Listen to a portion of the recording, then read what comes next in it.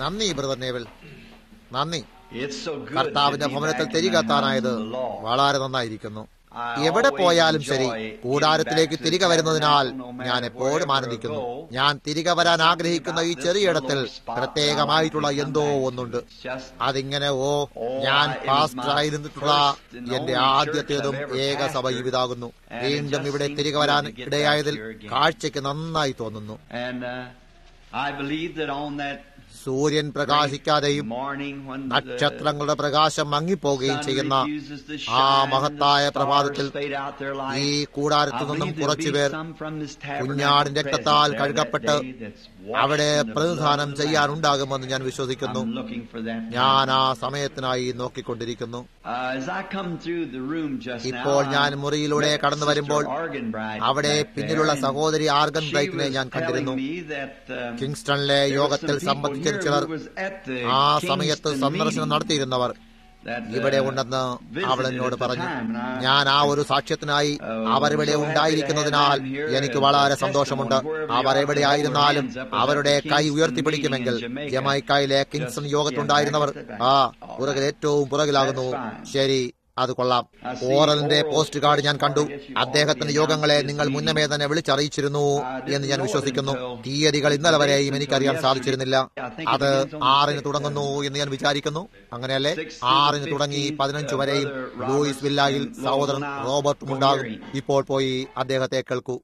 സഹോദരൻ റോബർട്ട്സ് എന്റെ ഒരൊറ്റ ചങ്ങാതിയും ക്രിസ്തുവിന്റെ ഒരു യഥാർത്ഥ ദാസനുമാകുന്നു. ഓരോ രാത്രിയിലും അദ്ദേഹത്തിന്റെ യോഗങ്ങളിൽ നിങ്ങൾ ആനന്ദിക്കും എന്നെനിക്ക് തീർച്ചയാകുന്നു. അത് മാത്രമല്ല, അദ്ദേഹം രോഗികൾക്കായി പ്രാർത്ഥിക്കുമ്പോൾ ദൈവം അതിലൂടെ സഞ്ചരിക്കുന്നത് നിങ്ങൾക്ക് കാണാൻ സാധിക്കുമെന്ന് എനിക്ക് തീർച്ചയാണ്. കാരണം അദ്ദേഹം വിശ്വാസത്തിന്റെ ഒരു വലിയ യോദ്ധാവാകുന്നു. ഓറൽ റോബർട്ട്സ് ദൈവം അതിശക്തമായി ഉപയോഗിക്കുന്ന ഒരു മനുഷ്യനാകുന്നു. മാത്രമല്ല, അദ്ദേഹത്തിന്റെ ദൈവവേല കയറി വന്നത് മിസോറിയിലുള്ള സെയിന്റ് ലൂയിസിലെ ഒരു ചെറിയ പഴയ കീറിപ്പറഞ്ഞ തമ്പിൽ വെച്ചുള്ള ഒരു യോഗത്തിൽ ഞാൻ അദ്ദേഹത്തെ ആദ്യമായി കണ്ടതോർക്കുന്നു. അല്ല, അത് മിസോറിയിലെ കൻസാസ് പട്ടണമായിരുന്നു. അപ്പോൾ ഞാൻ കൻസാസിലെ കൻസാസ് പട്ടണത്തിലെ ഒരു ഓഡിറ്റോറിയത്തിലുണ്ടായിരുന്നു. അദ്ദേഹം മുൻവശത്തെ ഇരിപ്പിടത്തിലിരുന്നിരുന്നു. യോഗം കഴിഞ്ഞപ്പോൾ ഞങ്ങൾ സംസാരിക്കാനായി പിൻവശത്തേക്ക് പോയി. അവർ അദ്ദേഹത്തെ എനിക്ക് പരിചയപ്പെടുത്തിയിരുന്നു. അദ്ദേഹം എന്നെക്കാൾ ചെറുപ്പവും ഓറൽ അദ്ദേഹത്തിന്റെ 40കളുടെ തുടക്കത്തിലുമായിരുന്നു. അതുകൊണ്ട് അദ്ദേഹം ചോദിച്ചു, ഞാൻ രോഗികൾക്കായി പ്രാർത്ഥിച്ചാൽ ദൈവം കേൾക്കുമെന്ന് താങ്കൾ വിശ്വസിക്കുന്നുണ്ടോ? ഞാൻ പറഞ്ഞു, സഹോദര, ആര് പ്രാർത്ഥിച്ചാലും അവരുടെ പ്രാർത്ഥന അവൻ കേൾക്കുന്നു. അതെ, അവിടെ അദ്ദേഹം തുടങ്ങിക്കൊണ്ട് പറഞ്ഞു, ഇവിടെ നിന്നും ഞാൻ തുടങ്ങുന്നു. അദ്ദേഹം ഒരു നല്ല മെഡിക്കൽ കോളേജ് വിദ്യാഭ്യാസവും 4 വർഷത്തെ മനഃശാസ്ത്രവുമുണ്ട്. അദ്ദേഹം ഒരു ബുദ്ധിമാനായ മനുഷ്യനും കൂടെയാകുന്നു എന്നെനിക്ക് തീർച്ചയാകുന്നു. ഇപ്പോൾ അദ്ദേഹത്തെ ഉപദേശിക്കാനായി ചുറ്റും ഉപദേശകന്മാരെയും മറ്റു നിയമിച്ചിരിക്കുന്ന ഒരിടത്തേക്ക് വന്നിരിക്കുന്നു. അദ്ദേഹം സംസാരിക്കുമ്പോൾ അദ്ദേഹം അതിൽ നിന്നും ചിന്തിച്ചെടുക്കുന്നു. നിങ്ങൾ വാസ്തവമായി ആനന്ദിക്കും എന്നെനിക്ക് തീർച്ചയാകുന്നു. ജമൈക്കയിലും പ്ലൂട്ടോറിക്കയിലും ഉണ്ടായിരുന്ന ഞങ്ങളുടെ എളിയ യോഗങ്ങളിൽ കർത്താവ് എന്ത് ചെയ്തു എന്നതിന്റെ ഒരു അവലോകനം നൽകാൻ ഞാൻ ആഗ്രഹിക്കുന്നു. അവിടേക്ക് കടന്നുപോയത് തന്നെ ഒരു അസാധാരണമായ സംഭവമായിരുന്നു. കാരണം വളരെയേറെ വിളികൾ വന്നിരുന്നു. ഇവിടെയുള്ള ലിയോയ്ക്ക് അറിയാവുന്നതുപോലെ, അതായത് ഫോൺ ആഴ്ചയിലുടനീളം അക്ഷരാർത്ഥത്തിൽ പറഞ്ഞാൽ 100 കണക്കിടങ്ങളിൽ നിന്നും യോഗങ്ങൾക്കായി വിളിക്കുന്നു. എന്നിരുന്നാലും എവിടേക്കാണോ നയിക്കപ്പെടുന്നത് അവിടേക്ക് പോകാൻ ഞാൻ ഇഷ്ടപ്പെടുന്നു. ആ വ്യക്തിയാണ് എന്നെ ക്ഷണിച്ചിരിക്കുന്നത്, അതിനാൽ ഞാൻ പോകണമെന്നാണെങ്കിൽ ഞാൻ ആ സഭയുടെയോ ആ സംഘടനയുടെയോ പേരിലാണ് പോകുന്നത്. ഞാൻ അവിടെ പോകേണ്ടതുണ്ടെന്ന് സഹോദരൻ നേവലെ പറയുന്നു എന്നതിനാലാണ് ഞാൻ അവിടെ പോകുന്നതെങ്കിൽ ഞാൻ സഹോദരൻ നേവലയുടെ പേരിൽ പോകേണ്ടതുണ്ട്. എന്നാൽ യേശു അയക്കുമ്പോൾ ഞാൻ പോകാൻ ആഗ്രഹിക്കുന്നു. അങ്ങനെ നിങ്ങൾക്ക് ജനങ്ങളെ സന്ധിക്കാനായി നിങ്ങൾക്ക് കർത്താവായ യേശു നാമത്തിൽ പോകാൻ സാധിക്കുന്നു. എനിക്കല്പം ക്ഷീണമുണ്ടായിട്ട് ഞാൻ കിടക്കമേൽ കിടക്കുകയായിരുന്നു. ഈ താഴ്വര അല്പം മുമ്പായാലും താമസിച്ചായാലും ഞാൻ ഈ താഴ്വര ഉപേക്ഷിച്ച് പോകേണ്ടതുണ്ട്. കാരണം അതെന്റെ തൊണ്ടയിൽ ഒരു പ്രത്യേക സ്ഥലത്തെ ഉടച്ചിട്ട് എനിക്ക് നിൽക്കാൻ പോലും വളരെ പ്രയാസമാകുന്നു. എനിക്ക് പുറത്തു പോകാനും തിരികെ വരാനും സാധിക്കുന്നു. ഞാനും ലിയോയും കഴിഞ്ഞ ദിവസം തിരികെ വന്നതേയുള്ളൂ. ഫ്ലോറിഡയുടെ ചതുപ്പ് കഴിഞ്ഞ് 40 മൈലുകൾക്കുള്ളിൽ വെച്ച് തന്നെ തൊണ്ട മുഴുവനും ശരിയായി. അത് കഴിഞ്ഞ് ലൂയിസ് വില്ലായുടെ 40 മൈലുകൾക്കുള്ളിൽ വെച്ച് തന്നെ അത് വീണ്ടും അടഞ്ഞു. സഹോദരൻ ബാങ്ക്സ്വുഡ് ഇന്ന് രാവിലെ ഇവിടെ എവിടെയെങ്കിലും കണ്ടേക്കാനിടയുണ്ട്. കഴിഞ്ഞ ദിവസം പ്ലൂട്ടോറിക്കയിൽ നിന്നും കിങ്സ്റ്റൺ നിന്നും തിരികെ വരികയായിരുന്നു. അവിടെ എന്റെ തൊണ്ട വളരെ നന്നായിരുന്നു. ഞാൻ വിമാനത്തൊന്നും പുറത്തു വരുമ്പോഴും അപ്പോഴും നന്നായിരുന്നു. ജെഫർസൺവില്ലിലേക്ക് കടക്കുന്നതിന് മുമ്പ് അത് വീണ്ടും അടഞ്ഞുപോയി. നോക്കൂ, അതിവിടെ താഴ്വരയായതിനാലാകുന്നു. ഒന്നുകിൽ അത് അന്തരീക്ഷത്തിലെ ബാക്ടീരിയ, അല്ലെങ്കിൽ ദൈവം. അവയിലൊന്നാണ് എന്നെ ഇവിടെ നിന്ന് ദൂരെ വയ്ക്കാൻ ആഗ്രഹിക്കുന്നത്. അതിനാൽ എനിക്കത് മനസ്സിലാക്കാൻ കഴിയുന്നില്ല. ഞാൻ പ്രാർത്ഥിച്ചുകൊണ്ട് അനേക പ്രാവശ്യം ചോദിച്ചിരുന്നു. എന്നാൽ എങ്ങനെയോ ഏകദേശം 3 മണിയാകുമ്പോൾ ഞാൻ ഉണർന്നെഴുന്നേറ്റു. എന്റെ ഭാര്യയും കുഞ്ഞുമകനും ഉറങ്ങുകയായിരുന്നു. ഞാൻ കട്ടിൽ വശത്ത് എഴുന്നേറ്റിരുന്നപ്പോൾ ഒരു വലിയ സ്ഥലത്ത് ഒരു ജനക്കൂട്ടം കൂടി വരുന്നതായി ഞാൻ കണ്ടു. അപ്പോൾ ഞാൻ ബില്ലി പൗലിനോട് പറയുകയാണ്, നീ അവിടേക്ക് പോയി ആ ജനങ്ങൾക്ക് പ്രാർത്ഥനാ കാർഡുകളെ വിതരണം ചെയ്യുക. അവൻ പറഞ്ഞു, ശരി ഡാഡ്. അല്പനിമിഷത്തിനുള്ളിൽ തന്നെ അവൻ തിരികെ വന്നു. ഞാൻ ചോദിച്ചു, നിനക്ക് ആ ജനങ്ങൾക്ക് പ്രാർത്ഥനാ കാർഡുകൾ കൊടുക്കാൻ കഴിഞ്ഞില്ലേ? അവൻ പറഞ്ഞു, ഈ മനുഷ്യൻ ഇവിടെ നിൽക്കുന്നത് താങ്കൾക്ക് കാണാനാകുന്നില്ലേ? ഞാൻ പറഞ്ഞു, അതെ. അവൻ പറഞ്ഞു, അവൻ ഇവിടെയായിരുന്നു. അപ്പോൾ ഞാൻ പറഞ്ഞു, പ്രാർത്ഥനാ കാർഡുകൾ ആവശ്യമുള്ള ഓരോരുത്തരും ഞങ്ങളുടെ കൈ ഉയർത്തി കാട്ടിയാലും. പറഞ്ഞു, ഒരു പ്രാർത്ഥനാ കാർഡ് കൊടുക്കാൻ ഞാൻ അവന്റെ അടുക്കലേക്ക് പോയപ്പോൾ അവൻ മറ്റെവിടേക്കോ പോയി. അപ്പോൾ ഞാൻ ആ സ്ഥലത്തേക്ക് പോയി. ആ സമയം അവൻ മറ്റെവിടേക്കോ പോയി കളഞ്ഞു.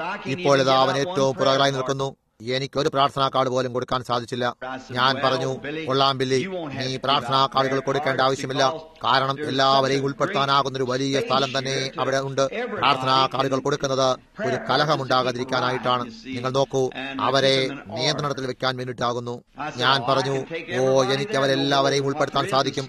അവിടെ എനിക്ക് വളരെയേറെ വിശാലമായ സ്ഥല സൗകര്യം ഉണ്ടായിട്ട് അവരെ നിരയായി നിർത്തി എല്ലാവർക്കും വേണ്ടി പ്രാർത്ഥിക്കാൻ സാധിക്കും. അവൻ പറഞ്ഞു, ശരി. അവൻ വലതുവശത്തേക്ക് തിരിഞ്ഞു.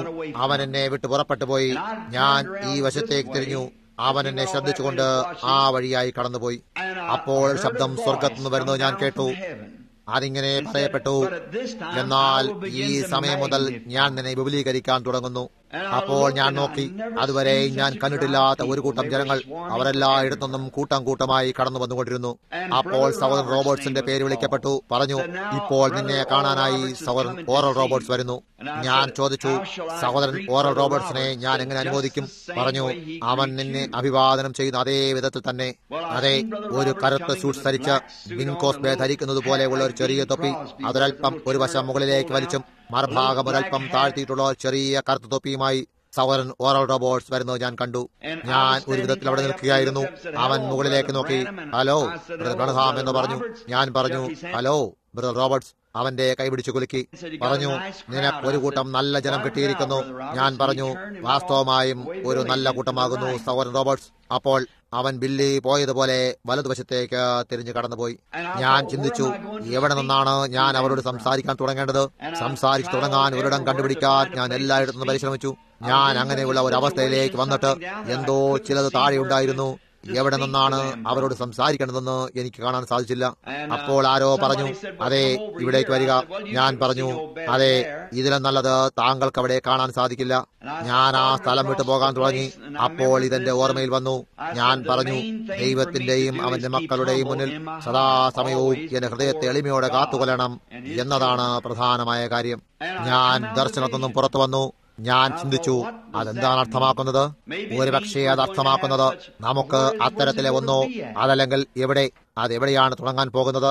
നോക്കൂ, ദർശനങ്ങളിൽ ചില നേരങ്ങളിൽ അതെവിടെയാകുന്നു എന്നവൻ നിങ്ങളോട് പറയുകയില്ല. അവൻ സംസാരിക്കുകയും നിങ്ങൾക്കിങ്ങനെ അത് ഉപമ പോലെ ആയിരിക്കുകയും ചെയ്യും. അത് നിങ്ങൾ ബൈബിളിൽ നിന്ന് വായിച്ചു മനസ്സിലാക്കിയിരിക്കും എന്നെനിക്ക് തീർച്ചയാണ്. ഞാൻ മുറിയിൽ നിന്നും പുറത്തു വന്ന് മുൻവശത്തെ മുറിയിൽ അല്പനേരം ഇരുന്നു. അപ്പോൾ ഏകദേശം രാവിലെ 3:30 or 4 മണിയാകും. എനിക്ക് നല്ല ഉറക്കം വന്നു. ഞാൻ തിരികെ പോയി വീണ്ടും കിടന്നു. അപ്പോൾ ഞാനൊരു സ്വപ്നം കണ്ടു. അത് ഞാൻ കണ്ടിട്ടുള്ളതിൽ വെച്ച് ഏറ്റവും വ്യത്യസ്തമായ ഒന്നായിരുന്നു. മാനേജർമാരിൽപ്പെട്ട ജാക്ക് മോറെ, സഹോദരൻ ജാക്ക് മോറെ, നിങ്ങൾ അനേകരും അറിയുന്നുവല്ലോ. എനിക്ക് അദ്ദേഹത്തെ വളരെ വർഷങ്ങളായിട്ട് അറിയാം. അദ്ദേഹത്തിന്റെ മകളെ, കുഞ്ഞു ജാക്കിയെ, ഏകദേശം 17 വയസ്സുള്ള പെൺകുട്ടിയാകുന്നു, അവളുടെ കൈക്ക് പിടിച്ച് അവളെ പർവ്വതത്തിന് മുകളിലേക്ക് കൂട്ടിക്കൊണ്ടുപോകാനായി ഞാൻ തീയതി കൊടുത്തിരുന്നല്ലോ എന്നോർത്തു. അതെ, അവൾ പാൽ കുടിക്കുന്ന നാൾ മുതൽ എനിക്ക് അവളെ അറിയാം. ഞാൻ അവളെ മലയുടെ മുകളിലേക്ക് നയിച്ചുകൊണ്ട് ഈ പെൺകുട്ടിയെ നടത്തി മലയുടെ 3 സിറ്റി ബ്ലോക്കുകൾക്കപ്പുറം കടന്നുപോയി. ഞങ്ങളൊരു വലിയ മരത്തിന്റെ ചുവട്ടിലെത്തി. അപ്പോൾ അവൾ അവിടെ ഇരുന്നു. ഇന്നുള്ള 13-നും 18 മധ്യേ പ്രായമുള്ള അനേക പെൺകുട്ടികൾ ധരിക്കാറുള്ള പാവാട, അവ ഒരുവിധം പുറത്തേക്ക് ഉന്തി നിൽക്കുന്നതാണ്. അവൾ അത്തരത്തിലുള്ള ഒന്നാണ് ധരിച്ചിരുന്നത്. അവൾ ഈ പാവാട ഇങ്ങനെ വിടർത്തി അതിനെ വശത്തേക്ക് വീശിക്കൊണ്ട് നിലത്തിരുന്നു. അങ്ങനെയാണ് ചെറുപ്പക്കാർ അന്യോന്യം നോക്കിയിരിക്കുന്നത്. അവൾ തന്റെ കൈ ഇങ്ങനെ മടക്കി വെച്ചുകൊണ്ട് ആകാശത്തിലേക്ക് നോക്കിയിരുന്നു. അതെ, ജാക്കി ഒരു നല്ല പെൺകുട്ടിയാകുന്നു. അവൾക്കൊരു വലിയ വായും വലിയ കണ്ണുകളുമുണ്ട്. മുടിയോ ചെമ്പിച്ചതായിരുന്നു. കാണാൻ വളരെ ആകർഷമുള്ളതല്ല, എന്നാൽ അവൾ വളരെ മാന്യയായ ഒരു മകളെയാകുന്നു. അവളുടെ കണ്ണുകളിൽ ആകാശത്തിന്റെ പ്രതിച്ഛായ കടന്നു വരുന്നെന്ന് അവൾ ആകാശത്തിലേക്ക് നോക്കുമ്പോൾ എനിക്ക് അവളുടെ വലിയ കണ്ണുകളിൽ കാണാമായിരുന്നു. അതെ, ഞാൻ അവളെ വിട്ട് ഏകദേശം 5 അടി ദൂരം ഇങ്ങനെ വശത്തേക്ക് തിരിഞ്ഞു കിടന്നുകൊണ്ട് ഒരു ചെറിയ പുലിച്ചുടി തണ്ടെടുത്ത് എന്റെ വായിൽ വെച്ച് ഈ കുടലിനെ അല്പാൽപമായി ചവയ്ക്കുകയായിരുന്നു. അപ്പോൾ ഞാൻ ചിന്തിക്കാൻ തുടങ്ങി, ഞാനൊരു വയസ്സൻ, ഈ ചെറുപ്പക്കാരി പെൺകുട്ടിയുമായി ഞാനിവിടെ മുകളിൽ എന്താണ് ചെയ്തുകൊണ്ടിരിക്കുന്നത്? എന്താണ്? ഞാൻ പറഞ്ഞു, ഞാൻ വിവാഹം കഴിഞ്ഞിരിക്കുന്നു, എനിക്ക് ഒരു കൂട്ടം കുട്ടികളുമുണ്ട്. ഇവിടെ ചെറുപ്പക്കാരി പെൺകുട്ടിയുമായിട്ട് എനിക്കൊരു കാര്യവുമുണ്ടെന്ന് തോന്നുന്നില്ല. എന്നിട്ട് ഞാൻ എഴുന്നേറ്റു. ഞാൻ അങ്ങനെ ചെയ്തപ്പോൾ ഒരു ശബ്ദം ആ മരത്തിൽ നിന്നുമുണ്ടായി. ഇങ്ങനെ പറഞ്ഞു, ഇത് ഒരു അടയാളത്തിനും ഒരു ഉദ്ദേശത്തിനും വേണ്ടിയാകുന്നു. അപ്പോൾ ഞാൻ ഉണർന്നെഴുന്നേറ്റു. ഒരു ദുസ്വപ്നം കണ്ടലറും പോലെ ഞാൻ ഉച്ചത്തിൽ വിളിക്കുന്നതിന്റെ വക്കോളമെത്തിയിരുന്നു. ഞാൻ ചിന്തിച്ചു, ഞാൻ പിന്മാറി പോകുന്നതോ അതല്ല എനിക്ക് സംഭവിക്കാൻ പോകുന്ന മറ്റെന്തെങ്കിലുമാണോ ഇത് അർത്ഥമാക്കുന്നത് എന്ന് ഞാൻ ആശ്ചര്യപ്പെട്ടു. അതെ, ഞാൻ ചിന്തിച്ചു, ഞാൻ എന്റെ ചിന്ത ഉപയോഗിക്കാൻ ശ്രമിച്ചാൽ ഞാൻ അതിനെല്ലാം കൂടെ കൂട്ടിക്കുഴയ്ക്കും. ആയതിനാൽ ഞാൻ കർത്താവിൽ നിന്നും കാത്തിരിക്കും. ഞാൻ പ്രാർത്ഥിക്കാൻ തുടങ്ങി. ഞാൻ ചോദിച്ചു, കർത്താവേ, രാത്രിയിലെ ആദ്യ ഭാഗത്തിലുണ്ടായ ദർശനവുമായി ഈ സ്വപ്നത്തിന് എന്തെങ്കിലും ബന്ധമുണ്ടോ? അതല്ല, ഇതെന്താണ് അർത്ഥമാക്കുന്നത്? അല്പനേരം കാത്തിരുന്ന ശേഷം ഒരുപക്ഷെ 1 മണിക്കൂറാകും. എന്റെ ഭാര്യ ഉണർന്നിട്ട് പ്രാതൽ തയ്യാറാക്കി കഴിഞ്ഞിരുന്നു. അപ്പോൾ ആ ശബ്ദം വീണ്ടും തിരികെ വന്നു. ഇങ്ങനെ പറഞ്ഞു, കിങ്സ്റ്റണിലേക്ക് പോകുക, അവിടെ നിന്നോട് എന്ത് ചെയ്യണമെന്ന് പറയുന്നതാകുന്നു. അങ്ങനെ ഉടൻ തന്നെ ഞാൻ കിങ്സ്റ്റണിലേക്ക് പോയി. ഞാൻ അവിടെ വെള്ളിയാഴ്ച ഉണ്ടായിരിക്കുമെന്ന് അവർ വ്യാഴാഴ്ച ഉച്ചതിരിഞ്ഞപ്പോൾ തന്നെ അറിഞ്ഞിരുന്നു. ഞങ്ങൾക്കുണ്ടായിരുന്ന പരസ്യപ്പെടുത്തൽ അത് മാത്രമായിരുന്നു. ഞാൻ കണക്ക് കൂട്ടുന്നതിൽ നല്ല മിടുക്കനല്ല.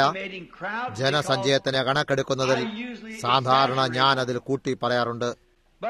എന്നാൽ ആദ്യ രാത്രിയിൽ ഞങ്ങൾക്ക് ഏകദേശം 12,000 ജനങ്ങൾ അവിടെ കടന്നു വന്നിരുന്നു. അതൊരു ദിവസം കൊണ്ട് മാത്രം അറിയാൻ സാധിച്ചതാണ്. അടുത്ത ദിവസം ഓട്ടക്കാർ ഒരു റിലേ പോലെ കുന്നുകളുടെ മുകളിലോളം 4 മൈലുകൾ ഓടേണ്ടി വന്നു. ഒരു ഓട്ടക്കാരന് 4 മൈൽ ഓടണം. പിന്നെ അവിടെ നിന്നും മറ്റാരെങ്കിലും മലയുടെ മുകളിലേക്ക് പോകണമായിരുന്നു. രണ്ടാമത്തെ രാത്രി അവിടെ ഏകദേശം 5,000 വരും. മൂന്നാമത്തെ രാത്രി 15,000 ഏകദേശം 20,000 കണക്ക് കൂട്ടിയിരുന്നു. അവിടെ ആയിരക്കണക്കിന് പേർ കർത്താവിലേക്ക് കടന്നു വന്നു. ദർശനം ഇതായിരുന്നു. ആ ചെറിയ സഭ, ആ പെൺകുട്ടി ഒരു കന്യകയായിരുന്നു. വെറും ഒരു ചെറിയ കുട്ടി. അത് സഭയുടെ കന്യകാത്വത്തെ അർത്ഥമാക്കുന്നു. ആ 3 പട്ടണ ബ്ലോക്കിന്റെ അപ്പുറത്തുള്ള മലയുടെ അർത്ഥം 3 ദിവസം ഞാൻ സുവിശേഷം ചെയ്യണം എന്നതാകുന്നു. എന്റെ സുവിശേഷ വേലയാൽ ആ ചെറിയ കന്യകാ സഭ എടുക്കുന്നതിന്റെ അർത്ഥം അവൾ എവിടെ നിന്നായിരുന്നുവോ അവിടെ നിന്നും ആ മുഴുവൻ ദ്വീപിനെയും ഉലയ്ക്കും വിധം ദൈവത്തിന്റെ കാര്യങ്ങളിൽ ഉയരങ്ങളിലേക്ക് കൊണ്ടുപോകുക എന്നതായിരുന്നു. ധർമ്മോപദേശികളും ചുറ്റിനുള്ളവരും പട്ടണത്തിലെ അധികാരികളും 1-2 രാത്രികൾ കൂടെ ഉണ്ടായിരുന്നെങ്കിൽ എന്ന് പറഞ്ഞ് കരയുകയും യാചിക്കുകയും പ്രേരിപ്പിക്കുകയും ചെയ്തു. ഞങ്ങൾ അവിടെ നിന്നും പ്ലൂട്ടോറിക്കയിലേക്ക് പോയി. അവിടെ ഞങ്ങൾക്ക് വലിയ ജയോത്സവം ഉണ്ടായിട്ട് ആയിരക്കണക്കിന് ജനങ്ങളെ ട്രക്കുകളിൽ കൊണ്ടുവന്നിട്ട് അതിൽപ്പെട്ട ഏകദേശം 40,000 പേർ തങ്ങളുടെ വിലയേറിയ പ്രാണനെ കർത്താവായ യേശുവിന് സമർപ്പിച്ചു. അവസാനിപ്പിച്ചു പോകുമ്പോൾ ഞാൻ പ്രതീക്ഷിക്കുന്നത് ഞാൻ ഇതെന്റെ സഭയോട് മാത്രമായിട്ട് പറയുകയാണ്. ഇതെനിക്ക് പുറത്തു പറയുവാൻ സാധിക്കുകയില്ല. ഇതിനെ വീടാക്കിയിട്ടില്ലാത്തവരോട് പറയാനാകില്ല. കാരണം അത് ശരിയല്ല എന്ന വിധം നിങ്ങൾ കാണാനിടയുണ്ട്. എന്നാൽ അവിടുത്തെ ന്യായാധിപൻ ഞങ്ങൾ വിട്ടുപോരുമ്പോൾ അദ്ദേഹമാണ് അവിടെ സംസാരിച്ചത്. അദ്ദേഹത്തിന്റെയും അദ്ദേഹത്തിന്റെ ജോലിക്കാരന്റെയും പേര് ഇവിടെ ഒരു തുണ്ടു കടലാസിലുണ്ട്. അദ്ദേഹം പറഞ്ഞു, ഞങ്ങൾ വ്യത്യസ്തരായ ധർമ്മോപദേശികളാൽ ബഹുമാനിക്കപ്പെട്ടിട്ടുണ്ട്. അദ്ദേഹം പറഞ്ഞു, ശ്രീമാൻ ബില്ലി ഗ്രഹാം വളരെ അടുത്തായിട്ടാണ് ഈ ദ്വീപിൽ നിന്നും പോയത്. ഞങ്ങൾക്കൊരു മഹത്തായ യോഗമുണ്ടായിരുന്നു. അദ്ദേഹം പറഞ്ഞു, എന്നാൽ ഞങ്ങൾ എപ്പോഴും കേട്ടിട്ടുള്ള സന്ദേശമാണ് ബില്ലി ഗ്രഹാം ഞങ്ങൾക്കായി കൊണ്ടുവന്നത്. അദ്ദേഹം പറഞ്ഞു, അത് കഴിഞ്ഞപ്പോൾ ശ്രീമാൻ റോബർട്ട്സനാൽ ദ്വീപിനെ ആദരിക്കാനിടയായി. അദ്ദേഹം പറഞ്ഞു, ശ്രീമാൻ റോബർട്ട്സും ഞങ്ങൾക്ക് 3 ദിവസത്തെ യോഗങ്ങളെ തന്നു. പറഞ്ഞു, എന്നാൽ ഹോട്ടലിലെ ചിലവ് വളരെ കൂടുതലായിരുന്നു. 3 രാത്രികൾക്കായി $35,000 ഹോട്ടൽ ചെലവുകൾക്ക് വേണ്ടി മാത്രം നീക്കിവെച്ചു. അദ്ദേഹം പറഞ്ഞു, അത് കഴിഞ്ഞപ്പോൾ ശ്രീമാൻ ഓസ്മാൻ ഇവിടെ ഉണ്ടായിരുന്നു. അദ്ദേഹം ക്രിസ്തുവിനൊരു മഹാൻ ദാസനാകുന്നു. എന്നാൽ ശ്രീമാൻ ഓസ്മാൻ പോയി കഴിഞ്ഞപ്പോൾ ഒരു തരം താഴ്ത്തലുണ്ടായിട്ട് സകലതും പോയതായി തോന്നി എന്ന് പറഞ്ഞു. എന്നാൽ പറഞ്ഞു, ഈ യോഗത്തിൽ ബ്രദർ ബ്രഹാമനാൽ പ്രാർത്ഥിക്കപ്പെടാനായി പ്രസംഗവേദിയിൽ ആരും തന്നെ പോയതായി ഞങ്ങൾക്ക് കാണാൻ സാധിച്ചില്ല എന്നുള്ളതാകുന്നു. പറഞ്ഞു, യോഗം അവസാനിച്ചു കഴിഞ്ഞപ്പോൾ ശ്രോതാക്കളിൽ നിന്നും പഴയ കസേരകളും വടികളും മറ്റുള്ള സാധനങ്ങളും ലോറിക്കണക്കിന് വാരിമാറ്റി എന്നുള്ളതാകുന്നു. അദ്ദേഹം പറഞ്ഞു, ഈ സമയം ഒരു മനുഷ്യനായിരുന്നില്ല, ദൈവം ഞങ്ങളുടെ അടുത്തേക്ക് വന്നു. ഞാൻ പറഞ്ഞു, എന്റെ പ്രാർത്ഥനകളിൽ പ്രതീക്ഷ വയ്ക്കരുത്. നിങ്ങൾ അവിടെയായിരുന്നു കൊണ്ട് ഒരാൾ മറ്റേയാളിന്റെ മേൽ തന്റെ കൈവച്ച് പ്രാർത്ഥിക്കുക. അവർ 1-2 ഡസൻ ആളുകളെ ഹൃദയവിചാരങ്ങൾ വെളിപ്പെടുത്തുമ്പോൾ പ്രസംഗവേദിയിലേക്ക് കൊണ്ടുവന്നിരുന്നു. ജനങ്ങൾ നിലവിളിച്ച് കരയുന്നുണ്ടായിരുന്നു. 4-ാം തരത്തിലെ ഒരു ഹോട്ടലിൽ ഞങ്ങൾ താമസിച്ചുകൊണ്ട് സകല ചിലവും വരവ് പോക്കും ഞങ്ങൾ തന്നെ വഹിച്ചിരുന്നു. നിങ്ങൾ എനിക്ക് അയക്കുന്ന ദശാംശത്തിനാൽ നിങ്ങൾ തന്നെ അത് ചെയ്യാൻ സഹായിച്ചിരിക്കുന്നു. നിങ്ങളത് അറിഞ്ഞിരിക്കാൻ ഞാൻ ആഗ്രഹിക്കുന്നു. അതിലെല്ലാത്തിലും നിങ്ങൾക്കൊരു പങ്കുണ്ട്. വരുവാനുള്ള മഹത്തായ വലിയ ദിവസത്തിൽ ദൈവം നിങ്ങൾക്ക് അതിന്റെ പ്രതിഫലം തരുന്നതാണ്. നോക്കൂ, നിങ്ങൾ ചെയ്യേണ്ടതില്ല. ആ വ്യക്തി തന്നെ സ്വയം പോയിട്ട് എന്തെങ്കിലും നിർവഹിച്ചാൽ അപ്പോൾ നിങ്ങൾ നോക്കൂ, ആ വ്യക്തി അവിടെ വിട്ടുപോകുമ്പോൾ അവർ ചിന്തിക്കും, ഒരു വലിയ തരം താഴ്ത്തിലുണ്ടായി. ദൈവം ഞങ്ങളെ വിട്ടുപോയി. ദൈവം നിങ്ങളെ വിട്ടുപോകുന്നില്ല. അവനെപ്പോഴും നിങ്ങളോടൊപ്പമുണ്ട്. നോക്കൂ, അതാരെപ്പോലെയും ചെയ്യുന്നത് നിങ്ങളാകുന്നു. ഒരു പ്രത്യേക മിനിസ്ട്രിക്കായി ദൈവം ഒരു വ്യക്തിയെ ഉപയോഗിച്ചെന്ന് വരാം. എന്നാൽ ആ വ്യക്തിക്ക് ദൈവത്തിന്റെ മേൽ ഇഷ്ടമുള്ളത് തിരഞ്ഞെടുക്കാം എന്നുള്ള ഒന്നില്ല. അത് ദൈവത്തിന്മേലുള്ള നിങ്ങളുടെ സ്വന്തം വിശ്വാസമാകുന്നു. ചെറിയ വീലിനാൽ വലിച്ചു കൊണ്ടുപോകുന്ന വണ്ടികളിലാണ് അവർ അവിടേക്ക് പോയത്. അവർ ചെറിയ വീലുകളെടുത്ത് അതിന്മേൽ ഒരു ബോർഡ് തറച്ച് അതിൽ ജനങ്ങളെ കിടത്തി അതിനെ വലിച്ചു കൊണ്ടുപോകുന്നു. യോഗം അവസാനിച്ചു കഴിഞ്ഞപ്പോൾ ഓടുന്ന ട്രാക്ക് മുഴുവനും വൃത്തിയാക്കേണ്ടതുണ്ടായിരുന്നു.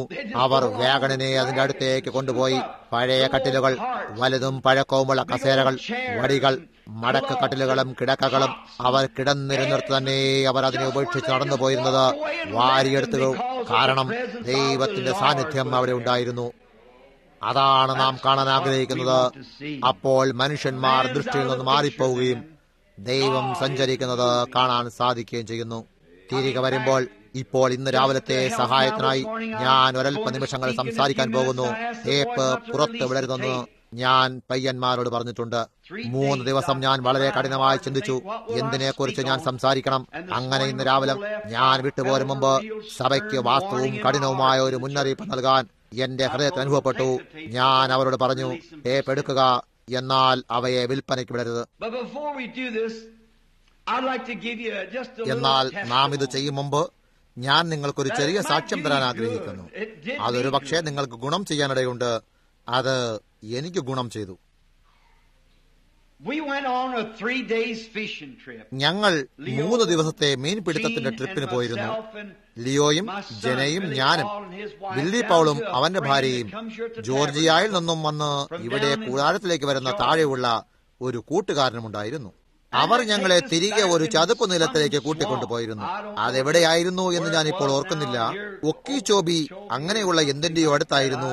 അവിടെയുള്ള സെമിനോൾ ഇന്ത്യക്കാർ അതിന് കൊടുത്തിരുന്ന പേര് എന്നെനിക്കറിയില്ല. എന്നാൽ എന്തായാലും ഞങ്ങൾ അതിന്റെ വളരെ മൈലുകൾക്ക് പിന്നിലായിരുന്നു. സഹോദരൻ ഈവാൻസ്, അദ്ദേഹത്തിന്റെ സഹോദരൻ ഒരു പാപിയാകുന്നു. അവനൊരു നല്ല മീൻപിടുത്തക്കാരനാണ്. അവൻ കുറച്ചു മാസങ്ങൾക്ക് മുമ്പ് ഈ ചതുപ്പ് നിലത്തിലേക്ക് മീൻ പിടിക്കാൻ പോയിരുന്നു. അവിടെ അവർക്ക് ഗ്രൗണ്ട് റാറ്റ്ലർ എന്ന് വിളിക്കുന്ന അമേരിക്കൻ പാമ്പുകൾ ഉണ്ടായിരുന്നു. ഒരു ഗ്രൗണ്ട് റാറ്റ്ലർ അവനെ കടിക്കുകയും അവനെ കട്ടിച്ചേ ജീവിക്കാൻ സാധിക്കുമായിരുന്നുള്ളൂ. അവന്റെ അവയവങ്ങൾ വീർത്തു വന്നു. അവർ അവനെ ഡോക്ടർമാരുടെ അടുക്കൽ എടുത്തുകൊണ്ടുപോവുകയും അവർ അവന് മരുന്നുകൾ നൽകുകയും ചെയ്തു. ആ കാര്യങ്ങൾ മരണകരമാണ്. അവർക്കവിടെ വളരെയേറെ കോട്ടൺ മൗത്ത്സ് എന്ന് വിളിക്കുന്ന പാമ്പുകളും കോട്ടൺ മൗത്ത്സുകളും മൊക്കാസിൻ എന്ന് വിളിക്കുന്ന പാമ്പുകളും 20 അടി നീളമുള്ള മുതലകളുമുണ്ട്.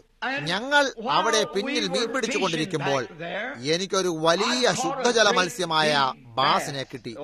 ഓ, അത് വാസ്തവമായും ഒരു നല്ല വിശ്രമ ദിവസമായിരുന്നു.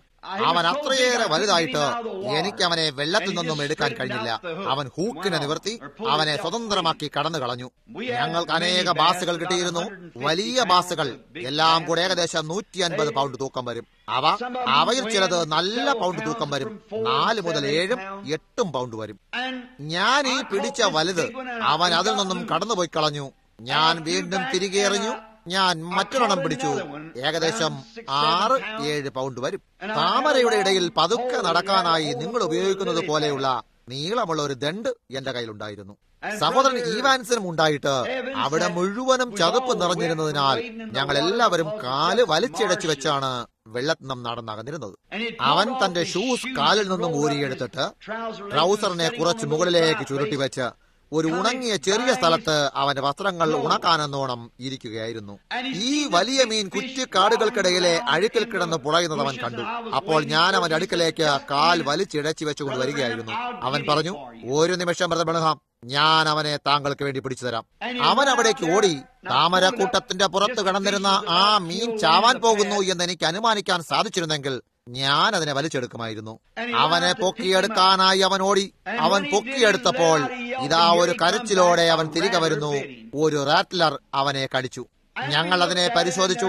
അവനെ റാറ്റ്ലർ കടിച്ചെടുത്ത് അവന്റെ കാലിൽ വിഷപ്പല്ലിന്റെ കടിയേറ്റ സുഷിരങ്ങൾ ഉണ്ടായിരുന്നു. അതവന്റെ കണ്ണിൽ നിന്നും കണ്ണുനീർ ഒഴുകാൻ തക്കവണ്ണം അത്രയേറെ മോശമായിരുന്നു. അവന്റെ അസ്ഥികളെല്ലാം സ്തംഭിക്കുന്നത് പോലെ അവന് തോന്നുന്നു എന്നവൻ പറഞ്ഞു. മാത്രമല്ല, ചതുപ്പിൽ നിന്നും വളരെ മൈലുകൾ പുറകിലുമായിരുന്നു. അവനെ എടുത്തുകൊണ്ടു പോകാൻ കഴിയാത്ത ഒരു വലിയ മനുഷ്യനായിരുന്നു അവൻ. അത്തരത്തിലെ ഒരു പാമ്പ് നിങ്ങളെ കടിച്ചാൽ ഒരല്പ നിമിഷങ്ങൾക്കുള്ളിൽ തന്നെ നിങ്ങൾക്ക് അത്രയേറെ സുഖമില്ലാതായിട്ട് മരിച്ചതുപോലെ നിങ്ങൾക്ക് അനുഭവപ്പെടും. ലിയോ അവിടെ നിൽക്കുന്നുണ്ടായിരുന്നു. എന്തോ ചിലതിന്റെ മനസ്സിലേക്ക് വന്നു. അങ്ങ് ഇന്നും ദൈവമാകുന്നു. അവൻ തന്റെ കാലിൽ നന്നായി മുറുകെ പിടിച്ചുകൊണ്ട് നിൽക്കുമ്പോൾ അവനെ ആ റാറ്റ്ലർ കടിച്ചെടുത്ത് 2 വലിയ സുഷിരങ്ങൾ കാണാൻ കഴിയുമായിരുന്നു. ഞാൻ ആ സ്ഥലത്തെ എന്റെ കൈകളെ വെച്ചുകൊണ്ടിങ്ങനെ പറഞ്ഞു, കർത്താവേ, ഇതങ്ങയുടെ വചനത്തിൽ എഴുതിയിരിക്കുന്നു, അവർ അണലികളുടെയും പെരുമ്പാമ്പിന്റെയും തലകളെ മെതിച്ചു കളയും, ഒരിക്കലും അവ അവർക്ക് ഹാനി വരുത്തുകയില്ല. ആ നിമിഷം തന്നെ അവന്റെ കാലിൽ നിന്നും സകല വേദനയും വിട്ടുപോയി. അവന്റെ ഷൂസുകളെ ധരിച്ചുകൊണ്ട് മുഴുവൻ ദിവസവും മീൻ പിടിച്ചു. അന്നു രാത്രിയിൽ പോയി അവരോടത് പറഞ്ഞു. അവർ പറഞ്ഞു, നീ ഒരു ഡോക്ടർ അടുക്കൽ പോകുന്നതാണ് നല്ലത്. അവൻ പറഞ്ഞു, ദൈവം എന്നെ ഇത്രയും ദൂരം കാത്തു സൂക്ഷിച്ചുവെങ്കിൽ എന്റെ അവശേഷിക്കുന്ന പാതയിലും അവൻ എന്നെ കാക്കും. ഞങ്ങൾ 3 ദിവസങ്ങൾ മീൻ പിടിച്ചു. അവന് ഒരു രോഗവും ബാധിച്ചതുമില്ല. ദൈവം ഇപ്പോഴും ദൈവമാകുന്നു. അവൻ തന്റെ ഓരോ വാഗ്ദാനത്തെയും കാക്കുന്നു. എന്റെ മുഴുവൻ മിനിസ്ട്രിയിലും ഒരു പാമ്പ് കടിയേൽക്കുമ്പോൾ ദൈവം കടന്നു വരുന്നത് ആദ്യമായിട്ടാണ് ഞാൻ കാണുന്നത്. കാരണം പാമ്പ് കടിയേറ്റ് ആർക്കെങ്കിലും വേണ്ടി പ്രാർത്ഥിക്കാൻ ആദ്യമായിട്ടാണ് എനിക്ക് അവസരം ലഭിച്ചത്. അവൻ തന്റെ എല്ലാ വാഗ്ദത്തങ്ങളെയും കാത്തുപാലിക്കുന്നു എന്ന് നിങ്ങൾ അറിയാൻ വേണ്ടിയാകുന്നു. അവന്റെ വാക്കുകൾ സത്യവും നല്ലതുമാകുന്നു. ആമേൻ. ഇന്ന് രാത്രിയിലും ഈ വരുന്ന ബുധനാഴ്ചയുമുള്ള യോഗങ്ങളെ ഓർത്തിരിക്കുക. ഇപ്പോൾ വാസ്തവമായും പ്രാർത്ഥന ആവശ്യമായിരിക്കുന്ന ആർക്കെങ്കിലും വേണ്ടി പ്രാർത്ഥിക്കുക. അത് ഞാനാകുന്നു. മാത്രമല്ല, ഓർക്കൂ, സഹോദരൻ റോബർട്ട്സിന്റെ യോഗം പട്ടണത്തിൽ നടത്തുമ്പോൾ പങ്കെടുത്തുകൊണ്ട് കൂടാരത്തു നിന്നുമുള്ള അനുമോദനം അദ്ദേഹത്തെ അറിയിക്കുക. നാം തിരുവചനം വായിക്കുന്നതിന് മുമ്പ് ഒരു നിമിഷം നാം എഴുന്നേറ്റ് നിൽക്കാനായി ഞാൻ ആഗ്രഹിക്കുന്നു. And without the music, music കൂടാതെ സഭയുടെ പണ്ടുള്ള മഹത്തായ ഒന്നോ രണ്ടോ സ്തുതിഗീതങ്ങൾ നമുക്ക് പാടാം. എന്റെ വിശ്വാസം നിന്നെ നോക്കുന്നു. ശരി, ഇപ്പോൾ എല്ലാവരും എന്നോടൊപ്പം ചേർന്ന് പാടുക. നമുക്കത് പാടാം. നിങ്ങൾ എങ്ങനെ പാടുന്നു എന്ന് ശ്രദ്ധിക്കരുത്. അത് ദൈവത്തിന്റെ മഹത്വത്തിനായി പാടുക. സഹോദരനേവരെ, നിങ്ങൾ ഞങ്ങൾക്കായി അതിന് നായകത്വം നൽകുമോ?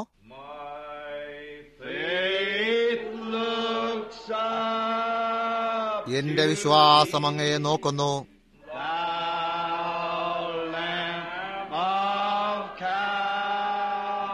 കാൽവരിയിലെ കുഞ്ഞാടേ,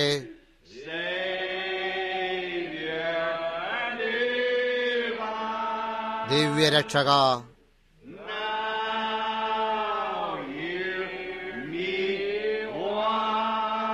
എന്റെ പ്രാർത്ഥന ഇപ്പോൾ തന്നെ കേൾക്കണമേ.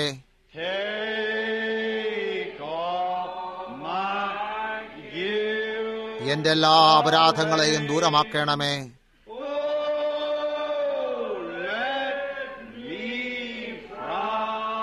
ഓ, എന്നെ ഈ ദിവസം മുതൽ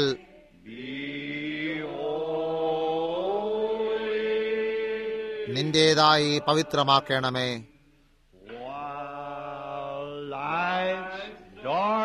ജീവിതത്തിന്റെ കാൽവെപ്പിൽ ഞാൻ ഇരുട്ടിൽ വട്ടം തിരിയുമ്പോൾ,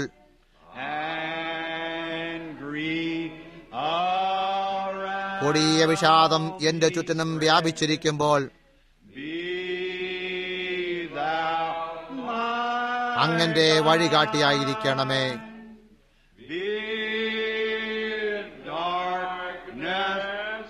അന്ധകാരം പ്രകാശമാകാൻ കൽപ്പന നൽകണമേ.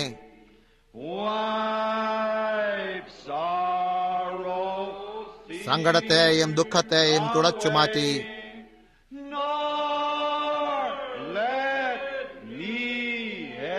ഒരിക്കലും എന്നെ അലയാൻ അനുവദിക്കാതെ നിന്റെ വശത്തു തന്നെ വെച്ചിടണമേ. നമ്മുടെ തലകളെ കുമ്പിട്ട് നിൽക്കുമ്പോൾ ബൈബിളിലെ പരിശുദ്ധമായ എഴുത്തിലുള്ള വിശുദ്ധ മത്തായി 7-ാം അധ്യായം 13-14 വാക്യങ്ങൾ വായിക്കാൻ ഞാൻ ഇഷ്ടപ്പെടുന്നു. നാം ഇത് വായിക്കുന്ന നേരം കർത്താവിന് വിലയേറിയ അനുഗ്രഹങ്ങൾ അതിന്മേൽ വരാനിടയാകട്ടെ. Enter ye in at the strait gate, for wide is the gate, ഇടുക്കവാതിലിലൂടെ അകത്തു കടപ്പിൻ. നാശത്തിലേക്ക് പോകുന്ന വാതിൽ വീതിയുള്ളതും വഴി വിശാലവും അതിൽ കൂടി കടക്കുന്നവർ അനേകരുമാകുന്നു. Because straight is the gate and narrow is the way which leadeth unto ജീവങ്കലേക്ക് പോകുന്ന വാതിൽ ഇടുക്കവും വഴി ഞെരുക്കവുമുള്ളത്, അത് കണ്ടെത്തുന്നവർ ചുരുക്കമത്രേ. നമുക്ക് പ്രാർത്ഥിക്കാം. Oh God, who brought again the Lord Jesus from the death, ഓ, മരണത്തിൽ നിന്നും കല്ലറയിൽ നിന്നും കർത്താവായ യേശുവിനെ തിരികെ കൊണ്ടുവന്ന് ഇന്ന് രാവിലെ നേരം ഞങ്ങൾക്ക് അവനെ ഒരു ജീവനുടെ ബലിയായി സമ്മാനിച്ച ദൈവമേ, നീ ഞങ്ങളെ കുറിച്ച് ചിന്തിക്കുന്നു എന്നതിനാൽ ഞങ്ങളുടെ ജീവിതങ്ങളെ പുതുക്കിക്കൊണ്ട് വീണ്ടും നിനക്ക് എളിമയോടെ സമർപ്പിക്കുന്നു.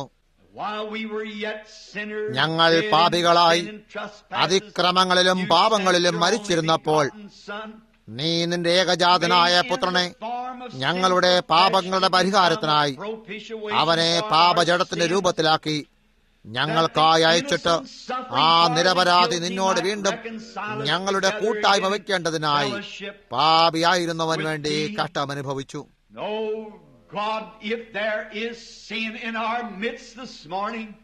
ഓ ദൈവമേ, ഇന്നു രാവിലെ നേരം ഞങ്ങളുടെ മധ്യേ പാപമുണ്ടെങ്കിലോ ഞങ്ങളുടെ ഓരോരുത്തരുടെ ഹൃദയത്തിലേക്കും പരിശുദ്ധാത്മാവ് ദൈവത്തിന്റെ സന്ദേശത്തെ കൊണ്ടുവരേണ്ടതിന് തടസ്സമായിട്ടുള്ള എന്തെങ്കിലും ഉണ്ടെങ്കിലോ കർത്താവേ, നീ ഞങ്ങളുടെ അപരാധങ്ങളെ ഞങ്ങളോട് ക്ഷമിക്കണമെന്ന് ഞങ്ങൾ താഴ്മയോടെ പ്രാർത്ഥിക്കുന്നു. കർത്താവായ യേശുവിന്റെ രക്തത്താൽ ഞങ്ങളെ ശുദ്ധീകരിക്കണമേ. അവനാൽ ഞങ്ങളിൽ തന്നെ ഞങ്ങൾ ഒന്നുമല്ലെന്നറിയുന്നതിനും ഞങ്ങൾ ഒന്നുമല്ലെന്ന് ഞങ്ങൾ തന്നെ ഏറ്റുപറഞ്ഞിരിക്കുന്നു. എന്നാൽ അങ്ങ് പരിശുദ്ധനാകുന്നു, അങ്ങ് സത്യവാനാകുന്നു, അങ്ങ് നീതിമാനാകുന്നു. അങ്ങാകുന്ന കൃപയുടെ ആ മഹത്തായ ഉറവ പശ്ചാത്താപ ഹൃദയവുമായി ഞങ്ങൾ അവിടേക്ക് താഴ്മയോടെ ഇഴഞ്ഞു വരുന്നു. from Jamaica and from Puerto Rico and ജമൈക്കായിലും പ്യൂട്ടോറിക്കയിലും നീ വളരെ വീര്യപ്രവൃത്തികൾ ചെയ്തിട്ട് അവയുടെ സാക്ഷ്യങ്ങളാൽ, ഓ ദൈവമേ, അത് ആ നീതിമാന്റെ വരവിന് ലക്ഷണങ്ങളാകുന്നുവല്ലോ. സഹോദരൻ ഈവാൻസിനെ വിഷപ്പല്ലുകളോട് കൂടിയ ആ സർപ്പത്തിൽ നിന്നും നീ വിടുവിച്ചതെങ്ങനെയായിരുന്നു? അവനൊരു വിശ്വാസിയും നിന്റെ വചനങ്ങൾ എപ്പോഴും സത്യവുമാകുന്നു. ഇപ്പോൾ കർത്താവേ, ഇന്നു രാവിലെ നേരം മരണത്തിന്റെ വിഷപ്പല്ലിൽ നിന്നും അവിടെ ശത്രു ഞങ്ങളെ കടിക്കുകയും ഞങ്ങളെ വിഷലുപ്തമാക്കുകയും ചെയ്തിരിക്കുന്നു. ഞങ്ങളെ വിടുവിക്കണമേ. അവിടത്തെ സൗഖ്യമാക്കുന്ന സുഗന്ധ കുഴമ്പ് ഇന്നു രാവിലെ നേരം കർത്താവെ ഞങ്ങളുടെ ആത്മാക്കളെ കുതിർത്തിട്ട് സകല അനീതിയിൽ നിന്നും ശുദ്ധീകരിക്കട്ടെ. ശത്രുവിന്റെ ശക്തികളാൽ തകർക്കപ്പെട്ടിരിക്കുന്ന ഭൗതിക ശരീരത്തിലുള്ള രോഗങ്ങളെ സൗഖ്യമാക്കണമേ. ദിവ്യ സാന്നിധ്യത്തിൽ തന്നെ അവർ സുഖം പ്രാപിക്കാനിടയാകട്ടെ. കർത്താവെ, അവിടുത്തെ എഴുതപ്പെട്ട വചനത്തിൽ ഇപ്പോൾ ഞങ്ങളോട് സംസാരിക്കണമേ. എന്താണ് പറയണമെന്നറിയില്ല, അങ്ങ് തന്നെ അവയെ ഏർപ്പാട് ചെയ്യണമേ.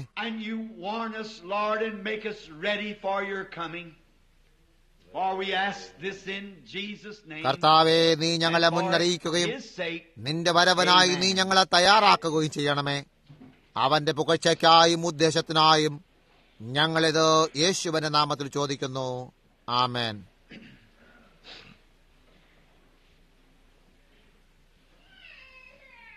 ഞാൻ എല്ലായ്പ്പോഴും ഒരൽപ്പം താമസിച്ചു പോകുന്നു, കാരണം ഞാനിപ്പോൾ കാത്തിരിക്കുകയായിരുന്നു. സൺഡേ സ്കൂൾ കഴിഞ്ഞെന്ന് ഞാൻ ഊഹിക്കുന്നു. എന്നാൽ അതിനെപ്പറ്റി എന്തോ ചിലതുണ്ട്.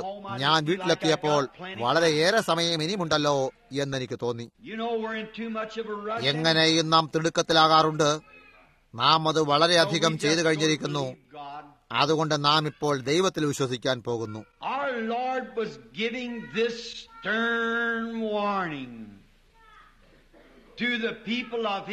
നമ്മുടെ കർത്താവ് വളരെ മതഭക്തരായിരുന്ന അവന്റെ തലമുറയിലെ ജനങ്ങൾക്ക് ഒരു കർക്കശമായ മുന്നറിയിപ്പ് കൊടുത്തിരുന്നു.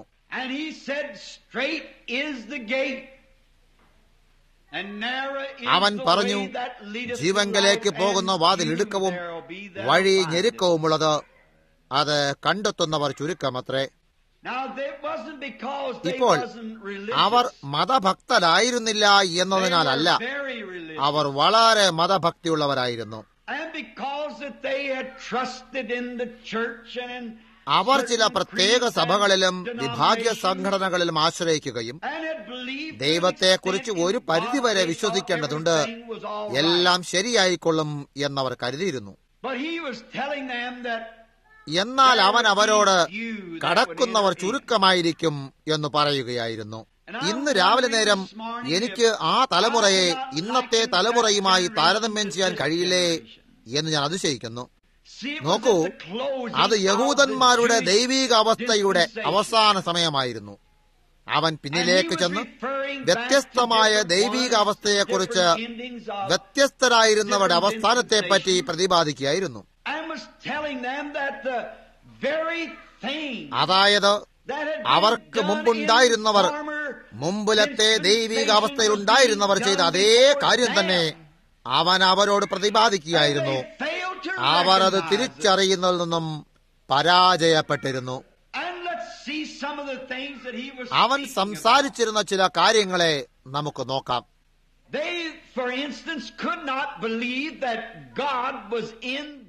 ഉദാഹരണമായി, ദൈവം ആ മനുഷ്യനിലായിരുന്നു എന്നവർക്ക് വിശ്വസിക്കാനായില്ല. അതായിരുന്നു അവർക്ക് കടന്നുകൂടാൻ കഴിയാതിരുന്ന ഏറ്റവും വലിയ പ്രതിബന്ധം. അവനൊരു മനുഷ്യനായിരിക്കെ എങ്ങനെയാണ് അവനെ ദൈവമാക്കുന്നത്? ദൈവം എങ്ങനെയാണ് ഒരു മനുഷ്യ ശരീരത്തിലായിരിക്കുന്നത് എന്നത് അവർക്ക് കാണാൻ സാധിച്ചില്ല. എല്ലാ കാലത്തും എല്ലാ സമയത്തും ദൈവം സദാസമയവും മനുഷ്യനിലാണ് വസിച്ചിരുന്നത്.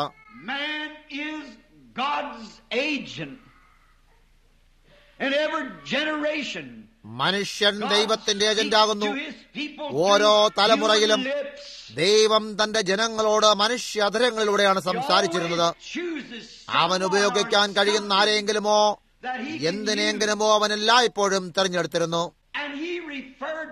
അത്തരത്തിലെ ഒരു പ്രതിബന്ധമുണ്ടായപ്പോൾ അബ്രഹാമിനെ പരാമർശിച്ചുകൊണ്ട് അവൻ അവരോട് സംസാരിച്ചു.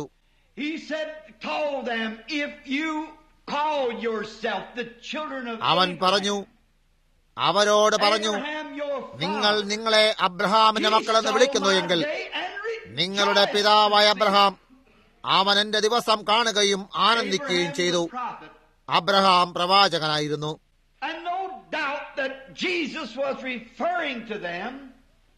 അവൻ മിശിഹയായിരുന്നു എന്ന് യേശു അവരെ തെളിയിച്ചു കാണിച്ചു എന്നതിൽ ഒരു സംശയവുമില്ല. കാരണം മിശിഹാത്വത്തിന്റെ അടയാളം അവനെ പിൻപറ്റുന്നുണ്ടായിരുന്നു. അത് മിശിഹായുടെ അടയാളമായിരുന്നു. അത് ഓരോ തലമുറയിലൂടെയും അതേ വിധത്തിൽ തന്നെ സംഭവിച്ചിരുന്നു. എന്നാൽ സ്വയം മിശിഹ തന്നെ അവൻ ദൈവമാകുന്നു എന്ന് കാണിച്ചപ്പോൾ അതവരെ സംഭ്രമിപ്പിച്ചു കളഞ്ഞു. അവർക്കത് മനസ്സിലാക്കാൻ സാധിച്ചില്ല. ഇപ്പോൾ അബ്രഹാം അവർ അവനെ പിതാവെന്ന് വിളിച്ചിരുന്നു. ദൈവത്തെ സന്ധിച്ചപ്പോഴും അവനും ശരീരത്തിലായിരുന്നു. കാരണം അവനൊരു പശുക്കുട്ടിയുടെ ഇറച്ചി കഴിക്കുകയും ചോളത്തിന്റെ അപ്പം കഴിക്കുകയും പാൽ കുടിക്കുകയും വെണ്ണ കഴിക്കുകയും അബ്രഹാമിന്റെ കൺമുമ്പിലായിരിക്കുകയും ചെയ്തിരുന്നു. അപ്പോഴും അവൻ ദൈവമായിരുന്നു. അബ്രഹാം അവൻ ദൈവമായിരുന്നു എന്ന് തിരിച്ചറിയുകയും അവനെ എലോഹിം, അതിന്റെ അർത്ഥം സർവശക്തനായ യഹോവ എന്ന് വിളിക്കുകയും ചെയ്തു.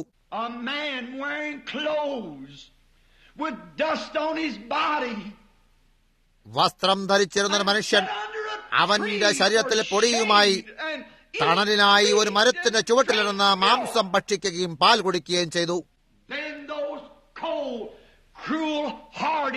എന്നിരുന്നിട്ടും ആ തണുത്തതും ക്രൂര ഹൃദയവുമുള്ളതും സ്വസ്നേഹിയുമായി നീതിമാനെന്ന യഹൂദൻ അബ്രഹാമിനെ അവരുടെ പിതാവെന്ന് വിളിക്കുന്നവൻ അവൻ ദൈവപുത്രനായിരുന്നു എന്ന് വിശ്വസിച്ചില്ല.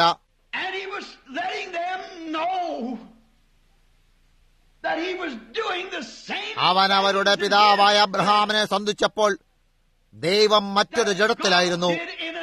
അവൻ തന്റെ ജഡത്തിലായി അതേ കാര്യങ്ങളെ തന്നെ ചെയ്തുകൊണ്ട് അവൻ അവനെ അറിയിക്കുകയായിരുന്നു. അബ്രഹാം അത് വിശ്വസിച്ചു. അവർക്കോ അത് വിശ്വസിക്കാനായില്ല. നിങ്ങൾ നോക്കൂ, അബ്രഹാം തന്റെ കൂടാരത്തിന് കീഴിൽ ഇരുന്നതിന്റെ കാരണം അവനൊരു തിരഞ്ഞെടുപ്പ് നടത്തിയിരുന്നു. ആ തിരഞ്ഞെടുപ്പ് ഈ ലോകത്തിൽ ജനിക്കുന്ന ഓരോ വ്യക്തിയുടെയും മുന്നിൽ കൊണ്ടുവരപ്പെടുന്നു. ഓരോ വ്യക്തിയുടെയും മുന്നിൽ നന്മ തന്മയുടെ വൃക്ഷം വച്ചിരിക്കുന്നു. അവന്റെ സഹോദര പുത്രനായിരുന്ന ലോത്ത് അവരുടെ കാലിമേക്കുന്നവർ നിലങ്ങളെപ്പറ്റി തമ്മിൽ വാഗ്വാദം തുടങ്ങിയപ്പോൾ ഒരു നീതിമാനായ മനുഷ്യനായിരുന്നതിനാൽ അബ്രഹാം അവരോട് പറഞ്ഞു, നമ്മുടെ ഇടയിൽ ഒരു വാഗ്വാദങ്ങളും ഉണ്ടാകാൻ പാടില്ല. ഏത് വഴിക്ക് പോകണമെന്ന് നീ തന്നെ തിരഞ്ഞെടുക്കുക. ആ സ്ഥലം ഓരോ വിശ്വാസിയുടെയും ജീവിതത്തിന്റെ മുന്നിൽ വരുന്നു. അതിന്ന് രാവിലെ നേരം നിങ്ങളുടെയും എന്റെയും മുന്നിൽ വന്നിരിക്കുന്നു. അവൻ പിന്മാറ്റപ്പെടാൻ പോകുന്നു എന്ന് ലോത്തിന് ചിന്തിക്കാൻ കഴിഞ്ഞില്ല. എന്നാൽ അവൻ കാര്യങ്ങൾ എളുപ്പമായിരുന്ന സോദോമിലേക്ക് പോയി. നോക്കൂ, അവിടെയാണ് അനേക നേരങ്ങളിലും നാം എളുപ്പമേറിയ വഴികളിലേക്ക് നോക്കുന്നത്. ഞാൻ ഇന്ന സഭയിൽ ചേരും. അത് മാത്രമല്ല, നിങ്ങൾ നോക്കൂ, അതിനെതിരായി ആരും തന്നെ ഒന്നും പറയുകയില്ല. കാരണം അത് പട്ടണത്തിലെ ഏറ്റവും വലിയ സഭയാകുന്നു. ആ എളുപ്പമായ വഴി നാം തെറ്റിലായിരിക്കുമ്പോൾ അനേക സമയങ്ങളിൽ നാം അങ്ങനെ ചെയ്യുന്നു. ഓർക്കൂ, നിങ്ങൾ ക്രിസ്തുവിനെ പിൻപറ്റുന്നെങ്കിൽ നിങ്ങൾ ജനങ്ങളാൽ നിന്ദിക്കപ്പെടും. എന്തുകൊണ്ടെന്നാൽ ക്രിസ്തുവേശുവിൽ ഭക്തിയോടെ ജീവിക്കാൻ ആഗ്രഹിക്കുന്ന ഏവർക്കും ഉപദ്രവമുണ്ടാകും. നിങ്ങൾ ക്രിസ്തുവിലേക്ക് വരികയാണെങ്കിൽ നിങ്ങൾ ഏതെങ്കിലും സഭയിലൂടെയോ ഏതെങ്കിലും വിഭാഗീയ സഭയിലൂടെയോ അതുമല്ല ഏതെങ്കിലും മതതത്വ സംഹിതയിലൂടെ അല്ല വരിക. നിങ്ങൾ രക്തത്തിലൂടെ വരുന്നു. അത് മാത്രമാണ് ഏക സമീപന മാർഗം. നിങ്ങൾക്കാരെയും കൂട്ടിവരാൻ സാധിക്കില്ല. നിങ്ങൾ നിങ്ങളുടെ സ്വന്തം വിശ്വാസത്തിന്മേലും നിങ്ങളുടെ സ്വന്തം ഏറ്റുപറച്ചിലുമായി നിങ്ങൾക്ക് ഒറ്റയ്ക്ക് നിൽക്കേണ്ടി വരുന്നു. നിങ്ങളുടെ അമ്മയുടെയോ നിങ്ങളുടെ പാസ്റ്ററിന്റെ വിശ്വാസത്തിന്മേൽ നിങ്ങൾക്ക് യാത്ര ചെയ്യാൻ കഴിയില്ല. നിങ്ങൾ ദൈവത്തിന്റെ അടുക്കലേക്ക് വരുമ്പോൾ നിങ്ങളൊരു വ്യക്തിയായി മാത്രമാണ് വരുന്നത്. അനേക സമയങ്ങളിൽ നാം അത്തരത്തിലെ മൂഢത്തരമായ തെരഞ്ഞെടുപ്പ് നടത്തുന്നു. അവന് സകലതും ലളിതമായി തോന്നിയപ്പോൾ ലോത്ത് അങ്ങനെ ചെയ്തിരുന്നെങ്കിൽ വളരെയധികം പണവും വളരെ പ്രശസ്തിയുമുള്ളത് എവിടെയാണ് എന്നവൻ കണ്ടു. കാരണം അവൻ തന്റെ മതത്തെ പാലിച്ചിരുന്നപ്പോൾ തന്നെ അവനൊരു അപരിചിതനും ഒരു മിടുക്കനും വിദ്യാഭ്യാസമുള്ളവനും വളരെ മനഃശാസ്ത്രം അറിയുന്നവനുമായി അവൻ ഈ കാര്യങ്ങളെ ചെയ്യാൻ കഴിവുള്ളവനുമായിരുന്നു. അവൻ ഇങ്ങനെ ചിന്തിച്ചു, എനിക്ക് ദൈവത്തിൽ വിശ്വാസമുണ്ട്, അതുകൊണ്ട് ഞാൻ സോദോമിലേക്ക് പോയി ഞാനൊരല്പം അധികം കാശുണ്ടാക്കും, അങ്ങനെ ഞാനൊരു മഹാനായ മനുഷ്യനായി തീരും, ഒരു പക്ഷേ ഒരു വാഗ്മിയായ പ്രാസംഗികനായും തീർന്നേക്കാം. നോക്കൂ, നിങ്ങൾക്കൊരു തിരഞ്ഞെടുപ്പ് നടത്തേണ്ടതുണ്ട്. സാമാന്യ ജനങ്ങൾക്ക് പോലും ഒരു തിരഞ്ഞെടുപ്പ് നടത്തേണ്ടതുണ്ട്. ഞാൻ അവിടെയുള്ള ആ പ്രത്യേക സഭയിൽ പോകും. പട്ടണത്തിലുള്ള സകലരും ഇതാണ് ഏറ്റവും നല്ലതെന്ന് വിചാരിക്കുന്നു. പട്ടണത്തിലെ മേയറും ഈ സഭയിൽ ഉൾപ്പെട്ടിരിക്കുന്നു. ഇപ്പോൾ വളരെ നല്ല സഭയിൽ അവൻ ഉൾപ്പെട്ടിരിക്കാൻ സാധിക്കും എന്നിരിക്കലും ആ സഭയെയും അതിലുള്ള ജനങ്ങളെയും തിരുവചന പ്രകാരം നിങ്ങൾക്ക് ന്യായം വിധിക്കേണ്ടതുണ്ട്. ചില നേരങ്ങളിൽ അവർ അതിലേക്ക് പോകുന്നതിന്റെ കാരണം അത് ജനപ്രിയമാണ് എന്നതിനാലാകാം. ആ സഭയിലേക്ക് പോകുന്ന ജനങ്ങളുടെ വസ്ത്രധാരണം വളരെ നല്ലതാണ്. അവിടെയാണ് നാം നമ്മുടെ ഒരു പ്രാണനാശകരമായ കുറ്റം ചെയ്യുന്നത്. ഇപ്പോഴിത് ശ്രദ്ധിക്കൂ. അബ്രഹാം അവനെടുക്കാൻ സാധിച്ചത് രണ്ടാമത്തെ തിരഞ്ഞെടുപ്പ് മാത്രമായിരുന്നു. ചില നേരങ്ങളിൽ രണ്ടാമത്തെ തിരഞ്ഞെടുപ്പ് അതങ്ങനെയാണ് എടുക്കുന്നതെങ്കിൽ ഒന്നാമത്തേതിനേക്കാളും വളരെ നന്നായിരിക്കും. ശ്രദ്ധിക്കൂ, വളരെയേറെ സമയമില്ലാതിരുന്നിട്ട് ആ വലിയ പട്ടണത്തെ ലോത്ത് കണ്ടപ്പോൾ അവനത് കണ്ടിരിക്കലും അവന്റെ ഭാര്യ ഉപ്പുതൂണായി മാറുന്നത് അവനെ കാണാൻ സാധിച്ചിരുന്നില്ല. പട്ടണം അഗ്നിയാൽ ദഹിപ്പിക്കുന്നത് അവന് കാണാൻ സാധിച്ചില്ല. എന്നാൽ അബ്രഹാം കർത്താവിന് നിരസിക്കപ്പെട്ട ചെറിയ കൂട്ടരോടൊപ്പം തിരഞ്ഞെടുപ്പ് നടത്തിയിട്ട് അവൻ മരുഭൂമികളിൽ തന്നെ താമസിച്ചു. അപ്പോഴും സാറ ഇങ്ങനെ പറഞ്ഞിട്ട്, ദേശത്തിലുണ്ടായിരുന്ന ഏറ്റവും മനോഹരിയായ സ്ത്രീ സാറയായിരുന്നു എന്നോർത്തിരിക്കുക. സാറയെപ്പോലെ സുന്ദരിയായ മറ്റു സ്ത്രീയും ഉണ്ടായിരുന്നില്ല. അവളെ ആര് കണ്ടാലും അവളിൽ പ്രേമം ജനിക്കുമായിരുന്നു. ഇപ്പോൾ ആ വിധത്തിലുള്ള ഒരു തെരഞ്ഞെടുപ്പ് നടത്തുക എന്നത് സാറാക്ക് എത്ര എളുപ്പമുള്ള കാര്യമായിരുന്നു. എന്നാൽ അവൾ അബ്രഹാമിനോടൊപ്പം താമസിക്കാനുള്ള തെരഞ്ഞെടുപ്പ് നടത്തി. സ്ത്രീകളെ, ഇതിലും അതിലും ചേരാനും ജനപ്രീതി ആർജിക്കാനുമായി പിശാച് നിങ്ങളെ അന്ധരാക്കാൻ ഇടയാക്കരുത്. നിങ്ങൾ ക്രിസ്തുവിനോടൊപ്പം തന്നെ നിന്നുകൊള്ളുക. കാരണം സമയമെടുത്തിരിക്കുന്നു. സോദോം ഗോമോറയേക്കാൾ മോശമായ വലിയ വിനാശം ഈ രാജ്യത്തിന് മുന്നിൽ കിടക്കുന്നു. സോദോമും ഗോമോറയും അതിനോട് ഒരു കീർത്തിയായിരിക്കും. ഇപ്പോൾ ദൈവത്താൽ അബ്രഹാമിന് കൊടുക്കപ്പെട്ട വഴി അവൻ എടുത്തപ്പോൾ അത് ദേശത്തിലെ ശോഷിച്ച ഭാഗമായിരുന്നിട്ട് ആ സമയത്ത് അവന് സമൃദ്ധമാകാൻ കഴിഞ്ഞിരുന്നില്ല. എന്നിരുന്നിട്ടും അവൻ ദൈവത്തെ സേവിക്കുകയും അവൻ ദൈവത്തിൽ വിശ്വസിക്കുകയും ചെയ്യുന്നു എന്ന കാര്യം അവൻ അറിഞ്ഞിരുന്നു. അങ്ങനെ ഒരു ദിവസം അവിടെ 3 മനുഷ്യർ വന്നു. അവർ നന്നേ പൊടി പിടിച്ചും ക്ഷീണിച്ചും വരുന്നു. അബ്രഹാമിന് അവരെ കുറിച്ച് ദയ തോന്നി. അവൻ പറഞ്ഞു, കടന്നു വന്ന് ഓക്കുമരത്തിന് കീഴിൽ അല്പനേരം ഇരുന്നാലും. അവൻ അവിടെ നിന്നുകൊണ്ട് അവരോട് സംസാരിക്കുമ്പോൾ അവർ സാധാരണപ്പെട്ട മനുഷ്യന്മാരല്ല എന്നവൻ തിരിച്ചറിഞ്ഞു. അവരുടെ സംസാരത്തിൽ തന്നെ അവർ വ്യത്യസ്തരായിരുന്നു. അബ്രഹാം പോയി ഒരു പശുക്കുട്ടിയെ കൊന്നു. അതിനെ പാകമാക്കാൻ തയ്യാറാക്കി സാറയ്ക്ക് കൊടുത്തിട്ട് അപ്പവും ഉണ്ടാക്കി അവർക്ക് ഭക്ഷണം തയ്യാറാക്കാൻ പറഞ്ഞു. ഇപ്പോൾ ഓർക്കുക, അവരിൽ 2 പേർ ദൂതന്മാരായിരുന്നു. മനുഷ്യ ശരീരത്തിലായി തീർന്ന ദൂതന്മാരും അവയിലൊന്ന് സ്വയം ദൈവവുമായിരുന്നു. തന്റെ പിൻഭാഗത്തെ കൂടാരത്തിലേക്ക് തിരിച്ചുകൊണ്ട് നിന്നവനായിരുന്നു ദൈവം. സാറ കൂടാരത്തിന്റെ ഉള്ളിൽ തന്നെയായിരുന്നു. ഓരോ സമയത്തും ആരെങ്കിലും വരുമ്പോൾ പുറത്തേക്ക് പോയി തന്റെ ഭർത്താവ് എന്തു ചെയ്യണമെന്ന് അവനോട് പറയാതെ അവളെ അങ്ങനെയുള്ളൊരു സ്ഥലത്ത് കാക്കുന്ന ഒരു സ്ത്രീയെ കാണാൻ ഞാൻ ഇഷ്ടപ്പെടുന്നു. എന്നാൽ അവൾ കൂടാരത്തിൽ തന്നെയായിരുന്നു. അവൾ ഒരുപക്ഷെ പാത്രം കഴുകുകയോ മറ്റെന്തെങ്കിലും ചെയ്തുകൊണ്ടിരിക്കുകയോ ചെയ്തിട്ടുണ്ടാവാം എന്നതിൽ യാതൊരു സംശയവുമില്ല. ഈ ഒരുവൻ ദൈവമായിരുന്നു. അവൻ സൊദോമിലേക്ക് തന്നെ നോക്കുന്നുണ്ടായിരുന്നു. അവൻ എന്തു ചെയ്യാൻ പോകുന്നു എന്ന് അവരോട് പറയുന്നുണ്ടായിരുന്നു. സുവിശേഷം പ്രസംഗിക്കാനായി 2 ദൂതന്മാർ അവിടേക്ക് പോയി. എന്നാൽ ഒരുവൻ അവിടെ പിന്നിൽ തന്നെ നിന്നു. ആ ഒരുവൻ ദൈവമായിരുന്നു. പിന്നെയും അവൻ പറഞ്ഞു, എന്റെ രഹസ്യങ്ങളൊന്നും ഞാൻ അബ്രഹാമിൽ നിന്നും മറച്ചു വെക്കില്ല, കാരണം അവൻ ലോകത്തിന്റെ അവകാശിയാകാൻ പോകുന്നു. ഓ സഭയെ, ഇന്നു രാവിലെ നേരം നമുക്ക് കർത്താവിന്റെ വരവിന്റെ രഹസ്യങ്ങൾ അറിയാനുള്ള ഒരവകാശം കിട്ടിയിരിക്കുന്നു. കാരണം സമാധാനമുണ്ടാക്കുന്നവർ ഭാഗ്യവാന്മാർ, അവർ ദൈവമക്കളെന്ന് വിളിക്കപ്പെടും. വിശന്നു ദാഹിക്കുന്നവർ ഭാഗ്യവാന്മാർ, അവർക്ക് തൃപ്തി വരും. ഹൃദയശുദ്ധിയുള്ളവർ ഭാഗ്യവാന്മാർ, അവർ ദൈവത്തെ കാണും.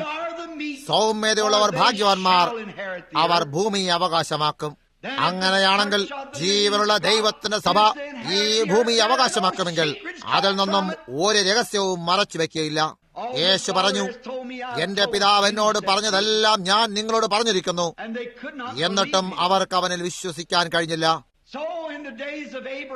അങ്ങനെ അബ്രഹാമിന്റെ നാൾക്കിലെന്നപോലെ എന്നവൻ അവരോട് പ്രതിപാദിച്ചപ്പോൾ അവൻ കൂടാരത്തും തിരിഞ്ഞു നിന്നുകൊണ്ട് അബ്രഹാം ആ ദൂതനോട് സംസാരിക്കുകയായിരുന്നു എന്നവൻ പറഞ്ഞു. ഒരു കുഞ്ഞുമായി അബ്രഹാമിനെ സന്ദർശിക്കാൻ പോകുന്നു എന്നവനോട് പറഞ്ഞു. കൂടാരത്തിലായിരുന്ന സാറ ചിരിച്ചു. അവൻ ചോദിച്ചു, സാറ ചിരിച്ചതെന്താണ്? അവൻ എന്തായിരുന്നു കാണിച്ചിരുന്നത്? സാറ ചിരിച്ചതെന്താണ്?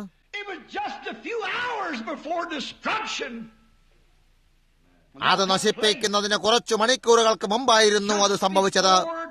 കത്തിയരിക്കുന്നതിന് അല്പം മുമ്പായി ആ അഗ്നി ആകാശത്ത് വരികയും ആ പട്ടണത്തെ കത്തിയരിക്കുകയും ചെയ്തുകൊണ്ട് ആ ചിഹ്നം പ്രകടമാക്കി.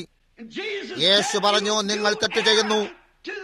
ദിവ്യത്വത്തിന്റെ മഹാന്മാരായ ഡോക്ടർമാരോട് ഒരു മനാനിഷ്ഠമായ രാജ്യത്ത് അവിടെ എണ്ണമെടുത്താൽ ദശലക്ഷക്കണക്കിന് വിശ്വാസികൾ ഉണ്ടായിരിക്കാം. അവൻ പറഞ്ഞു, നിങ്ങൾ തിരുവെഴുത്തുകളെയും ദൈവശക്തിയെയും അറിയായ കൊണ്ട് തെറ്റിപ്പോകുന്നു. അങ്ങനെയുള്ള ഒരു തലമുറയിൽ അവർ നന്നായി പരിശീലിക്കപ്പെട്ട മനുഷ്യരായിരുന്നു. അവർ സഭയാൽ വളർത്തപ്പെട്ട പണ്ഡിതന്മാരായിരുന്നു. ഒരു കുഞ്ഞു ജനിച്ചാൽ അത് സഭയുടെ സമ്പത്തായിരുന്നു. നിങ്ങൾ ഒരു ഇസ്രായേലിനായിരിക്കണം. നിങ്ങളുടെ ജനനത്തിന്റെ 8-ാം ദിവസം അത് പരിച്ഛേദനയായിരുന്നു. നിങ്ങളുടെ ആരംഭം മുതലേ നിങ്ങൾ ഇസ്രായേലിനായിരിക്കുന്നു. പൗരോഹിത്യം ലേവരിൽ നിന്ന് കടന്നു വന്നിരുന്നു. അത് തിരുവചനത്തിലൂടെയുള്ള 100 കണക്കിന് വർഷങ്ങളുടെ പരിശീലനം മൂലമായിരുന്നു. എന്നിട്ടും യേശു പറഞ്ഞു, നിങ്ങൾ തിരുവെഴുത്തറിയാതെ തെറ്റുവരുത്തുന്നു. അവരുടെ സ്വന്തം പുസ്തകത്താലുള്ള പഠനം മാത്രമേ അവർ അറിഞ്ഞിരുന്നുള്ളൂ. അവരുടേതായ പ്രശ്നോത്തര പാഠങ്ങളാലാണ് അവർ അതറിഞ്ഞിരുന്നത്. അവരുടെ മതതത്വ വേദശാസ്ത്രത്താലാണ് അവർ അതറിഞ്ഞിരുന്നത്. എന്നാൽ യേശു പറഞ്ഞു, തിരുവെഴുത്ത് നിങ്ങൾക്കറിയില്ല, മാത്രമല്ല അത് നിങ്ങൾ ദൈവശക്തിയാലും അറിയുന്നില്ല. നിങ്ങൾ അബ്രഹാമിനെ അറിഞ്ഞിരുന്നു എങ്കിൽ നിങ്ങൾ എന്നെയും അറിയുമായിരുന്നു. നിങ്ങൾ അബ്രഹാമിന്റെ മക്കളായിരുന്നെങ്കിൽ നിങ്ങൾ എന്നെയും അറിയുമായിരുന്നു. കാരണം എന്റെ നാൾ കണ്ടതിനാൽ അബ്രഹാം ആനന്ദിച്ചു. അവൻ ആ ദിവസം മുൻ കണ്ടിരുന്നു. ഞാൻ അവിടെ ഒരു ശരീരത്തിലായി തീർന്ന് അവന്റെ മുന്നിൽ നിന്ന് അത് ചെയ്തപ്പോൾ അത് ഞാനായിരുന്നു എന്നവൻ അറിഞ്ഞിട്ട് അവൻ എന്നെ ഏലോഹീം എന്ന് വിളിച്ചു. എന്നാൽ ഞാനിവിടെ നിങ്ങളുടെ മുന്നിൽ അതേ കാര്യം ചെയ്തപ്പോൾ നിങ്ങൾ എന്നെ ബേൽസബൂബ് എന്ന് വിളിക്കുന്നു. ഓ, ഞങ്ങൾക്ക് പിതാവായിട്ട് അബ്രഹാമുണ്ട് എന്നായിരുന്നു അവര് പറഞ്ഞിരുന്നത്. അബ്രഹാമിനെ നിങ്ങളുടെ പിതാവെന്ന് നിങ്ങൾ വിളിക്കുന്നുവോ? അവൻ പറഞ്ഞു, എന്താ, ഞങ്ങൾ സഭയിൽ ഉൾപ്പെട്ടിരിക്കുന്നു. ഞങ്ങളൊരു മതഭക്തിയുള്ള രാജ്യമാകുന്നു. ഞങ്ങൾ മഹാന്മാരായ മനുഷ്യരാകുന്നു. ഞങ്ങൾ ദൈവത്തിന്റെ ജനങ്ങളാകുന്നു. യേശു പറഞ്ഞു, നിങ്ങൾ പിശാചാകുന്നു. അവനാണ് നിങ്ങളുടെ അപ്പൻ. എനിക്ക് ആ തലമുറയെ ഈ ഒന്നുമായി താരതമ്യം ചെയ്യാമല്ലോ.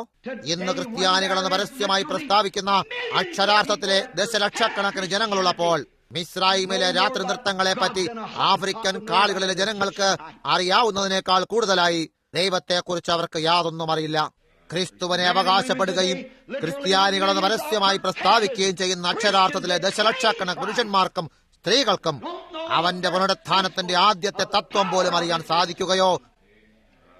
അവന്റെ നന്മകൾ ഒരിക്കലും അനുഭവിച്ചിട്ടോ ഇല്ല. അവന്റെ ശക്തി അവർ ഒരിക്കലും അനുഭവിച്ചിട്ടില്ല. അവരുടെ കണ്ണുകൾ സത്യത്തോട് അന്ധമാക്കപ്പെട്ടിരിക്കുന്നു. പറഞ്ഞു, നിങ്ങൾ അന്ധന്മാർ, കുരുടന്മാരുടെ നായകന്മാർ. ആ കുരുടനെ വഴികാട്ടിയാൽ അവർ രണ്ടാളും കുഴിയിൽ വീഴില്ലേ?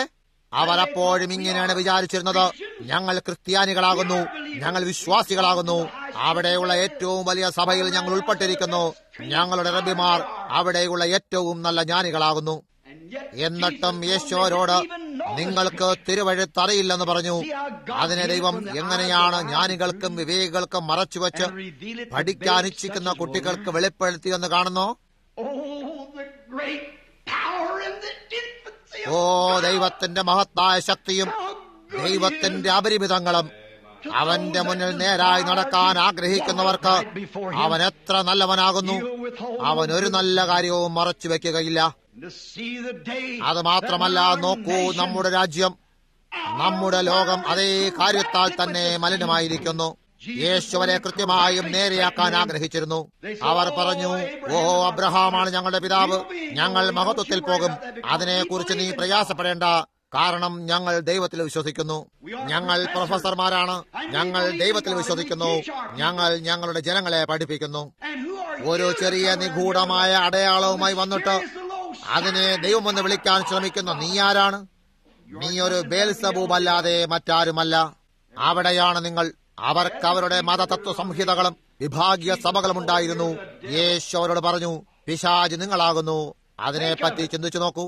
ഇന്ന് നമുക്ക് സഭകളിൽ ചേരുന്ന ദശലക്ഷക്കണക്കിന് പേരുള്ളപ്പോൾ ഞാൻ ആ തലമുറയെ ഇന്നത്തേതുമായി താരതമ്യപ്പെടുത്താൻ ഇഷ്ടപ്പെടുന്നു. നമുക്ക് 10,000കണക്കിന് പേരെ കിട്ടിയിട്ടുണ്ട്. അവൻ അവിടെ ചെയ്തിരുന്ന അതേ കാര്യങ്ങളെ ചെയ്യാനും അവനെ സ്വയം ഇന്നലെയും ഇന്നും എന്നേക്കും അനന്യനാക്കാനും വീണ്ടും ദൈവമിറങ്ങി അവന്റെ സഭയിൽ വസിക്കുന്നു. അതിൽ നിന്നും ജനങ്ങൾ തങ്ങളുടെ മുതുകിനെ കാണിച്ചുകൊണ്ട് നിരന്തരമായി ചില പ്രശസ്തരാകാനും ചില ഒരു തിരഞ്ഞെടുപ്പ് നടത്താനുമായി പോകുന്നു. അത് ജനങ്ങളുടെ മേൽ തള്ളിവിടുന്നു. നിങ്ങൾക്കൊരു തിരഞ്ഞെടുപ്പ് നടത്തേണ്ടതുണ്ട്. നിങ്ങൾക്ക് നിഷ്പക്ഷമായിരിക്കാൻ സാധിക്കില്ല. നിങ്ങൾക്ക് അതെ എന്നോ ഇല്ല എന്നോ പറയേണ്ടതായിട്ടുണ്ട്. നിങ്ങൾ വന്ന വിധത്തിലെ അതേ വ്യക്തിയായി തന്നെ ആ കതകിന്റെ പുറത്തേക്ക് പോകാനാകില്ല. നിങ്ങൾക്കത് ചെയ്യാൻ കഴിയില്ല.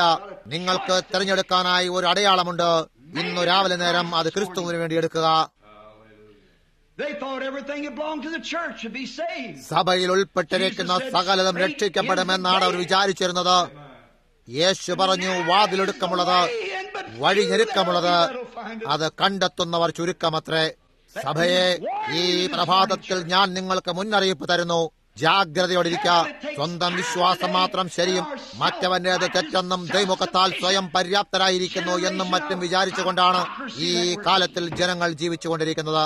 പുരുഷന്മാരും സ്ത്രീകളും ആലയങ്ങളിലെ ഇരിപ്പിടങ്ങളിലിരുന്നും നിന്നും കൊണ്ട് 1 മണിക്കൂർ നേരം ദൈവത്തിന് കീർത്തനാഗാനം ആലപിക്കുകയും ആലയത്തിന് പുറത്തേക്ക് പോയി സിഗരറ്റ് വലിക്കുകയും വിസ്കി കുടിക്കുകയും ഡാൻസുകൾക്ക് പോവുകയും മാത്രമല്ല ലോകത്തിനായി ജീവിച്ചുകൊണ്ട് വൃത്തികെട്ടതും അസഭ്യവുമായ തമാശകൾ പറയുകയും ചെയ്തിട്ട് അവരവരെ ക്രിസ്ത്യാനികളെന്ന് പറയുന്നു.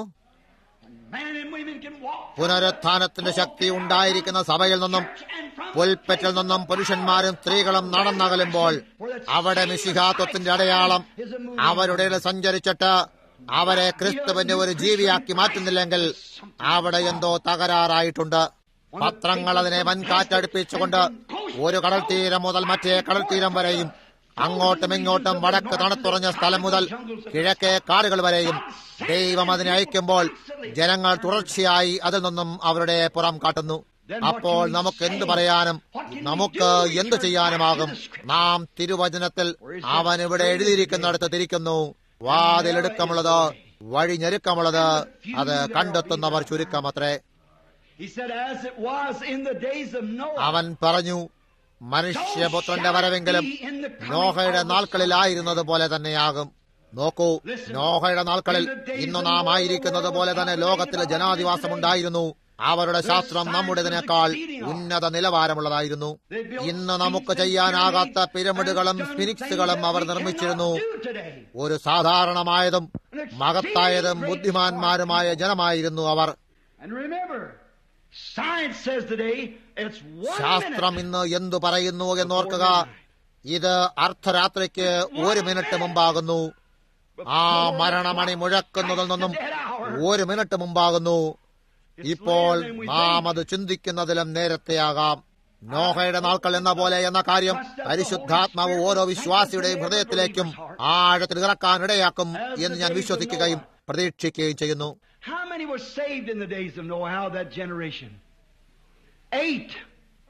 നോഹയുടെ തലമുറയിൽ നിന്നും എത്ര പേർ രക്ഷപ്പെട്ടത്? 8.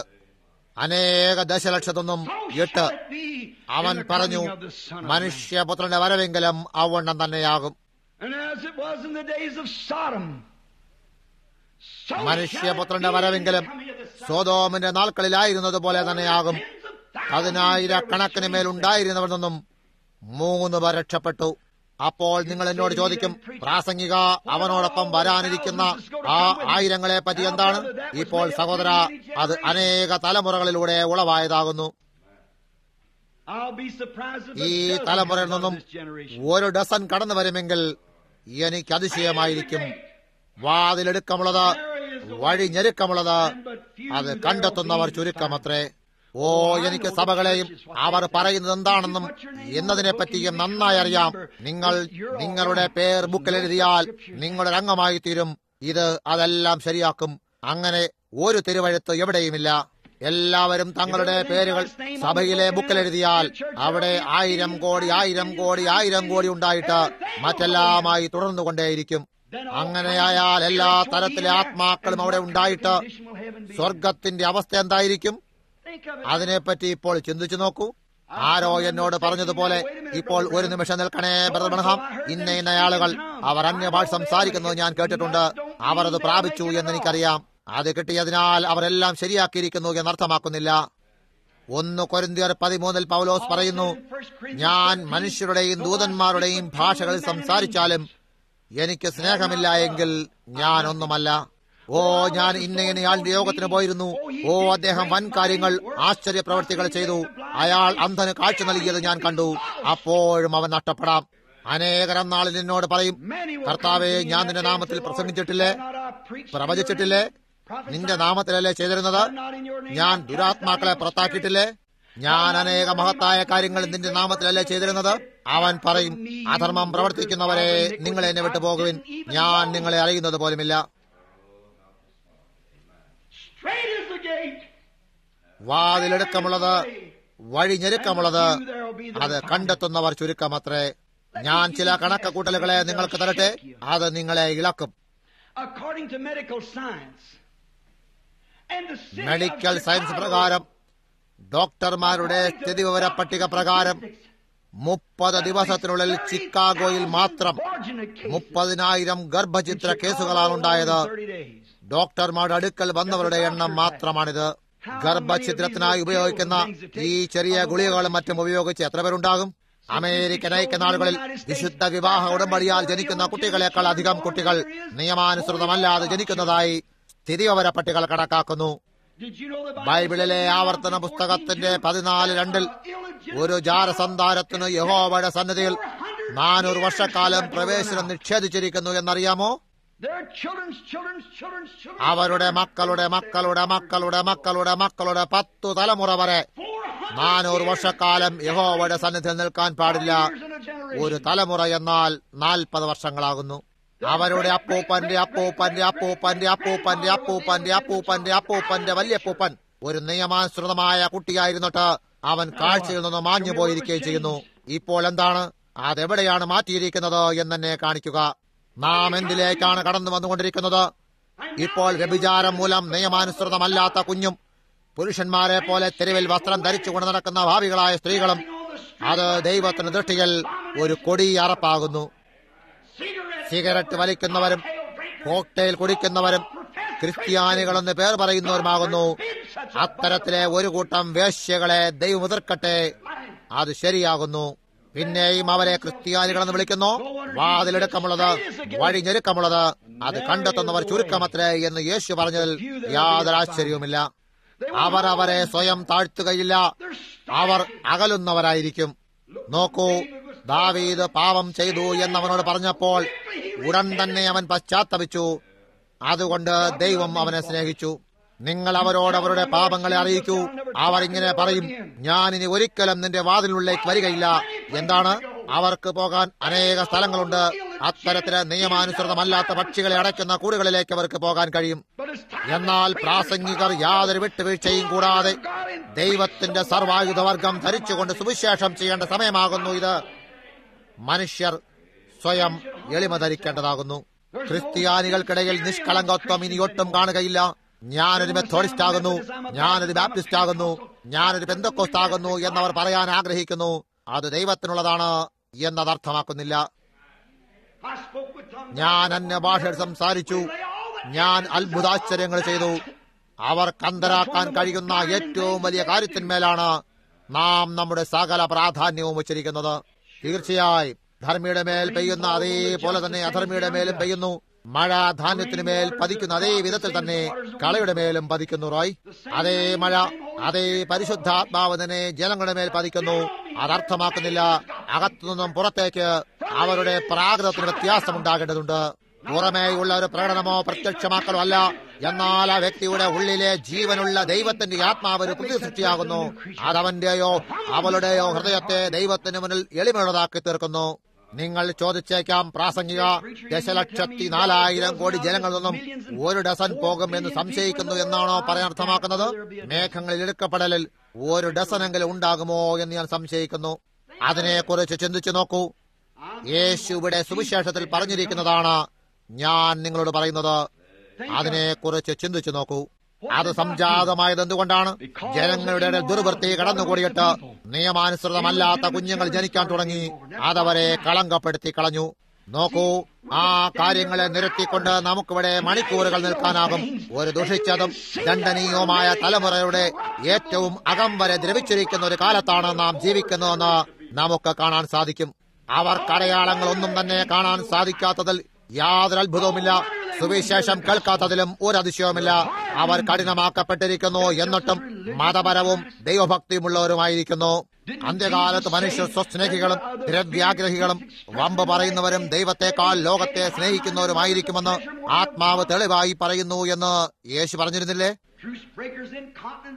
അഹങ്കാരികളും ദൂഷകന്മാരും ഭക്തിയുടെ വേഷം ധരിച്ച് അതിന് ശക്തിയെ ത്യജിക്കുന്നവരുമായിരിക്കും. മനസ്സിലായോ? ഓ, നിങ്ങൾ കാർത്ത വിളിക്കാൻ സാധിക്കും. തീർച്ചയായും നിങ്ങൾക്ക് അന്യഭാഷകളിൽ സംസാരിക്കാൻ കഴിയും. തീർച്ചയാണ്, വിശ്വാസം ഭൂതങ്ങളെ പുറത്താക്കുന്നു. തീർച്ച. എന്നാൽ നാം അതിനെ പറ്റിയല്ല സംസാരിക്കുന്നത്. അപ്പോൾ നിങ്ങൾ എന്നോട് ചോദിക്കും, ബ്രദർ ബ്രൺഹാം, ഒരു ക്രിസ്ത്യാനിയുടെ അടയാളം എന്താണ്? ആർക്ക് രക്ഷ പ്രാപിക്കാൻ കഴിയും? നിങ്ങൾക്ക് കഴിയുമോ ബ്രദർ ബ്രൺഹാം? ഞാനത് ദൈവത്തിൽ വിശ്വാസമർപ്പിക്കുന്നു. എനിക്കറിയില്ല. ഞാൻ ഉണ്ടായിരിക്കുമെന്ന് ഞാൻ വിശ്വസിക്കുന്നു. ഞാൻ എന്റെ ജീവിതത്തെ ഓരോ ദിവസവും വചനവുമായി താരതമ്യപ്പെടുത്തുന്നു. ഞാൻ ഈ വചനപ്രകാരം ജീവിക്കുന്നില്ലെങ്കിൽ എങ്കിൽ പിന്നെ എന്തോ ചിലത് തെറ്റായിട്ടുണ്ട്. ഞാൻ തിരികെ പോയി അതിനെ ശരിയാക്കേണ്ടതുണ്ട്. അതേ ചോദിക്കും, ബ്രദർ ബ്രൺഹാം, ജനങ്ങൾ അന്യഭാഷകൾ സംസാരിക്കുമ്പോൾ അവർ രക്ഷിക്കപ്പെട്ടിരിക്കുന്നു എന്നല്ലേ അർത്ഥമാക്കുന്നത്? അല്ല സാർ, അല്ല, തീർച്ചയായും അല്ല. മന്ത്രവാദികളും മന്ത്രവാദിനികളും അങ്ങനെയുള്ള സകല വിഡ്ഢികളും അന്യഭാഷകളിൽ സംസാരിക്കുന്നത് ഞാൻ കേട്ടിട്ടുണ്ട്. അന്യഭാഷയിൽ സംസാരിക്കുകയും മറ്റൊരുവന്റെ ഭാര്യയോടൊപ്പം ജീവിക്കുന്നവരെയും ഞാൻ കണ്ടിട്ടുണ്ട്. അന്യഭാഷയിൽ സംസാരിക്കുകയും വീടിനെ തീപിടിക്കുമ്പോൾ മുകളിലേക്കും താഴേക്കും ചാടിക്കൊണ്ട് ഉച്ചത്തിൽ ചാടി ആർപ്പെടുകയും ചെയ്യുന്നത് പോലെ ചെയ്തിട്ട് പുറത്തേക്ക് പോയി വളഞ്ഞ വഴിയിലുള്ള ഇടപാടുകൾ നടത്തുകയും മോഷ്ടിക്കുകയും കളവ് പറയുകയും മറ്റെല്ലാം ചെയ്യുന്നവരെയും ഞാൻ കണ്ടിട്ടുണ്ട്. നിങ്ങൾക്ക് അതെങ്ങനെ പ്രതീക്ഷിക്കാൻ കഴിയും? ഇല്ല സാർ. സഭയിലായിരുന്നിട്ട് സഭയുടെ ഡീക്കനായി അവർക്ക് എത്രമാത്രം മതഭക്തിയുള്ളവരായിരിക്കാൻ കഴിയുമോ അത്രയും ആയിരിക്കാൻ കഴിഞ്ഞിട്ട് അവർ ഞായറാഴ്ചയിൽ ഗ്യാസോലിൻ വാങ്ങുന്നത് പോലും ശരിയല്ലല്ലോ എന്ന് ചിന്തിക്കുന്നവരുമുണ്ട്. അവർ അത് ചെയ്യുകയുമില്ല. എന്നാൽ തിങ്കളാഴ്ചയിൽ വൃത്തികെട്ടതും ജീർണിച്ച് അതപ്പതിച്ചതുമായ എന്തെങ്കിലും ചെയ്യുന്നു. ദൈവം പുറമേയല്ല, ഹൃദയത്തിലാകുന്നു വസിക്കുന്നത്. അത് ഹൃദയത്തിന്റെ ഉള്ളിൽ നിന്നും വരുന്ന ചിലതാകുന്നു. വാതിലെടുക്കമുള്ളത്, വഴി ഞെരുക്കമുള്ളത്, അത് കണ്ടെത്തുന്നവർ ചുരുക്കമത്രേ. നോഹയുടെ നാൾക്കളിലായിരുന്നത് പോലെ ആ ദശലക്ഷങ്ങളിൽ നിന്നും 8, സോദോമിന്റെ നാൾക്കളിലായിരുന്നത് പോലെ ദശലക്ഷങ്ങളിൽ നിന്നും 3 മനുഷ്യപുത്രന്റെ വരവിലും ആവണ്ണം തന്നെയാകും. നാം ആയിരിക്കുന്ന ജീർണിതാവസ്ഥ നിങ്ങൾ കാണുന്നുണ്ടല്ലോ. മനുഷ്യന്റെ ഓരോ സങ്കല്പങ്ങളും എങ്ങനെയാണെന്ന് നിങ്ങൾ കാണുക. അവൻ അവിടേക്ക് കടക്കുകയും പിശാച് മിടുക്കന്മാരായ പ്രാസംഗികളെ ഉണ്ടാക്കി പുൽപ്പറ്റിൽ നിർത്തി ജനങ്ങളെ അതെടുത്തുകൊണ്ട് പോകാൻ അനുവദിക്കുകയും ചെയ്യുന്നു. കഴിഞ്ഞ ദിവസം ഒരു വ്യക്തി പറഞ്ഞു, ഞാൻ താങ്കളെ എന്റെ പുൽപ്പറ്റിൽ അനുവദിക്കുകയില്ല. താങ്കൾ എന്റെ സ്ത്രീജനങ്ങളുടെ മനോനില നഷ്ടമാക്കും. ഇല്ല, അവർ മുന്നമേ ആ വഴിയിലായിരിക്കുന്നു. അതവരെ ശരിയായ മനോനിലയിലാക്കും. അവരോട് ഈ വസ്ത്രങ്ങളും മറ്റും ധരിക്കുന്നത് മതിയാക്കാൻ പറയും. മാത്രമല്ല, കൊള്ളാം, ആരെങ്കിലും അത് ചെയ്യേണ്ടതായിട്ടുമുണ്ട്. ഞാൻ എന്റെ ഭാര്യയോട് ചോദിച്ചു, ഞാൻ സ്വയം തന്നെ ഭ്രാന്തനായി മാറിപ്പോയിരിക്കുന്നു, എനിക്ക് ബുദ്ധിഭ്രമം പിടിച്ചിരിക്കുന്നു. അതല്ല എങ്കിൽ എനിക്ക് എന്താണ് സംഭവിച്ചിരിക്കുന്നത്? എന്റെ അകത്ത് എന്തോ ഒന്ന് മൗനമായിരിക്കുന്നില്ല. മറ്റാരെന്ത് പറഞ്ഞെന്നാലും കാര്യമില്ല. എനിക്കത് പറയേണ്ടതായിട്ടുണ്ട്. പറയും, നീ നിന്റെ മിനിസ്ട്രിയെ നശിപ്പിക്കാൻ പോകുന്നു. അതേ, സുവിശേഷം നശിപ്പിക്കുന്ന ഏതൊരു മിനിസ്ട്രിയും നശിക്കേണ്ടതായിട്ട് തന്നെയുണ്ട്. സത്യമെന്താണെന്നും അതിനെക്കുറിച്ചുള്ള സത്യം പറയാനും ദൈവം നമുക്ക് ധൈര്യം നൽകട്ടെ. അതൊരു പാപമാകുന്നു, ഒരു അപമാനമാകുന്നു. വാതിലിടുക്കമുള്ളത്, യേശു പറഞ്ഞു, വഴി ഞെരുക്കമുള്ളത്. നിങ്ങൾ ചിന്തിക്കുന്നത് ദശലക്ഷങ്ങളായ എല്ലാ മെത്തഡിസ്റ്റുകളും ബാപ്റ്റിസ്റ്റുകളും പ്രിസ്ബിറ്റേറിയനുകളും പെന്തക്കോസ്തുകളും അകത്തു പോകുമെന്നാണ്. അന്നാളിൽ നിങ്ങൾ കബളിപ്പിക്കപ്പെടും. അനേകർ രാജ്യത്തിരുന്നു കൊണ്ട് എനിക്കിവിടെ ഒരു അവകാശമുണ്ടെന്ന് പറയും എന്ന് യേശു പറഞ്ഞു. അവൻ പറഞ്ഞു, എന്നാൽ രാജ്യത്തിന്റെ മക്കൾ അവരെ പുറത്താക്കി കളയും. അവിടെ കരച്ചിലും പല്ലുകടിയും ഉണ്ടാകും. ക്രിസ്ത്യാനിയെ, ഇന്ന് രാവിലെ നേരം സ്വയംവിവര പട്ടിക ഉണ്ടാക്കുന്നതാണ് നല്ലത്. തങ്ങളുടെ ജീവിതത്തിൽ ക്രിസ്ത്യാനികളാണെന്ന് ദൃഢമായി വിശ്വസിച്ചിരുന്ന 10 മടങ്ങ് 1000 ദശലക്ഷം പേർ ആ വാതിൽ കണ്ടുപിടിക്കുകയില്ല. യേശു അങ്ങനെ പറഞ്ഞിരിക്കുന്നു. എത്ര പേരാണ് ഉള്ളിലേക്ക് പോകാൻ പോകുന്നത്? എത്ര പേരാണ് പോകാൻ പോകുന്നതെന്ന് എനിക്കറിയില്ല. ആ ഏക കാര്യമെന്നത്, ദൈവമേ, എന്നെ അവരിൽ ഒരുവനാക്കണമേ. അതാണത്. അവനാണ് ന്യായാധിപൻ. എന്നെ ഒരുവനാക്കണമേ. നിങ്ങൾ ചോദിക്കും, ബ്രദർ ബ്രൺഹാം, അങ്ങനെയെങ്കിൽ നിങ്ങൾക്ക് ഒരു ക്രിസ്ത്യാനിയാണെന്ന് എപ്പോഴാണ് പറയാൻ സാധിക്കുന്നത്? എനിക്കറിയില്ല. എന്നാൽ തിരുവെഴുത്ത് എന്ത് പറയുന്നു എന്ന് ഞാൻ നിങ്ങളോട് പറയട്ടെ. തീർച്ചയായും നിങ്ങൾ അത് വിശ്വസിക്കും. പരിശുദ്ധാത്മാവിനെ ഭൂമിയിലേക്ക് അയച്ചപ്പോൾ പരിശുദ്ധാത്മാവിലൂടെ ദൈവം സംസാരിച്ചു. അവനൊരു ദൂതനെ ആദ്യം മുന്നമേ അയച്ചു.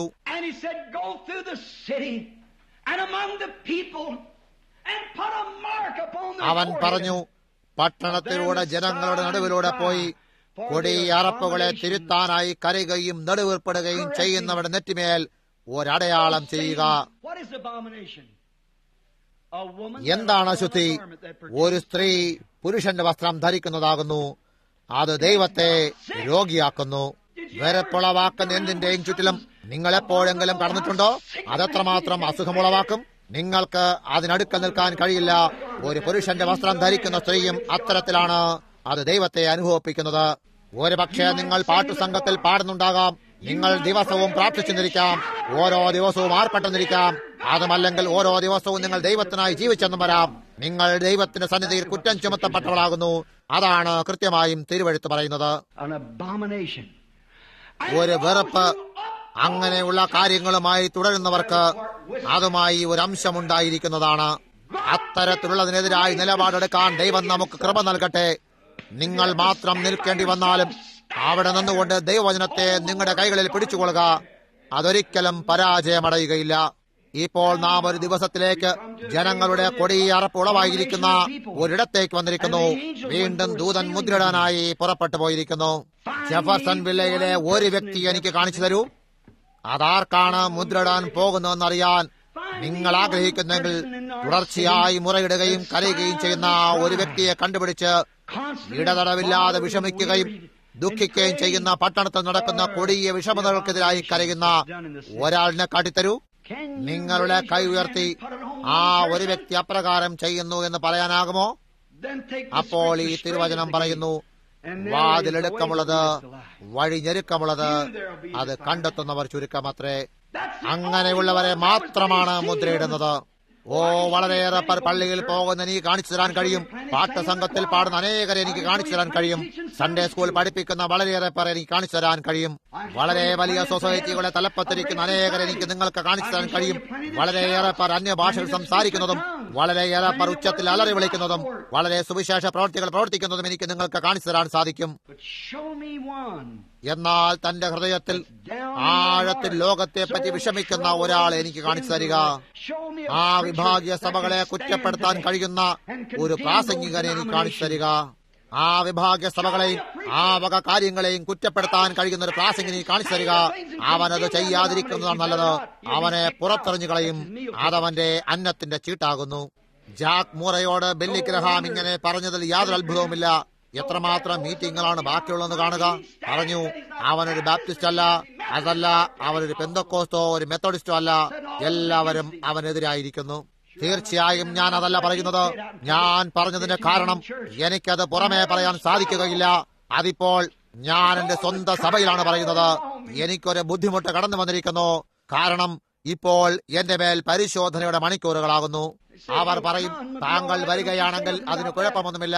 എന്നാൽ നീ അതിനെക്കുറിച്ച് യാതൊന്നും തന്നെ പറയരുത്. നിങ്ങൾ നിങ്ങളുടെ ശ്വാസം പിടിച്ചിരിക്കുന്നത് പോലെ ആയിരിക്കും. ദൈവമെന്ന് പ്രസംഗിക്കാൻ പറയുന്നു, ഞാനത് പ്രസംഗിക്കും. അത് ശരിയാണ്. 8 ഉൾപ്പെട്ട ഒരെണ്ണം എവിടെയെങ്കിലും ഉണ്ടായിരിക്കും. അവയിലൊരെണ്ണം എവിടെയെങ്കിലും ഉണ്ടാകും. എന്നാൽ ആ ദിവസത്തിൽ ഏതെങ്കിലും വിഭാഗീയ സഭയുടെയോ അഥവാ സഭയുടെ മതപ്രമാണത്താലോ സഭാ ഉപദേശത്താലോ ഞാൻ അതുമായി അനുരഞ്ജനം ചെയ്തു എന്നതിനാൽ ഞാൻ കുറ്റക്കാരനാകാൻ ആഗ്രഹിക്കുന്നില്ല. ഞാൻ സത്യം പ്രസംഗിച്ചു. അവർ ചോദിക്കും, ബ്രദർ ബ്രഹാം, എന്തുകൊണ്ടാണ് താങ്കളുടെ മിനിസ്ട്രി കാഴ്ചയ്ക്ക് ഇത്രമാത്രം വലുതായിരുന്നിട്ടും ഈ മറ്റേ മനുഷ്യർ ചെയ്തുകൊണ്ടിരിക്കും പോലെ അങ്ങനെ വീശിയടിക്കാത്തത്? അത് ശരിക്കും അവിടെ തന്നെയായിരിക്കുന്നു. അതാണത്. ഞാനൊരു പട്ടണത്തിലേക്ക് പോകുന്നു. അസംബ്ലീസ് ഓഫ് ഗോഡ് എന്നോട് സഹകരിക്കുമെന്ന് നിങ്ങൾ വിശ്വസിക്കുന്നുണ്ടോ? അവർ ഞാൻ വിശ്വസിക്കുന്നതുമായി സഹകരിക്കുമെന്ന് ഞാൻ വിശ്വസിക്കുന്നില്ല. വല്ലപ്പോഴുമൊക്കെ അവിടേക്ക് കടന്നു വന്നു എന്ന് വരാം. നിങ്ങൾ മെത്തഡിസ്റ്റ് ലോകം അത് ചെയ്യുമെന്ന് വിചാരിക്കുന്നോ? ശ്രമിച്ച് കണ്ടുപിടിച്ചു നോക്കൂ. ഒരാഴ്ച എന്റെ മാനേജരായി ജോലി ചെയ്യൂ. നിങ്ങൾ പോകുമെങ്കിൽ യേശുവിന്റെ നാമത്തിൽ പോകും. അത് ശരിയാണ്. ഓ, തീർച്ചയായും അവരെ നിങ്ങൾക്ക് അവിടെ കിട്ടിയാൽ തീർച്ച.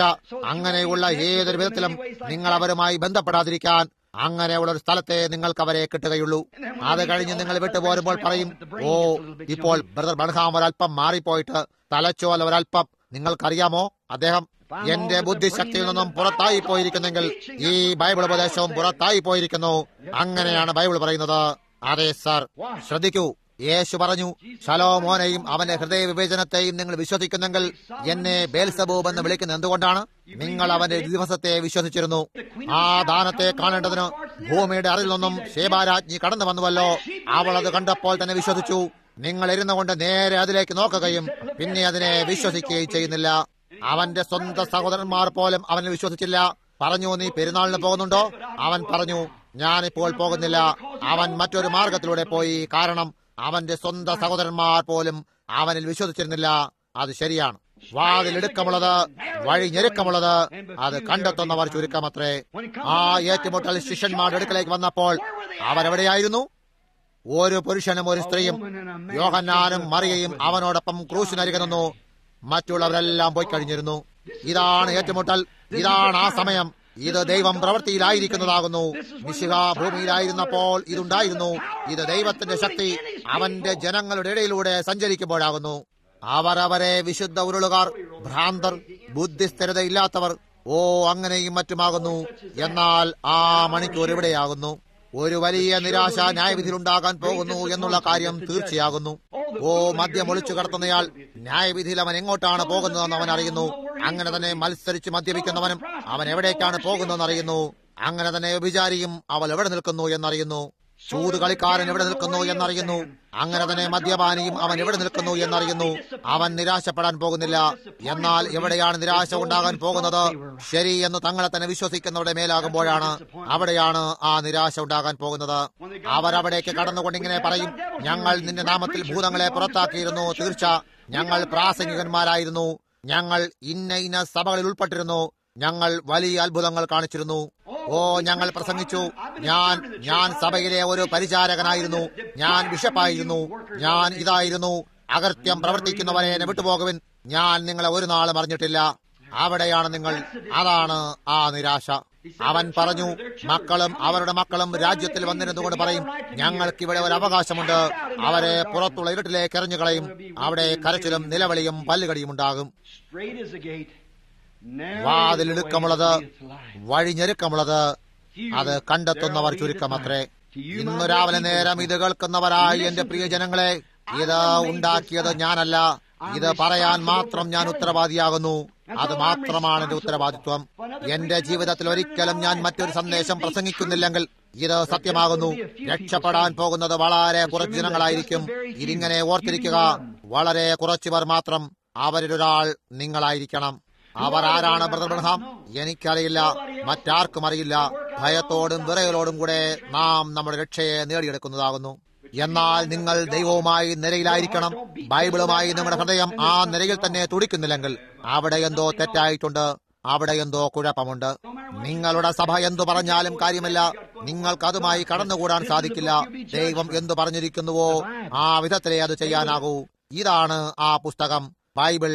ഇതിനാലാണ് നിങ്ങൾ ന്യായം വിധിക്കാൻ പോകുന്നത്. അതുമായി തന്നെ നിലകൊള്ളുക. ഓ, നിങ്ങൾ പറയും, അതെ, ഞാൻ യേശുവിന്റെ നാമത്തിലാണ് സ്നാനമേറ്റത്. അത് ശരി തന്നെ, അത് ബൈബിൾ പ്രകാരമാകുന്നു. എന്നാൽ അതിന്റെ പിന്നാലെ ആ ജീവിതം പിൻപറ്റുന്നില്ലെങ്കിൽ അത് നിങ്ങൾ സ്നാനമേറ്റതുകൊണ്ട് ഒരു നന്മയും ചെയ്യുകയില്ല. നിങ്ങൾ പറയും, അതെ, ഞാൻ പരിശുദ്ധാത്മാവ് പ്രാപിച്ചു. അത് നല്ലതാണ്, അതപ്രകാരം തന്നെ നിങ്ങൾ ചെയ്യേണ്ടതുണ്ട്.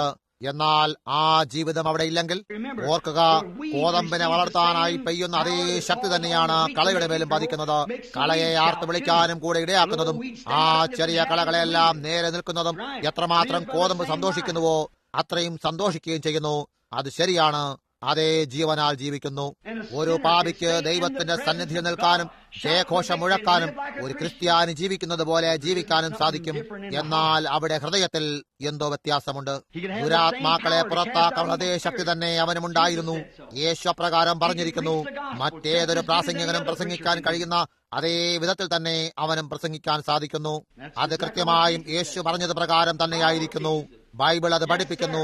അതെ സാർ, ഞാൻ മനുഷ്യരുടെയും ദൂതന്മാരുടെയും ഭാഷകൾ സംസാരിച്ചാലും എന്റെ ശരീരത്തെ ചുടുവാനേൽപ്പിച്ചാലും എന്റെ എല്ലാ വസ്തുവകകളെയും ദരിദ്രരെ പോഷിപ്പിക്കാനായി കൊടുത്താലും എനിക്ക് മലകളെ നീക്കാനുള്ള ശക്തി ഉണ്ടായിരുന്നാലും ഞാൻ ഈ കാര്യങ്ങളെല്ലാം ചെയ്താലും, ഞാൻ അവന്റെ നാമത്തിൽ പ്രസംഗിച്ചാലും, ഞാൻ അവന്റെ നാമത്തിൽ ഭൂതങ്ങളെ പുറത്താക്കിയാലും, അവൻ പറഞ്ഞു, ഞാൻ ഒന്നുമല്ല.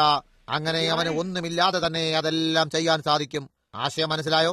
ഇപ്പോൾ ചെയ്യേണ്ട കാര്യമെന്നത് നിങ്ങളുടെ ഹൃദയത്തിൽ നിന്നും ഒരു ക്രിസ്ത്യാനിയായിരിക്കുകയും പിന്നെ ആ ഇടുക്കമുള്ള വാതിലേക്ക് കടക്കുകയും ചെയ്യുക എന്നതാകുന്നു. കാരണം നാശത്തിലേക്ക് പോകുന്ന വാതിൽ വിശാലമായതും ഈ തലമുറയിലെ ദശലക്ഷം വിശ്വാസികൾ അവിടെ കൂടെ കടന്നു പോവുകയും ചെയ്യും. എന്തുകൊണ്ടെന്നാൽ ജീവങ്കിലേക്കുള്ള വഴി ഇടുക്കമുള്ളതും വാതിൽ ഞെരുക്കമുള്ളതുമാകുന്നു. നിങ്ങളും ക്രിസ്തുവും മാത്രം. ജീവങ്കിലേക്കുള്ള വഴി ഇടുങ്ങിയതും അത് കണ്ടെത്തുന്നവർ ചുരുക്കവും മാത്രമേ. ഇത് നമ്മുടെ കർത്താവിന്റെ വചനങ്ങളാകുന്നു. അവൻ എന്തു ചെയ്യുകയായിരുന്നു? അവിടെ നിന്നുകൊണ്ട് അവരുടെ ഹൃദയത്തെ വിവേചിക്കുകയായിരുന്നു. പിന്നെയും അവൻ പറഞ്ഞു, അവൻ ഒരു ബേൽസബൂബാകുന്നു. കൊള്ളാം, അവൻ എങ്ങനെയാണ് ദൈവമാകാൻ കഴിയുക? അവൻ ഒരു മനുഷ്യനായിരുന്നു. എവിടെ നിന്നാണ് ഈ ജ്ഞാനം വന്നത്? അവന്റെ സ്വന്തം പട്ടണത്തിൽ വെച്ച് അവർ അവനോട് പറഞ്ഞു. ഇവിടെ പട്ടണത്തിലേക്ക് നിങ്ങൾ നടന്നു വരുമ്പോൾ അത് കാഴ്ചയിൽ ഞാനിങ്ങനെ പറയുന്നത് ജനങ്ങളായ നിങ്ങളോട് ബഹുമാനമില്ലാത്തതിനാലല്ല. നിങ്ങൾ ക്രിസ്ത്യാനികളായി നിങ്ങൾ എന്നെ സ്നേഹിക്കുന്നു. നിങ്ങൾ ഇവിടെ പട്ടണത്തിലേക്ക് നടന്നു വരികയും കാഴ്ചയ്ക്ക് സാത്താന്റെ ശക്തി നിങ്ങളെ അടിച്ചു നിലത്തിട്ടതുപോലെ തോന്നുകയും ചെയ്യുന്നു. ഈ സ്ഥലം കുറ്റം വിധിക്കപ്പെട്ടിരിക്കുന്നു. ഈ പട്ടണം കുറ്റം വിധിക്കപ്പെട്ടിരിക്കുന്നു. ലൂയിസ് വില്ലായിലേക്ക് കടന്നപ്പോൾ ബില്ലി ഗ്രഹാം എന്താണ് പറഞ്ഞത്? അദ്ദേഹം തന്റെ ജീവിതത്തിൽ കണ്ടിട്ടുള്ളതിൽ വെച്ച് ഏറ്റവും അധികം പൈശാചിക ശക്തി നിറഞ്ഞ സ്ഥലം എന്ന് പറഞ്ഞു. അതിനെ പേപ്പറിലിട്ടുകൊണ്ട് ഇങ്ങനെ പറഞ്ഞു, നിങ്ങൾക്ക് പിശാചിന്റെ സമ്മർദ്ദത്തെ അനുഭവിക്കാൻ കഴിയുമായിരുന്നു. അതുപോലെ തന്നെ എനിക്കും അനുഭവപ്പെട്ടിരുന്നു. എന്താണ്? ഇതെന്റെ സ്വന്തം വീടാണ്. യേശു തന്റെ സ്വന്തം വീട്ടിലേക്ക് തിരികെ പോയപ്പോൾ അവരുടെ അവിശ്വാസം മൂലം അവൻ അവിടെ വളരെ വലിയ പ്രവൃത്തികൾ ചെയ്യാൻ സാധിച്ചില്ല എന്ന് അവൻ പറഞ്ഞു. ഒരു പ്രവാചകന്, ഒരു പ്രാസംഗികന് അവന്റെ സ്വന്തം രാജ്യത്ത് സ്വന്തം ജനങ്ങളുടെ ഇടയിൽ അവൻ ബഹുമാനനല്ല എന്ന് പറഞ്ഞു. കാണുന്നോ? നിങ്ങൾക്കതിന് ഒന്നും ചെയ്യാൻ സാധിക്കില്ല. തിരുവചനം അങ്ങനെ പറയുന്നു. മനസ്സിലായോ? ഇപ്പോൾ നിങ്ങളിവിടെ പട്ടണത്തിലേക്ക് നടന്നു വരുമ്പോൾ എനിക്കറിയില്ലെന്ന് എന്നോട് പറയരുത്. ഞാൻ ജനങ്ങളുടെ അടുക്കലേക്ക് നടന്നു ചെല്ലുമ്പോൾ എന്റെ കൈപിടിച്ച് കുലുക്കിയിട്ട് പറയും, ഓ ബ്രദർ ബ്രൺഹാം, ഞാൻ നിങ്ങളെ സ്നേഹിക്കുന്നു. അതൊരു കളവാണെന്ന് നിങ്ങൾ അറിയുന്നു. അതൊരു കളവാണെന്ന് നിങ്ങൾ അറിയുന്നു. ദൈവത്തിന് എനിക്ക് ഹൃദയ വിചാരങ്ങളെ വെളിപ്പെടുത്തി തരാമെങ്കിൽ അവൻ എന്നോട് അത് പറയാൻ സാധിക്കില്ലേ? തീർച്ചയായും നിങ്ങളുടെ പട്ടണത്തിൽ നിങ്ങളുടെ ജനമിടയിൽ അത് ശരിയാണ്. അവർ നിങ്ങളെ കാണുമ്പോൾ പറയും, അതെ, നിങ്ങൾക്കറിയാമോ, അവിടെ ഒരു ഇന്ന കാര്യം ഞാൻ കണ്ടിരുന്നു. എവിടെയാ? അതെവിടെയായിരുന്നു? അതിനു മുകളിലായി. ആ കക്ഷിയെ ഞങ്ങൾക്കറിയാം. നിങ്ങൾക്കത് അനുഭവപ്പെടുന്നു. ഞാൻ നിങ്ങളോട് പറയട്ടെ, നിങ്ങളെ നല്ലവണ്ണം ഇഷ്ടപ്പെടാത്ത ഒരാളിനെ നിങ്ങൾ നിങ്ങളുടെ വീട്ടിൽ വരാൻ അനുവദിക്കൂ. അല്പനേരം നിങ്ങളുടെ വീട്ടിൽ ഇരുത്തിരുന്നാൽ ആ അസ്വസ്ഥമായ വൈകാരികത നിങ്ങൾക്കുണ്ടാകും. അപ്പോൾ അതിനെ 14,000 കൊണ്ട് ഗുണിച്ചു നോക്കൂ. ഇപ്പോൾ ഞാൻ നിങ്ങളോട് പറയുന്നത് നിങ്ങൾക്ക് മനസ്സിലാകും. അത് കഴിയുമ്പോൾ നിങ്ങൾ എല്ലാവരും സ്നേഹിക്കുന്ന ഒരു സ്ഥലത്തേക്ക് കടന്നു ചെല്ലുക. ആ സ്വാഗതാർഹമായ തോന്നൽ ഇങ്ങനെ, ഓ നിങ്ങൾക്ക് അവിടെ തന്നെ എപ്പോഴും താമസിക്കാൻ തോന്നും. കാണുന്നോ? അതാണത്. നോക്കൂ, അതൊരാത്മാവാകുന്നു. അതെന്താണെന്ന് ജനങ്ങൾക്കറിയില്ല. ജനങ്ങൾ ഇത്രയും രോഗമലീമസമാക്കപ്പെട്ടിരിക്കുന്നത് എന്തുകൊണ്ടാണെന്ന് അവർ ആശ്ചര്യപ്പെടും. എന്താണ് ആ നല്ല സ്ത്രീകളെ ആ വൃത്തികെട്ട വേഷം ധരിപ്പിച്ച് അവിടെ പുറത്തേക്ക് അയക്കുന്നത് എന്താകുന്നു? എന്താണ് ചെയ്യിക്കുന്നത്? വളരെ നല്ല തണുപ്പുള്ളപ്പോഴും ചെറിയ 16 വയസ്സുള്ള പെൺകുട്ടികൾ അവളുടെ അമ്മയുടെ മുന്നിൽ ധരിക്കാൻ മടിക്കുന്ന വസ്ത്രങ്ങളുമായി അവൾ തെരുവിലേക്ക് പോകുന്നത് എങ്ങനെയാണ്? അതിന്റെ കാരണം ആ കുഞ്ഞിന്റേതല്ല. ആ കുഞ്ഞിന് അതിലും നന്നായി അറിയില്ല. എന്നാൽ പ്രസംഗ വേദിയിൽ നിൽക്കുന്ന ഏതോ പ്രാസംഗികൻ തന്റെ ജോലി കൃത്യമായും ചെയ്യുന്നില്ല എന്നതിനാലാകുന്നു. അത് കൃത്യമായും ശരി തന്നെ, തീർച്ചയായും.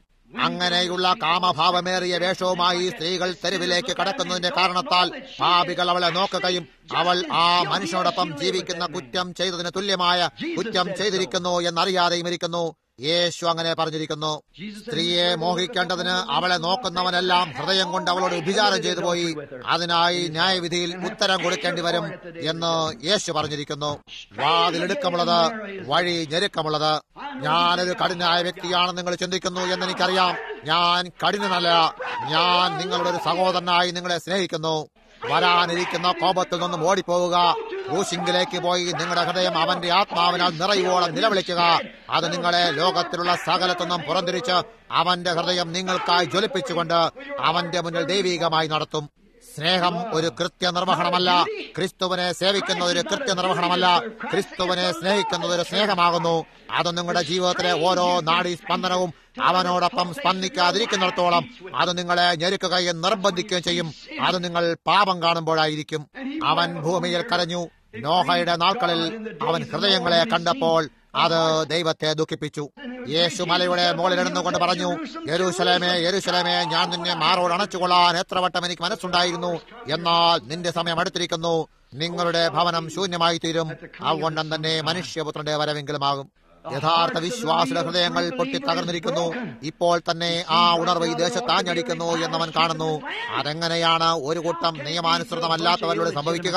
അവൻ ആരംഭം മുതലേ കുറ്റം വിധിക്കപ്പെട്ട് കഴിഞ്ഞിരിക്കുമ്പോൾ അതെങ്ങനെ കഴിയും? ദൈവരാജ്യം എന്നാൽ ഒരു മനുഷ്യൻ തന്റെ വലയെടുത്ത് സമുദ്രത്തിൽ വീശുന്നത് പോലെയാകുന്നു. അവൻ അതിനെ വലിച്ചെടുക്കുമ്പോൾ അവനതിൽ കടലാമകളും ചെറിയ വെള്ളാമകളും പാമ്പുകളും തവളകളും കുറച്ച് മീനുകളും കിട്ടുന്നു.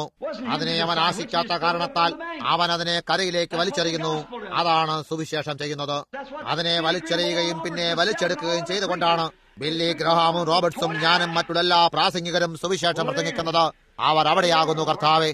എന്നാൽ ഞങ്ങൾ ഓരോ സമയത്തും എന്താണ് ചെയ്യുന്നത്? നിങ്ങൾ തിരികെ വരുന്നതിന് മുമ്പ് തന്നെ നിങ്ങൾ വീണ്ടും ആ കുളത്തിലായിരിക്കുന്നത് ഞങ്ങൾ കാണുന്നു. അതെന്തുകൊണ്ടാണ്? ആരംഭം മുതലേ അതൊരു കടലാമയാകുന്നു. സുവിശേഷ വലയിൽ വന്നതിനാൽ അതവനിൽ ഒരു മാറ്റവും ഉണ്ടാക്കുന്നില്ല. അവൻ ആരംഭം മുതലേ ഒരു ചെറിയ വെള്ളാമയാകുന്നു. അവൻ ആരംഭം മുതലേ ഒരു പാമ്പാകുന്നു. അവൻ ആലയത്തിൽ കടക്കും മുമ്പ് തന്നെ അവനൊരു കപട അനുകാരിയാകുന്നു. അവന്റെ മദ്യപാനത്തെയോ മോഷണത്തെയോ കള്ളം പറച്ചിലിനെയോ ചീട്ടുകളിയെയോ പുകവലിയെയോ വിട്ടുകളയാനുള്ള ഒരു ആശയും അവനിലില്ല. അവൻ കടന്നു വന്നതിന്റെ കാരണം അവൻ നരകത്തെ ഭയക്കുന്നു എന്നതിനാലാകുന്നു. നിങ്ങൾ അങ്ങനെ ചെയ്യുന്നതിനാൽ നിങ്ങളും അതിനുവേണ്ടിയുള്ള ഒരു അപേക്ഷകനാണെന്ന് നിങ്ങൾ അറിയിക്കുകയാകുന്നു. അത് സത്യമാകുന്നു. വാതിലെടുക്കമുള്ളത്, വഴിഞ്ഞെരുക്കമുള്ളത്, അത് കണ്ടെത്തുന്നവർ ചുരുക്കമത്രേ. നമുക്ക് പ്രാർത്ഥിക്കാം. കർത്താവേ, ഓ എന്നെ പരിശോധിക്കണമേ കർത്താവേ. ഇപ്പോൾ തന്നെ എന്റെ കേസിനെ പരിശോധിക്കണമേ കർത്താവേ. ഈ വിധം പ്രസംഗിച്ചതിന് ശേഷവും നിന്റെ മുന്നിൽ ന്യായവിധിക്കായി എന്നെ വരാൻ അനുവദിക്കരുതേ. ഓ കർത്താവേ, എന്തെങ്കിലും അശുദ്ധമായ കാര്യം എന്നിലുണ്ടെങ്കിൽ ദയവായി അതെടുത്തു മാറ്റിയാലും. ഞങ്ങൾ ജീവിക്കുന്ന ഈ ദിവസത്തിൽ പുരുഷന്മാരും സ്ത്രീകളും അകന്നകന്നു പോകുന്നവരായി ഞങ്ങൾ കാണുന്നു. അവർ ലജ്ജിതരാകുന്നു.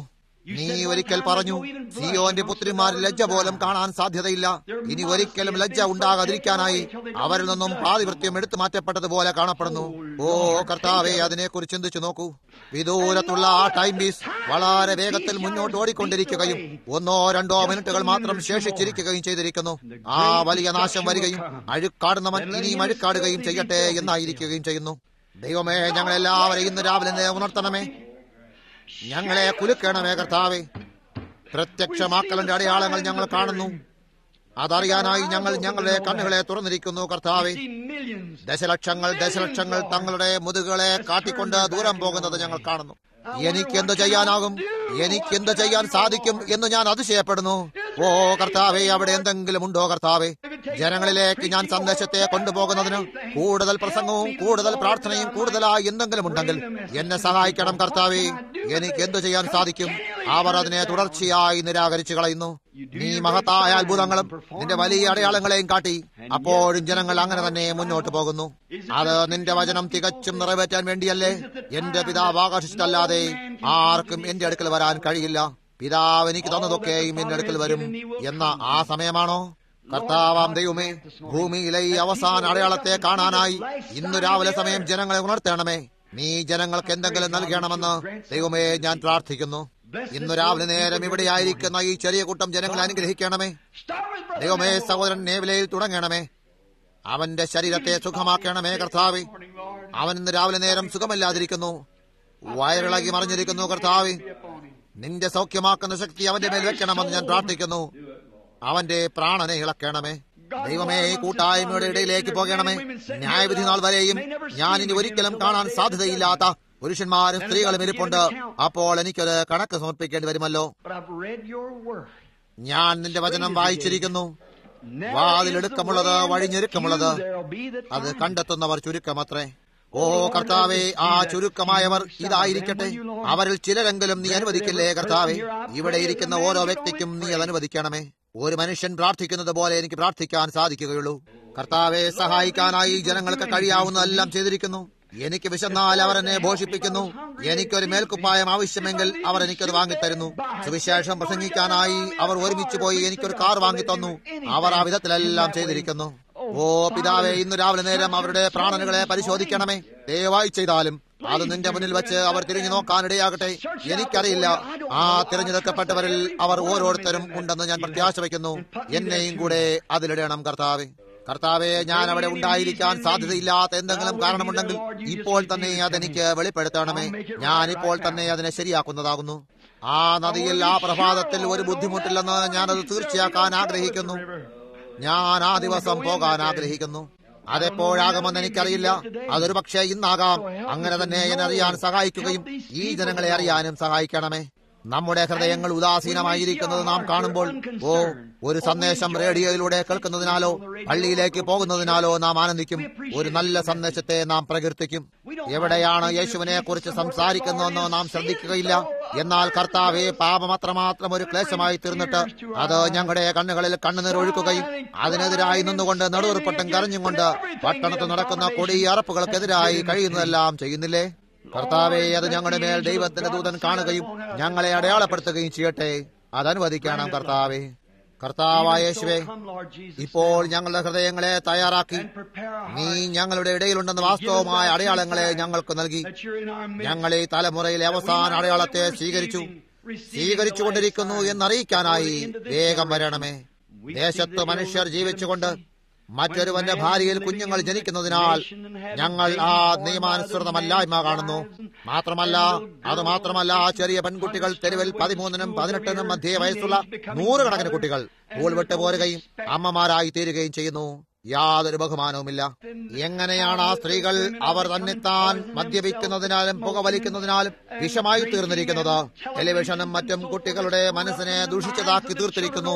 ഓ കർത്താവേ, അതിനെത്ര കാലം കൂടെ നിലനിൽക്കാൻ സാധിക്കും? നീ ഒരു പവിത്ര ദൈവമാകുന്നു. ഓ പിതാവേ, എന്തെങ്കിലും വളരെ വേഗം തന്നെ ചെയ്യേണ്ടതുണ്ടെന്ന് എനിക്ക് അസാധാരണമായി തോന്നുന്നു കർത്താവേ. I don't know what to say, but I pray, Lord, that you'll place in our hearts of what to do. Grant these things, Lord. എനിക്കെന്തു പറയണമെന്നറിയില്ല. എന്നാൽ കർത്താവെ, എന്തു ചെയ്യണമെന്ന് നീ തന്നെ ഞങ്ങളുടെ ഹൃദയത്തിലിടണമെന്ന് ഞാൻ പ്രാർത്ഥിക്കുന്നു. ഈ കാര്യങ്ങളെല്ലാം അനുവദിക്കണമേ കർത്താവെ. ഞങ്ങൾ അവയെ യേശുവിന്റെ നാമത്തിൽ ചോദിക്കുന്നു. ആമേൻ. സമയമടുത്തിരിക്കുന്നു. യുക്തിചിന്തയുള്ള ഏതൊരു വിവേകമുള്ള മനുഷ്യനും എന്തോ ചിലത് സംഭവിക്കാൻ പോകുന്നു എന്നറിയാം. ശരിയായ മനോനിലയുള്ളതും ഈ കെട്ടിടത്തിൽ ഇരിക്കുന്ന ഓരോരുത്തർക്കും ലോകത്തിന് ഈ വ്യവസ്ഥയിൽ തുടരാൻ കഴിയില്ല എന്നറിയാം. കൂട്ടുകാരെ, നമുക്ക് തുടരാൻ സാധിക്കില്ല. ഒരു കാര്യം പോലുമില്ല. നിങ്ങളുടെ പാസ്റ്ററായും സഹോദരനായും ഇന്നു രാവിലെ നേരം യേശു ക്രിസ്തുവിനല്ലാതെ മറ്റൊന്നിനും നിങ്ങളെ വഴികാട്ടാൻ സാധിക്കില്ല. എനിക്കറിയാവുന്ന മറ്റൊന്നുമില്ല. മേഘങ്ങളിലേക്ക് എടുക്കപ്പെടൽ സംഭവിക്കുന്നതിന് മുമ്പ് സംഭവിക്കുമെന്ന് പറഞ്ഞിട്ടുള്ള പ്രവചനങ്ങളിലേക്ക് ശ്രദ്ധ തിരിപ്പിൻ. എന്റെ അറിവിൻ പ്രകാരം സകലതും സംഭവിച്ചു കഴിഞ്ഞിരിക്കുന്നു. നിങ്ങൾ ചോദിക്കും, മൃഗത്തിന്റെ മുദ്രയെപ്പറ്റി എന്താകുന്നു? അത് ഉപദ്രവകാലത്തിലാണ് വരിക. അപ്പോഴേക്കും സഭ പൊയ്ക്കഴിഞ്ഞിരിക്കും. ഇവയെ അടയാളപ്പെടുത്തേണ്ട ആവശ്യം വരില്ല. ഇവയെല്ലാം പൊയ്ക്കഴിഞ്ഞിരിക്കും. നോക്കൂ, അടയാളപ്പെടുത്തൽ ഇപ്പോൾ നടന്നുകൊണ്ടിരിക്കുന്നു. അടയാളപ്പെടുത്തൽ ഏത് വർഗത്തിൽപ്പെടുന്നു എന്നതിനെ കാണിക്കുന്നു. ദൈവത്തിങ്കിലേക്ക് ഓടുക, വളരെ വേഗത്തിൽ അവങ്കിലേക്ക് ഓടിക്കൊള്ളുക. നാം ഇവിടെ ഒരു നിമിഷം കാത്തു നിൽക്കുമ്പോൾ ഇന്നു രാവിലെ നേരം ഞാൻ ആശ്ചര്യപ്പെടുകയാണ്. നിങ്ങൾ ചെയ്യുന്നത് പോലെ എനിക്കും തോന്നുന്നു. ദൈവമേ, എന്നെ പരിശോധിക്കണമേ എന്ന് നിങ്ങൾ ഓരോരുത്തരും വിചാരിക്കുന്നതായി എനിക്ക് തോന്നുന്നു. ആ വിധത്തിൽ തന്നെയാണ് എനിക്കും തോന്നുന്നത്. ഇങ്ങനെയുള്ള സന്ദേശം സ്നേഹിത ജനങ്ങളുടെ ഇടയിൽ പ്രശസ്തരാക്കുകയില്ല. നിങ്ങൾ അവരെ കുറ്റപ്പെടുത്തും, നിങ്ങൾ അവരെ തരം താഴ്ത്തും. ആരെങ്കിലും അത് ചെയ്യേണ്ടതുണ്ട്. അത് മറ്റാരെങ്കിലും ചെയ്തെങ്കിൽ എന്ന് ഞാൻ ആഗ്രഹിക്കുന്നു. എന്നാൽ അതങ്ങനെ ചെയ്യാനായി എന്റെ മേൽ ചീട്ടുപണിരിക്കുന്നു.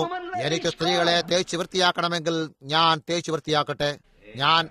ദാവീദ് പറഞ്ഞു, പാപത്തോടെ തമ്പുകളിൽ പാർക്കുന്നതിനേക്കാൾ ഞാൻ ആലയത്തിലെ ഒരു ചവിട്ടിയായിരിക്കും നല്ലത്. അത് ശരിയാകുന്നു. നിങ്ങൾ എന്ത് ചെയ്യണമെന്ന് ദൈവം ആഗ്രഹിക്കുന്നുവോ നിങ്ങളത് ചെയ്യുക. ലജ്ജിക്കരുത്. അവിടെ ഒരു ഓർക്കുക, അതൊരു മഹത്തായ കാര്യമാണെന്ന് എനിക്കറിയാം. പറയും, ബ്രദർ ബ്രഹാം, 8 ആത്മാക്കൾ മാത്രമേ രക്ഷിക്കപ്പെടുകയുള്ളൂ എന്ന് താങ്കൾ പറഞ്ഞില്ലേ? എത്ര പേർ രക്ഷ പ്രാപിക്കുമെന്ന് എനിക്കറിയില്ല. അതെനിക്ക് നിങ്ങളോട് പറയാനാകില്ല. എന്നാൽ ഞാനൊരു കാര്യം പറയുന്നു, ഇങ്ങനെയുള്ള ഒരു ദിവസത്തിൽ അവർ വളരെ കുറച്ചായിരിക്കും. അവൻ 1000 ദിവസത്തെക്കുറിച്ച് ചിന്തിച്ചു നോക്കൂ. എത്ര പേർ രക്ഷപ്പെട്ടത്? നോഹയുടെ നാളിനെ കുറിച്ച് ചിന്തിച്ചു നോക്കൂ. ലോത്തിന്റെ നാളിനെ കുറിച്ചും മറ്റെല്ലാവരുടെയും പറ്റി ചിന്തിച്ചു നോക്കൂ. അവൻ പറഞ്ഞു, മനുഷ്യപുത്രന്റെ വരവെങ്കിലും അപ്രകാരം തന്നെയാകും. കാരണം വാതിലിടുക്കമുള്ളതും വഴി ഞെരുക്കമുള്ളതുമാകുന്നു. നിങ്ങൾ നോക്കൂ, നിങ്ങൾ തനിയെ അവനോടൊപ്പം പോകേണ്ടി വരും. അത്ര തന്നെ. കാണുന്നോ? എന്നാൽ അത് കണ്ടെത്തുന്നവർ ചുരുക്കം അത്രേ. ഇത് സുവിശേഷ സത്യമാണെന്ന് വിശ്വസിക്കുന്ന എത്ര പേരുണ്ട്? യേശു ക്രിസ്തു ഇപ്രകാരം പറയുന്നു, അത് കണ്ടെത്തുന്നവർ ചുരുക്കം അത്രേ. വളരെ കുറച്ചുപേർ ആ ചുരുക്കം പേരിൽ ഉൾപ്പെട്ടിരിക്കുക. അത് കഠിനവും പ്രയാസമേറിയ കാര്യമാണെന്ന് എനിക്കറിയാം. അത് പറയാനായി നിങ്ങൾക്ക് വേണ്ടി ഒരു മനുഷ്യ സ്നേഹം, ഒരു ഞെക്കൽ കിടക്കുന്നു. എന്നാൽ ദൈവത്തിന്റെ സ്നേഹം അത് നിങ്ങളോട് പറയാനായി എന്നെ നിർബന്ധിക്കുന്നു. ഇപ്പോൾ അബ്രഹാമിന് നാൾക്കളിൽ പ്രകടിപ്പിക്കപ്പെട്ട അതേ ആത്മാവ് ക്രിസ്തുവിന്റെ നാളുകളിൽ പ്രകടിപ്പിക്കപ്പെട്ടത് അതേ കാര്യം ചെയ്യാനായി ഇന്നിവിടെ ഉണ്ടാകുമെന്ന് വാഗ്ദത്തം ചെയ്യപ്പെട്ടിരിക്കുന്നു. ഇപ്പോൾ ഞാൻ നിങ്ങളോട് സത്യമാണ് പറഞ്ഞെങ്കിൽ ആ സത്യത്തെ ദൈവം തന്നെ സാധൂകരിക്കട്ടെ. ഞാൻ എന്റെ വാക്കിനെ കാക്കുന്നില്ലെങ്കിൽ ഞാൻ എന്റെ വാക്കിൽ സ്ഥിരതയില്ലാത്ത ഒരു മനുഷ്യനാകുന്നു. നിങ്ങൾ നിങ്ങളുടെ വാക്കിനെ കാക്കുന്നില്ലെങ്കിൽ നിങ്ങൾ നിങ്ങളുടെ വാക്കിൽ സ്ഥിരതയില്ലാത്ത ഒരാളാകുന്നു. എനിക്ക് നിങ്ങളോട് എന്തെങ്കിലും ഒരു വാക്ക് തരാനും എനിക്കതിന് സാധിക്കാതെയും ഇരിക്കാം. എന്നാൽ ഞാൻ നിങ്ങളോട് പറയാനായി വരും. ഞാൻ നിങ്ങളോട് എന്തെങ്കിലും പ്രതിജ്ഞ ചെയ്തിട്ട് നിങ്ങളിൽ നിന്ന് മറച്ചു വെച്ചാൽ ഞാനൊരു കാപട്യക്കാരനാകുന്നു. ഞാൻ വന്നിട്ട് നിങ്ങളോട് പറയുകയാണ്, ഞാൻ നിങ്ങളോട് വാക്ക് പറഞ്ഞിരുന്നു, എന്നാൽ എനിക്ക് നിങ്ങൾക്ക് പണമെടുക്കാൻ സാധിച്ചില്ല. എന്നാൽ എനിക്ക് കഴിയാവുന്നത് ഏറ്റവും നന്നായി ഞാൻ ചെയ്യുന്നതാണ്. അപ്പോൾ നിങ്ങൾ എന്നോട് ക്ഷമിക്കുകയും എന്നെ സഹായിക്കുകയും ചെയ്യും. കാണുന്നോ? നാം എല്ലാവരും ദൈവത്തോട് എന്തെങ്കിലും പ്രതിജ്ഞ ചെയ്തിരിക്കാം. നാം നമ്മുടെ ജീവിതങ്ങളെ അവനെ പ്രതിജ്ഞ ചെയ്തിരിക്കാം. അതിനെപ്പറ്റി നമുക്ക് ആത്മാർത്ഥമുള്ളവരാകാം. പുറത്തേക്ക് നടന്നു വന്നിങ്ങനെ പറയരുത്, അതെ ഇപ്പോൾ നോക്കൂ, ഞാനൊരു പ്രെസ്ബിറ്റേറിയനാകുന്നു, ഞാനൊരു മെത്തഡിസ്റ്റ് ആകുന്നു, ഞാനൊരു പെന്തക്കോസ്താകുന്നു, ഞാൻ ചർച്ച് ഓഫ് ഗോഡിൽപ്പെട്ടതാകുന്നു, ഞാനൊരു നാസറീൻകാരനാകുന്നു, ഞാൻ പിൽഗ്രിം ഹോളിനെസ്സുകാരനാകുന്നു. അങ്ങനെ ചിന്തിക്കരുത്. അവരിൽപ്പെട്ട 10,00,000 പേർ നരകത്തിലുണ്ടാകാം. നിങ്ങൾ ക്രിസ്തുവിലായി ഒരു ക്രിസ്ത്യാനിയായിരിക്കുക. ബ്രദർ ബ്രഹാം, ഇപ്പോൾ എന്നെയും പ്രാർത്ഥന ഓർക്കണം. ഞാൻ കൈ ഉയർത്തുന്നു പറയാൻ എത്ര പേർ ആഗ്രഹിക്കുന്നു? ദൈവം നിങ്ങൾ അനുഗ്രഹിക്കട്ടെ. കർത്താവേ, നീ അവരുടെ കൈകളെ കാണുന്നു. ആ മണിക്കൂറുടെയാകുന്നു. മഹാൻ പരിശുദ്ധാത്മാവ് ഈ കെട്ടിടത്തിന് മുഴുവനുമായി ഇന്ന് രാവിലെ നേരം പ്രശാന്തമാക്കിയിരിക്കുന്നു. നിന്റെ സാന്നിധ്യത്തെ ഞാൻ തിരിച്ചറിയുന്നു. നിന്റെ വചനത്തെ മാനിക്കുന്നതിനായി നീ ഇവിടെ ആയിരിക്കുന്നു എന്ന് ഞാൻ അറിയുന്നു.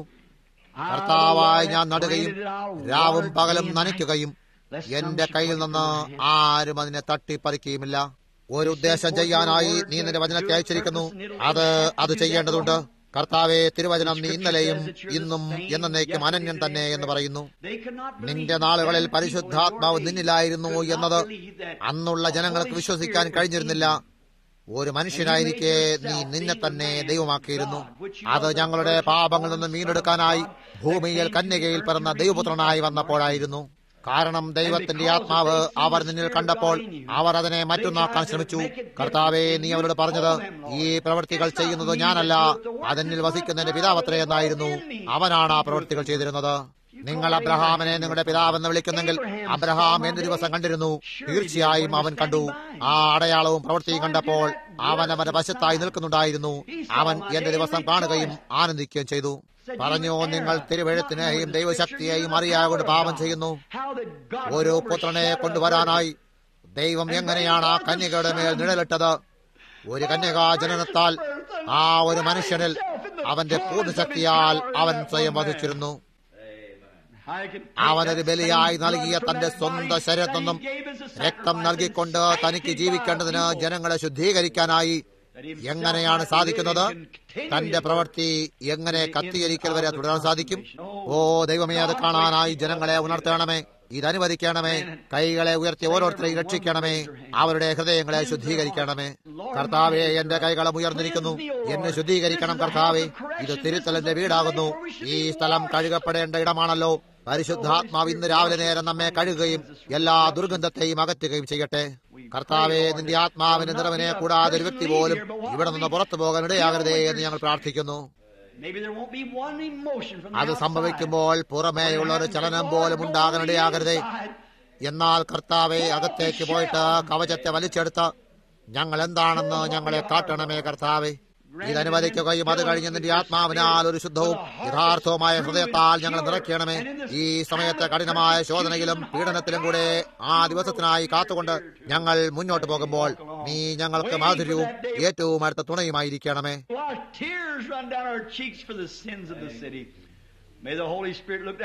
പട്ടണത്തിലെ പാപങ്ങളാൽ ഞങ്ങളുടെ കവിളുകളിലൂടെ കണ്ണുനിറൊഴുകുമ്പോൾ പരിശുദ്ധാത്മാവ് താഴേക്ക് നോക്കി പറയാനിടവരട്ടെ, എനിക്ക് മുദ്രയിടാൻ സാധിക്കുന്ന ഒരെണ്ണം അവിടെയുണ്ട്. അവൻ എന്റേതാകുന്നു, അവൾ എന്റേതാകുന്നു. ഇതനുവദിക്കണമേ. അത് ഇന്ന് ഞങ്ങളുടെ ഇടയിൽ കാണാനിടയാകട്ടെ. ഇത് ഞങ്ങൾ യേശുവിന്റെ നാമത്തിൽ ചോദിക്കുന്നു. ആമേൻ. ദിവസത്തിന്റെ അവസാനത്ത് ഞാൻ നദിക്കരയിൽ വരുമ്പോൾ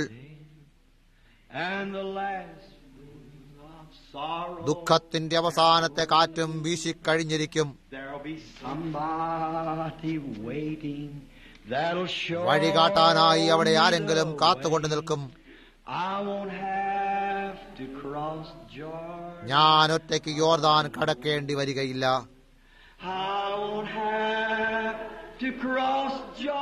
ഞാൻ ഒറ്റയ്ക്ക് യോർദാൻ കടക്കേണ്ടി വരികയില്ല. എന്റെ എല്ലാ പാപങ്ങൾക്കും പരിഹാരത്തിനായി യേശു മരിച്ചു.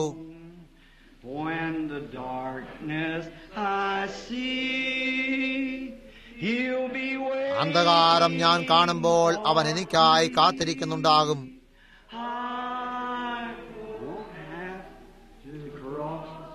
എനിക്കൊറ്റയ്ക്ക് യോർദാൻ കടക്കേണ്ടി വരികയില്ല.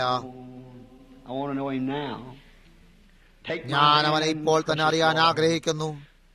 വിലയേറിയ കർത്താവേ, എന്റെ കൈപിടിച്ചെന്നെ നയിക്കണമേ. തെറ്റായ എന്തിനേയും ശരിയല്ലാതായി കാണുന്ന സകലത്തിനുമെതിരായി വിളിച്ചുകൊണ്ട് ഞാൻ ഇവിടെ നിൽക്കട്ടെ. ഞാൻ ഇവിടെ നിൽക്കാൻ ഇടയാകട്ടെ കർത്താവേ. എനിക്ക് ചെയ്യാൻ കഴിയുന്ന സകലതും ചെയ്തു കഴിയുമ്പോൾ എന്നെ നിൽക്കാൻ സഹായിക്കണമേ. എന്റെ കൈയെടുത്ത് അതിലൂടെ എന്നെ വലിക്കണമേ കർത്താവേ. എന്തെങ്കിലും ചെയ്ത് എന്നെ നിൽക്കാൻ അനുവദിക്കണമേ. ആ വക കാര്യങ്ങൾ വരുമ്പോൾ, ഈ ലോകത്തിന്റെ സകല സമ്പാദ്യവും അതിന്റെ സകല പകിട്ടും കടന്നു വരുമ്പോൾ, അതിൽ നിന്നും എന്റെ കണ്ണുകളെ അന്ധമാക്കി എനിക്കായി മരിച്ചവനെ മാത്രം നോക്കുവാൻ എന്നെ അനുവദിക്കണമേ. അതെനിക്കുള്ള എല്ലാ കൂട്ടുകാരെയും നഷ്ടമാക്കിയാലും എനിക്കുള്ള സകലതും നഷ്ടമാക്കുമെങ്കിലും അതെനിക്ക് യാതൊന്നും അർത്ഥമാക്കില്ല. ഞാൻ അതിനെ എല്ലാം അൽത്താരയിലേക്ക് സമർപ്പിക്കുന്നു. അതാണത്. ഞാൻ വിശ്വസ്തനായി നിൽക്കാനിടയാകട്ടെ. ഏതെങ്കിലും ഒരു നാൾ ശ്വാസം എന്റെ മുഖത്തിനെതിരായി വീശുമ്പോൾ എന്റെ ഹൃദയം പോയി കഴിഞ്ഞിരിക്കുന്നു എന്ന് ഞാൻ അറിയുകയും എന്റെ ദിവസം അവസാനിച്ചിരിക്കുന്നു എന്ന് ഞാൻ അറിയുകയും ചെയ്യും. എന്റെ സമയം കഴിഞ്ഞിരിക്കുകയും എന്റെ ചീട്ട് അലമാരയിൽ നിന്നും എടുത്തിരിക്കുകയും ചെയ്തിരിക്കുന്നു. ഞാൻ ഒറ്റയ്ക്ക് യോർദാൻ മറികടക്കാൻ ആഗ്രഹിക്കുന്നില്ല. അവൻ അവിടെ ഉണ്ടായിരിക്കും. അതേ അന്ധകാരത്തെ ഞാൻ കാണുമ്പോൾ അവൻ എനിക്കായി അവിടെ കാത്തു നിൽക്കും. ഞാൻ ഒറ്റയ്ക്ക് യോർദാൻ മറികടക്കാൻ ആഗ്രഹിക്കുന്നില്ല. അവനായി ഞാനിപ്പോൾ നിൽക്കുമെങ്കിൽ അപ്പോൾ അവൻ എനിക്കായി നിൽക്കും. എനിക്കായി മരിച്ചവന് വേണ്ടി ഞാൻ ജീവിക്കും. അപ്പോൾ എന്റെ ജീവിതം എത്ര സന്തോഷപൂരിതമായിരിക്കും. ആ വിധത്തിലാണ് ഞാൻ നിൽക്കാൻ ആഗ്രഹിക്കുന്നത്. രോഗികളായ ജനങ്ങൾ ഇവിടെ ഉണ്ടെന്ന് ഞാൻ കരുതുന്നു. നിങ്ങൾ പ്രാർത്ഥനാ കാർഡുകൾ വല്ലതും കൊടുത്തിരുന്നോ? ഞാൻ മറന്നുപോയി. അവർ പ്രാർത്ഥനാ കാർഡുകൾ കൊടുത്തിരുന്നോ? കാർഡുകൾ എന്തെങ്കിലും കൊടുത്തിട്ടുണ്ടോ? ആർക്കെങ്കിലും പ്രാർത്ഥനാ കാർഡുകൾ കിട്ടിയിട്ടുണ്ടോ? ഇല്ല. പരിശുദ്ധാത്മാവിനായി ഞാനിപ്പോൾ കാത്തുകൊണ്ട് നിൽക്കുന്നു. നിങ്ങൾക്ക് വിശ്വസിക്കാൻ മാത്രം കഴിഞ്ഞാൽ വിശ്വസിക്കുക, സംശയിക്കരുത്. നിങ്ങളുടെ ബുദ്ധിമുട്ടുകളെ ദൈവം എനിക്ക് വെളിപ്പെടുത്തുമെങ്കിൽ അതെന്തായാലും എനിക്കറിയില്ല. നിങ്ങളുടെ കൈ ഉയർത്തുമെങ്കിൽ എനിക്ക് നിങ്ങളെ അറിയില്ല, നിങ്ങൾക്ക് എന്നെയും അറിയില്ല. എന്നാൽ ദൈവം ഇവിടെ വെളിപ്പെടുത്തുമെങ്കിൽ അതവിടെ നശീകരണത്തിന് മുമ്പ് സന്ദേശം കൊണ്ടുവന്ന അതേ ദൂതൻ തന്നെയെന്ന് വിശ്വസിക്കുമോ? ഇപ്പോൾ വരാനിരിക്കുന്ന മറ്റൊരു നശീകരണം മുമ്പായി അത് കൊണ്ടുവരുന്നത് അതേ ദൂതൻ തന്നെയാകുന്നു. നിങ്ങൾക്കത് വിശ്വസിക്കാൻ സാധിക്കുമോ? നിങ്ങളത് ചെയ്യുമെങ്കിൽ നിങ്ങളുടെ കൈ ഉയർത്തിക്കാട്ടു. ശരി, ശരി, കർത്താവ് അത് തരാനിടയാകട്ടെ. അവൻ എന്റെ വളരെ അടുത്തായിരിക്കുന്നു. മറ്റൊരാൾ എന്റെ വളരെ അടുത്തായിരിക്കുന്നു. അതിവിടെയുള്ള ശ്രീമതി സ്നൈഡറാണ്. അതല്ലെങ്കിൽ ഇവിടെയുള്ള ശ്രീമതി മർഫിയാകുന്നു. അവരുടെ പേരെന്തായാലും ശരി, ഇവിടെ തന്നെ ഇരിക്കുന്നു. എനിക്ക് അവരെ അറിയാം. എനിക്ക് ഈ മനുഷ്യനെ അറിയില്ല. അദ്ദേഹം എനിക്ക് ഒരു അപരിചിതനാകുന്നു. എന്നാൽ ദൈവം അദ്ദേഹത്തെ അറിയുന്നു. ദൈവം അത് വെളിപ്പെടുത്തുമെങ്കിൽ അത് ഞാനല്ല എന്ന് എത്ര പേർക്ക് അറിയാൻ സാധിക്കും? എന്നെ നോക്കരുത്. അതിനെ സംബന്ധിച്ചിടത്തോളം ഞാനൊരു കെന്റുക്കയിലെ അറിവില്ലാത്ത ആളാകുന്നു. എന്റെ സ്വന്തം പേരെഴുതാൻ വിദ്യാഭ്യാസം പോലും എനിക്കില്ല. എന്നാൽ ഒരു കാര്യം എനിക്കറിയാം, ഞാൻ അവനെ അറിയുന്നു. അതാണ് എനിക്ക് അറിയേണ്ടതായിട്ടുള്ളത്. ഇപ്പോൾ എന്റെ ഗ്രാമറിന് യാതൊരു പ്രാധാന്യവും കൊടുക്കരുത്. ഇന്നു രാവിലത്തെ എന്റെ സന്ദേശം വരി മുറിഞ്ഞതും മറ്റും പോലെയായിരുന്നു. നിങ്ങളുടെ ടാർഗറ്റ് 0-ലല്ല കേന്ദ്രീകരിച്ചിരിക്കുന്നു എങ്കിൽ നിങ്ങൾ അതിനെ ബൈബിളുമായി നേരെ നോക്കിക്കൊള്ളുക. നിങ്ങളുടെ പ്രതീക്ഷ അതിലല്ലാതിരിക്കുമ്പോൾ നിങ്ങൾ അതിനെ അവിടെ ഇട്ട് നോക്കുക. നിങ്ങളുടെ ചിന്തയുമായി നിരയിലാക്കരുത്. അവൻ പറഞ്ഞിട്ടുള്ളതുമായി നിരയിലാക്കുക. വാതിലെടുക്കമുള്ളത്, വഴി ഞെരുക്കമുള്ളത്, അത് കണ്ടെത്തുന്നവർ ചുരുക്കമത്രേ. എന്നാൽ നാശത്തിലേക്ക് പോകുന്ന വഴി വിശാലവും വാതിൽ വീതിയേറിയതും അതുവഴി കടന്നു പോകുന്നവർ അനേകരുമത്രേ. ദശലക്ഷം പേർ അവിടേക്ക് പോകുന്നു. ഒരു പക്ഷേ ദശലക്ഷത്തിൽ ഒന്നാകാം അതുവഴി കടന്നു പോകുന്നത്. അവിടെയാണ് നിങ്ങൾ. അങ്ങനെയാണ് അവൻ പറഞ്ഞിരിക്കുന്നത്. ഇപ്പോൾ അവൻ അത് എത്ര പേരാണെന്ന് പറഞ്ഞിട്ടില്ല. എന്നാൽ അവൻ പറഞ്ഞു, നോഹയുടെ നാൾക്കിൽ എന്ന പോലെ 8 ആത്മാക്കൾ, സോദോമിന്റെ നാൾക്കളിൽ എന്ന പോലെ 3. അത് മുഴുവനിൽ നിന്നും തീയിൽ നിന്നും 3 രക്ഷ പ്രാപിച്ചു. അതുപോലെയാകും. ഇപ്പോൾ ആരെങ്കിലും വാസ്തവമായും ആത്മീയരാണെങ്കിൽ ഇവിടെ ഇരിക്കുന്ന ഈ മനുഷ്യനിലേക്ക് നിങ്ങൾ നോക്കാൻ ഞാൻ ആഗ്രഹിക്കുന്നു. അവന് കഴിയുന്നതിലും വളരെ ദൃഢമായി എന്നെ നോക്കിക്കൊണ്ടിരിക്കുന്നു. അവന്റെ കൈ ഉയർത്തിയിരിക്കുന്നു. എനിക്ക് അവനെ അറിയില്ല. ഒരിക്കലും അവനെ കണ്ടിട്ടില്ല. എനിക്ക് അവനെ പറ്റി യാതൊന്നും തന്നെ അറിയില്ല. അവൻ അവിടെ ഇരുന്നു കൊണ്ട് എന്നെ നോക്കിക്കൊണ്ടിരിക്കുന്നു. എന്നാൽ നോക്കൂ, അവനൊരു ബന്ധമുണ്ടാക്കിയിരിക്കുന്നു. അവൻ പ്രാർത്ഥിക്കുന്നു. ഇപ്പോൾ അത് ശരിയാണ്. ഇപ്പോൾ കർത്താവ് എന്നോട് പറയുകയാണെങ്കിൽ ആ മനുഷ്യൻ എന്നിൽ നിന്നും അത്രയും ദൂരമായിട്ടാണ് ഇരിക്കുന്നത്. അത് നമ്മുടെ ആദ്യത്തെ കണ്ടുമുട്ടലാണ്. അവിടെയായിട്ട് അവനിരിക്കുന്നു. എന്താണ് അവന്റെ ആവശ്യം എന്താണെന്ന് കർത്താവ് എനിക്ക് വെളിപ്പെടുത്തുമെങ്കിൽ എനിക്ക് അവനെ സൗഖ്യമാക്കാൻ സാധിക്കില്ല. എനിക്ക് കഴിയില്ല. എനിക്കത് ചെയ്യാൻ കഴിയുകയില്ല. കാരണം ദൈവം അത് മുന്നമേ തന്നെ ചെയ്തിരിക്കുന്നു. എന്നാൽ അത് നിങ്ങളുടെ വിശ്വാസം വർദ്ധിപ്പിക്കും. എല്ലാവരും ഇപ്പോൾ കാണുന്നു, അവൻ ഇവിടെ തന്നെ അതേ ആത്മാവായിട്ട് തന്നെയാകുന്നു. ഓർക്കൂ, അവസാന സമയത്തിന് മുമ്പ് യേശു അത് വാഗ്ദത്തം ചെയ്തിരുന്നു. അതെല്ലായ്പ്പോഴും അവസാനത്തെ അടയാളമായിരുന്നു. കഴിഞ്ഞ ദിവസം ലിയോയും ഞാനും പട്ടണത്തിൽ ഇരിക്കുകയായിരുന്നു. ഞങ്ങളിൽ ആരോ സംസാരിച്ചുകൊണ്ടിരുന്നു. ഒരു മാറ്റം വരുന്നതായി എനിക്ക് തോന്നിക്കൊണ്ടിരുന്നു. ഞങ്ങൾ അതിനെക്കുറിച്ച് സംസാരിച്ചപ്പോൾ അതിന്റെ മിനിസ്ട്രിയിലെ ഒരു മാറ്റമാകാനിടയില്ല. കാരണം അത് ഇതിലും അധികമാകാനിടയില്ല. എന്നാൽ അതെന്നിൽ ഒരു മാറ്റമുണ്ടാക്കിയേക്കാം. ഞാൻ എല്ലായ്പ്പോഴും ക്ഷീണിതനായിട്ട് ജനങ്ങൾ എന്നെ നയിക്കുകയും നടത്തുകയും ചെയ്തിട്ട് ഈ വഴിയിലും ആ വഴിയിലൂടെയും നടത്തിയിരുന്നു. ഞാൻ എന്തെങ്കിലും ചെയ്തിട്ടുണ്ടെങ്കിൽ അത് ചെയ്യാനായി കർത്താവിനോട് വളരെ മുമ്പ് തന്നെ പറയുമായിരുന്നു. എന്നാൽ ഞാൻ ഇന്നായിരിക്കുന്ന ഘട്ടത്തിലാകില്ലായിരുന്നു. ദൈവവുമായി ഒറ്റയ്ക്കായിരിക്കാൻ ഞാൻ ഈ അടുത്ത ആഴ്ചയിൽ പുറത്തു പോകാൻ പോകുന്നു. അതെ സാർ, എനിക്ക് തികച്ചും സ്വർഗത്തിൽ നിന്ന് കേട്ടിരിക്കണം. ഞാൻ ക്ഷീണിതരായിരിക്കാൻ ഇഷ്ടപ്പെടുന്നില്ല. ഞാൻ എന്റെ സ്വന്തം ദൃഢവിശ്വാസത്തിലായിരിക്കാൻ ആഗ്രഹിക്കുന്നു. ആ മനുഷ്യൻ അത് നേരെ തിരികെ അവന്റെ പിന്നിലേക്ക് വരുന്നു. അവൻ നേരെ പിന്നിലായിട്ടിരിക്കുന്നു. കാരണം ആ മനുഷ്യൻ വിശ്വസിക്കുന്നു. അവൻ വാസ്തവമായും വിശ്വസിക്കുന്നു. ഞാൻ ശ്രോതാക്കളെ എല്ലായിടത്തും ശ്രദ്ധിക്കുന്നുണ്ട്. അത് നേരെ ആ മനുഷ്യന്റെ പിന്നിലായി വന്നിരിക്കുന്നു. അവൻ ആവശ്യക്കാരനാകുന്നു. അവൻ ഭാരപ്പെട്ടിരിക്കുന്നു. എന്നാൽ അവൻ ഭാരപ്പെട്ടിരിക്കുന്നത് മറ്റാർക്കോ വേണ്ടിയിട്ടാകുന്നു. അത് ശരിയാകുന്നു. താങ്കൾ മറ്റാർക്കോ വേണ്ടിയാണ് പ്രാർത്ഥിക്കുന്നത്. നിങ്ങളുടെ ഹൃദയത്തിൽ മറ്റാരോ ഉണ്ട്. അത് ശരിയാണ്. അങ്ങനെയല്ലേ? അതൊരു സുഹൃത്താകുന്നു.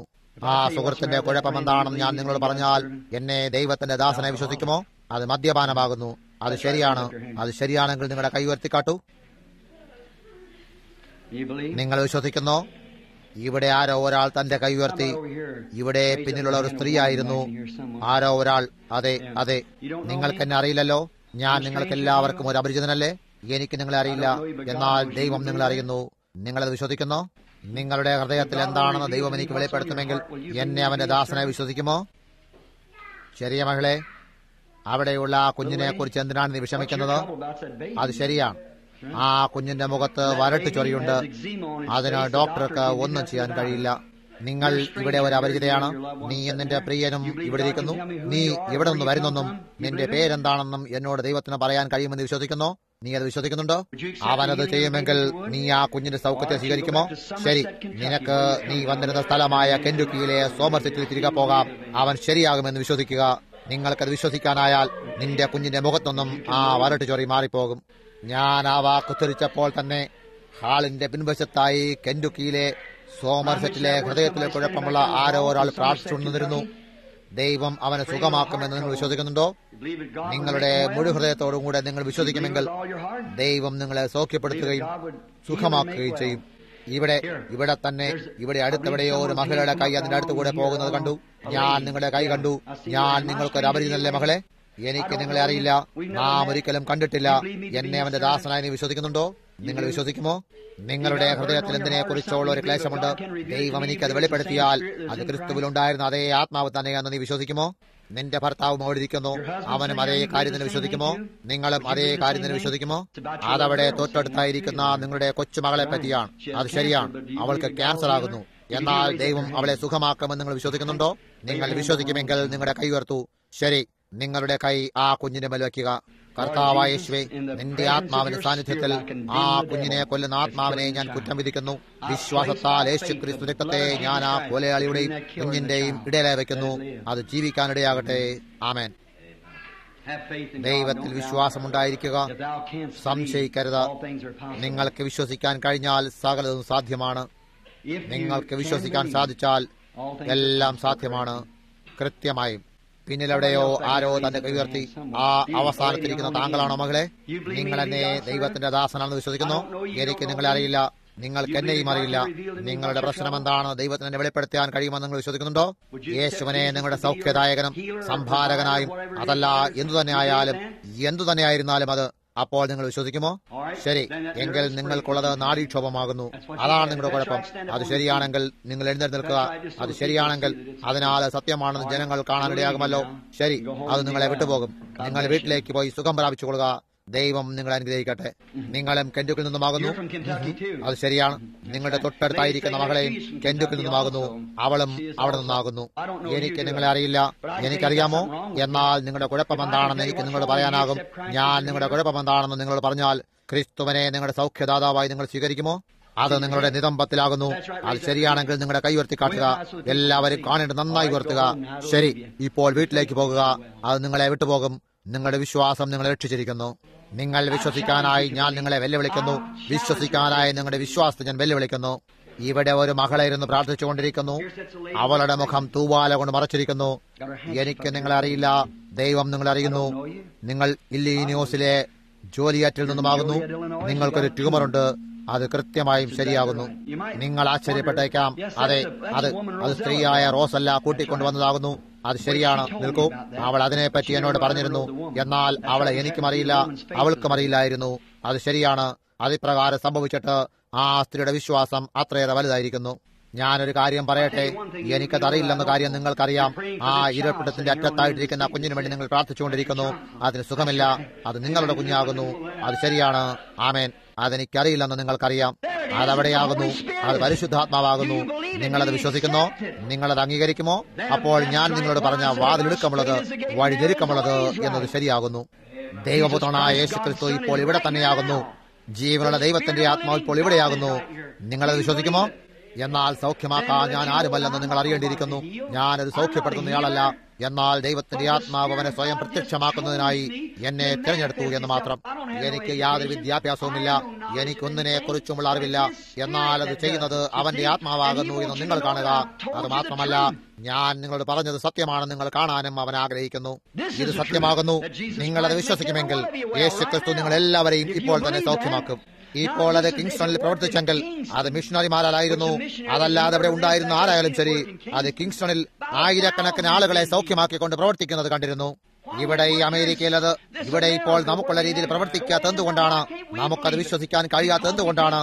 ആ ചെറിയ തോക്കിനെ ശരിക്കും ചൂണ്ടാൻ കഴിയുന്നില്ല. നിങ്ങളത് വിശ്വസിക്കുന്നോ? നിങ്ങളുടെ കൈ ഉയർത്തിയാലും ഇപ്പോൾ ആ കൈകളെ നിങ്ങളടുത്ത് നിൽക്കുന്ന ആരുടെയെങ്കിലും മേൽ വെക്കുക. ഞാൻ അവർക്ക് വേണ്ടി ഇവിടെ വെച്ച് തന്നെ പ്രാർത്ഥിക്കട്ടെ. നിങ്ങളുടെ ഹൃദയത്തിൽ ഇനിമേൽ ഒരു സംശയം ശേഷിക്കരുത്. അത് അതിനെ അവസാനിപ്പിക്കും. ഓ എന്റെ സഹോദരൻ നേവൽ, ഞാൻ എങ്ങനെ ആശിച്ചിരുന്നു, ഞാൻ എങ്ങനെ പ്രാർത്ഥിച്ചിരുന്നു, എങ്ങനെ ഞാൻ ഒറ്റയ്ക്കാണെന്നാകാം നിങ്ങൾ ചിന്തിക്കുന്നത്. ഞാനല്ല. ഇപ്പോൾ ഞാൻ എവിടെയാകുന്നു എന്ന് ഞാൻ അറിയുന്നു. ഈ ചെറിയ കാര്യം മാത്രം എനിക്ക് നിങ്ങളിലേക്ക് പകർന്നു തരാൻ കഴിഞ്ഞെങ്കിൽ ദൈവപുത്രനായ യേശുക്രിസ്തുവാണ് ഇന്നു രാവിലെ നേരെ ഈ ജനങ്ങളുടെ ഇപ്പോൾ ശരിക്കും ഇപ്പോൾ തന്നെ പ്രദർശിപ്പിച്ചുകൊണ്ടിരിക്കുന്നുവെന്ന് നിങ്ങൾക്ക് തിരിച്ചറിയാൻ സാധിക്കുന്നോ? അതിന് നിങ്ങൾ ബ്രദർ ബെൻഹാം നിങ്ങളാണത് പറഞ്ഞത്. എനിക്ക് അങ്ങനെ അത് പറയാനാകും? എനിക്ക് നിങ്ങളെ അറിയില്ല. ഇവിടെ ടി വി ബാധിച്ച മറ്റൊരു സ്ത്രീയും കൂടെ ഉണ്ട്. സഹോദരി, നിങ്ങൾ സുഖപ്പെട്ടിരിക്കുന്നു. നിങ്ങൾ അനുഗ്രഹിക്കുന്നു. എന്നോ ക്ഷമിക്കണം. നിങ്ങൾ ടി വി ബാധിച്ച ഒരു സ്ത്രീക്കായി പ്രാർത്ഥിക്കുന്നു. അതൊരു തലനരച്ച മുടിയുള്ള സ്ത്രീയാകുന്നു. അതെ, അത് ശരിയാണ്. അത് വിശ്വസിക്കുക. ശരി, അവൻ ഇവിടെയാകുന്നു. ഇതവന്റെ സാന്നിധ്യമാകുന്നു. ഇപ്പോൾ ഇവിടെ അവൻ എന്താണ് പറഞ്ഞത്? വിശ്വസിക്കുന്നവരാൽ ഈ അടയാളങ്ങൾ നടക്കും. അവർ രോഗികളെ കൈവച്ചാൽ അവർക്ക് സൗഖ്യം വരും. അവൻ എങ്ങനെ കള്ളം പറയാൻ കഴിയും? നോക്കൂ, അതവന്റെ മേലല്ല, അത് എനിക്ക് വേണ്ടിയുമല്ല. ഇപ്പോൾ അത് നിങ്ങളുടെ മേലാകുന്നു. ഇപ്പോൾ നിങ്ങൾ വിശ്വസിക്കുക. ഇപ്പോൾ പിന്നിലായിരിക്കുന്ന ഒരു ചെറിയ മകളെ ഞാനിപ്പോൾ നോക്കുന്നു. അവൾക്ക് വളരെ വിശ്വാസമുണ്ടായിരിക്കുന്നു. അവളും അവളുടെ ഭർത്താവും പുതുതായി ക്രിസ്തുവിലേക്ക് വന്നതേയുള്ളൂ. അവൾ ഈ യോഗത്തിലിരിക്കുന്നു. കുറച്ചു മുമ്പ് ഒരു പിളർപ്പ് അവളിൽ നിന്നും ഡോക്ടർമാർ ശസ്ത്രക്രിയ ചെയ്ത് മാറ്റാൻ പോവുകയായിരുന്നു. അവളുടെ കുഞ്ഞു ജനിക്കാൻ പോവുകയായിരുന്നു. ഡോക്ടർമാർ പിന്നീട് അതിനെ ശസ്ത്രക്രിയ ചെയ്യാൻ തീരുമാനിച്ചിരുന്നു. എന്നാൽ കുഞ്ഞു ജനിക്കുകയും അവളുടെ ഹർണി അവർ കണ്ടുപിടിക്കാൻ കഴിഞ്ഞതുമില്ല. അത് മുഴുവനായും പോയി കഴിഞ്ഞിരുന്നു. കാണുന്നോ എന്തുകൊണ്ടാണ്? അവൾ ഇങ്ങനെ ഇരിക്കുന്നു. അതുണ്ടായിരുന്നപ്പോൾ അവൾ പ്രസംഗവേദിയിലേക്ക് വന്നിരുന്നില്ല. അവൾ അവിടെ പിന്നിലായിരുന്നു വിശ്വസിക്കുക മാത്രം ചെയ്തു. അതവിടെ പുറകിലായിട്ടാണ് ഞാൻ വിശ്വസിക്കുന്നു. അത് ശരിയല്ലേ ശ്രീമതി ഗ്രീൻ? അവരുടെ കൈ കാണുന്നുണ്ടോ? ഡോക്ടർമാർക്ക് ആ പിളർപ്പ് കാണാൻ പോലും സാധിച്ചില്ല. അത് മുഴുവനും നീങ്ങിപ്പോയിരുന്നു.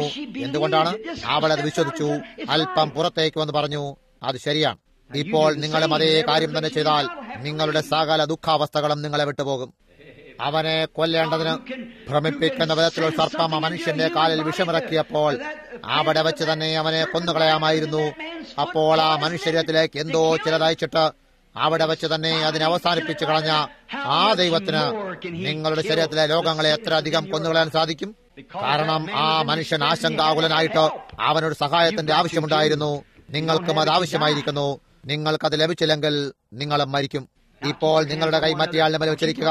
നിങ്ങൾ നിങ്ങൾക്ക് വേണ്ടി പ്രാർത്ഥിക്കരുത്. നിങ്ങളുടെ അടുത്ത് നിൽക്കുന്ന ആളിനായി നിങ്ങൾ പ്രാർത്ഥിക്കുക. അതാണ് ക്രിസ്ത്യാനി ചെയ്യുന്നത്. ഇത് പഠിക്കുക, ഇത് മനസ്സിലാക്കുക. അതായത് നിങ്ങൾ മറ്റുള്ളവർക്ക് ചെയ്യുന്നത് പോലെയാണ് നിങ്ങൾ ക്രിസ്തുവിന് ചെയ്യുന്നത്. നിങ്ങൾ ആർക്കെങ്കിലും നല്ലവരായിരിക്കുമ്പോൾ നിങ്ങൾ ക്രിസ്തുവിന് നല്ലവരായിരിക്കുന്നു. നിങ്ങൾ ആരോടെങ്കിലും തെറ്റായി പെരുമാറുമ്പോൾ നിങ്ങൾ ക്രിസ്തുവിനോട് തെറ്റായി പെരുമാറുന്നു. എനിക്ക് എന്താണ് തോന്നുന്നത് എന്നും ഞാൻ എന്തിലേക്കാണ് നോക്കുന്നത് എന്നും എന്താണ് സംഭവിക്കാൻ പോകുന്നതെന്ന് എനിക്കറിയാം എന്നതിലൂടെയും എനിക്ക് ജനങ്ങളെ ഇവയിലൂടെ കൊണ്ടുപോകാൻ സാധിച്ചിരുന്നെങ്കിൽ, ഇതെനിക്ക് കാണിക്കാൻ സാധിച്ചിരുന്നെങ്കിൽ, നോക്കൂ, ഈ രാവിലത്തെ സന്ദേശത്തിലൂടെ ജനങ്ങളുടെ ഹൃദയത്തെ ശരിയാക്കി അവിടെ എന്തെങ്കിലും ഉണ്ടാക്കാനായ ക്രിസ്തു എങ്ങനെയാണ് തള്ളുന്നത്? ഒരു ഉത്തേജനമല്ല, ഒരിളക്കമല്ല, അതോടൊപ്പം വരുന്നു. എന്നാൽ ഒരു മരിച്ചു പോകാത്ത വിശ്വാസം ഉണ്ടാക്കാൻ നോക്കുന്നു. അത് ഒരു ഇഞ്ച് ശത്രുവിന് കൊടുക്കുക എന്ന് പറയില്ല. ഇപ്പോൾ അവൻ എന്റെ പ്രാർത്ഥന കേൾക്കും. അവൻ നിങ്ങളുടേത് കേൾക്കും. ഇപ്പോൾ ഞാൻ നിങ്ങൾക്ക് എല്ലാവർക്കും വേണ്ടി പ്രാർത്ഥിക്കുമ്പോൾ നിങ്ങളൊരാൾ മറ്റേയാളിനായി പ്രാർത്ഥിക്കുക. ഓ കർത്താവേ, ഈ വലുതും നിർണായകമായ സമയത്ത് ഇതനേകർക്ക് മരണത്തിന്റെയും ജീവന്റെയും വ്യത്യാസത്തെ ഉളവാക്കാൻ പോകുന്നു എന്ന് ഞങ്ങൾ തിരിച്ചറിയുന്നു. അങ്ങയുടെ സാന്നിധ്യത്തിൽ ഞാൻ വിറയ്ക്കുന്നു. കാരണം കർത്താവേ, എന്റെ മുഴുഹൃദയത്തോടും കൂടെ ഞാൻ പ്രാർത്ഥിക്കേണ്ടതാകുന്നു എന്ന് ഞാൻ അറിയുന്നു.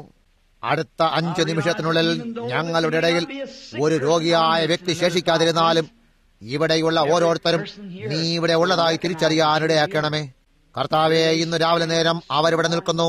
ഇന്നു രാവിലെ നേരം ജനങ്ങൾ തങ്ങളുടെ കൈകൾ ഉയർത്തിയിരുന്നു. ഞാൻ അവരെ അറിയുകയോ അവരെ പറ്റി എന്തെങ്കിലും അറിയുകയോ ഇല്ലെന്ന് അവർ അറിയുന്നു.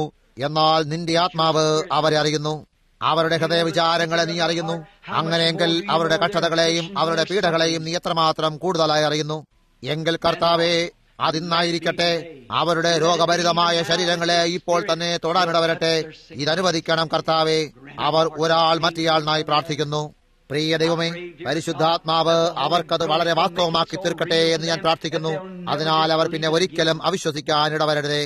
മറ്റൊരു രോഗവുമുണ്ട് കർത്താവെ. അത് ഈ ശരീരത്തിലെ രോഗത്തെക്കാൾ വളരെ വലുതാകുന്നു. അതൊരു ആത്മീയ രോഗമാകുന്നു. ഓരോ ഹൃദയവും തുറക്കാനിടയാകട്ടെ. കർത്താവെ, ഇതേ കാര്യം ചെയ്തുകൊണ്ട് നീ അബ്രഹാമിന്റെ വശത്ത് നിന്ന് പിന്നിലുണ്ടായിരുന്ന സാറയോടത് പറഞ്ഞപ്പോൾ അതെങ്ങനെയായിരുന്നു? തിരുവചനം പറയുന്നു, അവളോട് നീ പറയുമ്പോൾ കൂടാരത്തിലിരുന്നു കൊണ്ട് അവൾ ചിരിച്ചു. അത് മഹാനായ ദൈവം ഏലോഹിമായിരുന്നു എന്ന് അബ്രഹാം ഗ്രഹിച്ചു. അല്പ നിമിഷങ്ങൾക്കുള്ളിൽ തന്നെ നീ അപ്രത്യക്ഷമാവുകയും ചെയ്തു.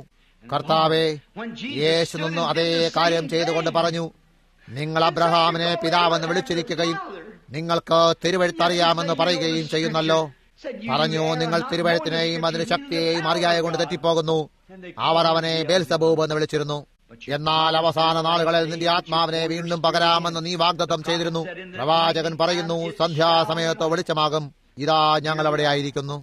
ഒരു മദ്യപിച്ചിരിക്കുന്ന മനുഷ്യൻ രാത്രിയിൽ വീട്ടിലേക്ക് പോകാൻ ചാഞ്ചാടുന്നത് പോലെ പാപത്തിന്റെ കീഴിൽ ഈ നിയമാനുസൃതമല്ലാത്ത ലോകം തെന്നി വീഴുമ്പോൾ വളരെ വേഗം തന്നെ അവൾ പ്രഹരിക്കപ്പെടുകയും എവിടെയും ലാവയുടെ പൊടി പോലും ശേഷിക്കുമില്ല.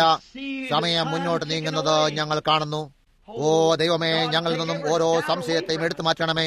ആ ഭ്രമണത്തിലേക്ക് ഇപ്പോൾ തന്നെ ഞങ്ങൾ എത്തിക്കണമേ. പരിശുദ്ധാത്മാവേ, കടന്നു വരണമേ. നിന്റെ മഹത്തായ ചിറകുകൾ വിരിച്ച് ഇപ്പോൾ തന്നെ ഈ ചെറിയ ശ്രോതാക്കളുടെ ഇടയിലേക്ക് വന്ന് അടയിരുന്നു കൊണ്ട് നിന്നെ സ്വയം അവരുടെ ഹൃദയത്തിലേക്ക് സാന്ദ്രീകരിക്കാൻ ഇടവരുത്തി നിന്റെ ദിവ്യ സാന്നിധ്യം അവർ അറിയാനിടയാകട്ടെ. അത് നീയാകുന്നു. നിന്റെ രോഗങ്ങളെ സൗഖ്യമാക്കുന്ന കർത്താവ് ഞാനാകുന്നു. ഇന്ന് രാവിലെ നേരം അവരിലൂടെ സകലത്തിനാലും വിശ്വസിച്ചിട്ട് അവർ ഇവിടം വിട്ടു പോകുമ്പോൾ നിന്റെ സാന്നിധ്യം അവരുടെ ഹൃദയത്തിൽ എന്തെങ്കിലും ചെയ്യാനിടയാകട്ടെ. ഓരോ രോഗികളും പീഡിതരുമായിരിക്കുന്നവർ സുഖം പ്രാപിക്കാനിടയാകട്ടെ. എന്തുകൊണ്ടെന്നാൽ നിന്റെ ദാസനായി ഞാൻ ഇവിടെ നിന്നുകൊണ്ട് എല്ലാ പിശാചിനെയും കുറ്റം വിധിക്കുന്നു. ഓരോ രോഗത്തെയും കുറ്റം വിധിക്കുന്നു. സാത്താനെ കുറ്റം വിധിക്കുന്നു. നീ തോറ്റിരിക്കുന്നു. നീ ഒരു കബളിപ്പിക്കുന്നവനല്ലാതെ മറ്റൊന്നുമല്ല. യേശു ക്രിസ്തുവിന്റെ നാമത്തിൽ ഇന്ന് രാവിലെ നേരം നിന്റെ കൈയിൽ നിന്നും മാറ്റാൻ ഞങ്ങൾ പറയുന്നു. അവന്റെ ദാസനും അവന്റെ വചനം പ്രസംഗിച്ചുകൊണ്ട് വചനത്തിന്റെ നിരയിൽ നേരെയാകുക എന്ന് ജനങ്ങൾ സത്യം പറയുന്നവനാലും സാത്താനെ, ഞാൻ നിന്നെ യേശു ക്രിസ്തുവിന്റെ നാമത്തിൽ കുറ്റം വിധിക്കുന്നു. ഈ ഓരോ ജനങ്ങളിൽ നിന്നും ദൂരമാകുക. അടുത്തു നിന്നും ദൂരെ നിന്നും വന്നവരൊക്കെയും സൗഖ്യം പ്രാപിക്കാനിടയാകട്ടെ. നീ ഈ ജനങ്ങളെയും ശ്രോതാക്കളെയും വിട്ടുവരിക. ജീവനുള്ള ദൈവത്താൽ ഞാൻ നിന്നെ കൊണ്ട് സത്യം ചെയ്യിക്കുന്നു. ബൈബിൾ ഇങ്ങനെ പറയുന്നു, നീതിമാന്റെ ശ്രദ്ധയോടുകൂടിയ പ്രാർത്ഥന വളരെ ഫലം ചെയ്യുന്നു. ഇന്ന് രാവിലെ നേരം ഇവിടെ അനേക നീതിമാന്മാരായ മനുഷ്യർ തങ്ങളുടെ കൈകളെ രോഗികളെ മേൽ വെച്ചിരിക്കുന്നു. ഓ സാത്താനെ, അത് ഞാനായിരുന്നു എന്ന് നീ ചിന്തിപ്പിക്കാൻ ശ്രമിച്ചു. അങ്ങനെ നീ അവരിൽ നിന്നും മഹത്വമെടുക്കാൻ നോക്കി. എന്നാൽ അത് അവരുടെ ദൈവത്തിലുള്ള വിശ്വാസം കൂടെയാകുന്നു. അവർ ദൈവത്തിൽ വിശ്വസിക്കുന്നു. നിനക്ക് വിശ്വാസത്താൽ നീങ്ങിപ്പോകേണ്ടതുണ്ട്. അതുകൊണ്ട് നീ ഇവിടെ ദൂരം പോയിക്കൊള്ളുക. നിന്റെ വാസസ്ഥലമായ പുറത്തെ അന്ധകാരത്തിലേക്ക് പോകുക. ദൈവത്തിന്റെ ബൈബിളിന്റെ അധികാരത്താലും ദൂതനാൽ എനിക്ക് നൽകപ്പെട്ട അധികാരപത്രത്താലും യേശു ക്രിസ്തു നാമത്തിൽ ഞാൻ നിന്നെ കുറ്റം വിധിക്കുന്നു. ഇപ്പോൾ പോകുക. യേശു ക്രിസ്തു നാമത്തിൽ അവരെ സ്വതന്ത്രമായി പോകാൻ അനുവദിക്കുക. ആമേൻ. നിങ്ങൾ സൗഖ്യം പ്രാപിച്ചുവെന്ന് നിങ്ങളുടെ മുഴു ഹൃദയത്തോടും കൂടെ വിശ്വസിക്കുന്നു. നിങ്ങളുടെ കൈ ഉയർത്തിക്കൊണ്ട് പറയൂ, ഇപ്പോൾ ഞാൻ യേശു ക്രിസ്തുവിനെ സൗഖ്യദായകനെ അംഗീകരിക്കുന്നു. എല്ലാ നിഴലുകളും എന്നിൽ നിന്ന് മറഞ്ഞു പോയിരിക്കുന്നു. അവന്റെ അനുഗ്രഹീതമായ സാന്നിധ്യത്താലും അവന്റെ ശക്തിയുടെ പൂർണ്ണതയിലും ഇപ്പോൾ ഞാൻ അവനെ സ്വീകരിക്കുന്നു. ഞാൻ അവനെ സ്വീകരിക്കുന്നു.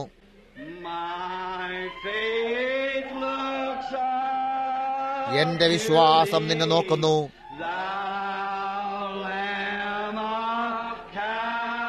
കാൽവരിയിലെ കുഞ്ഞാടേ,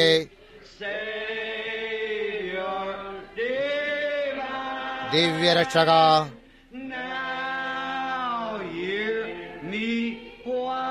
ഞാൻ പ്രാർത്ഥിക്കുന്നവരം ഇപ്പോൾ കേൾക്കണമേ.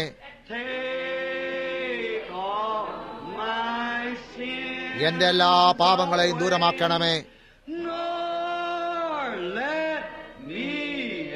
ഒരിക്കലും എന്നെ അലയാനിടയാക്കരുതേ.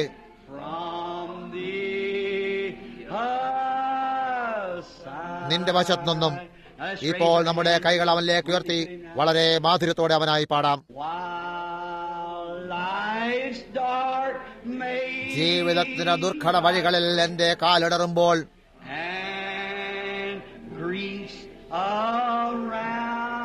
ദുഃഖം എന്റെ ചുറ്റിനും പ്രസരിക്കുമ്പോൾ അങ്ങന്റെ വഴികാട്ടിയായിരിക്കണമേ. ഓ ദൈവമേ, കൂരിരുളൻ അന്ധകാരം പ്രകാശമായി മാറ്റി ദുഃഖത്തെയും സങ്കടത്തെയും തുടച്ചു നീക്കി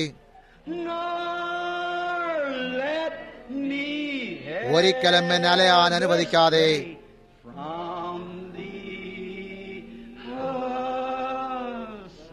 നിന്റെ വശത്തു നിന്നും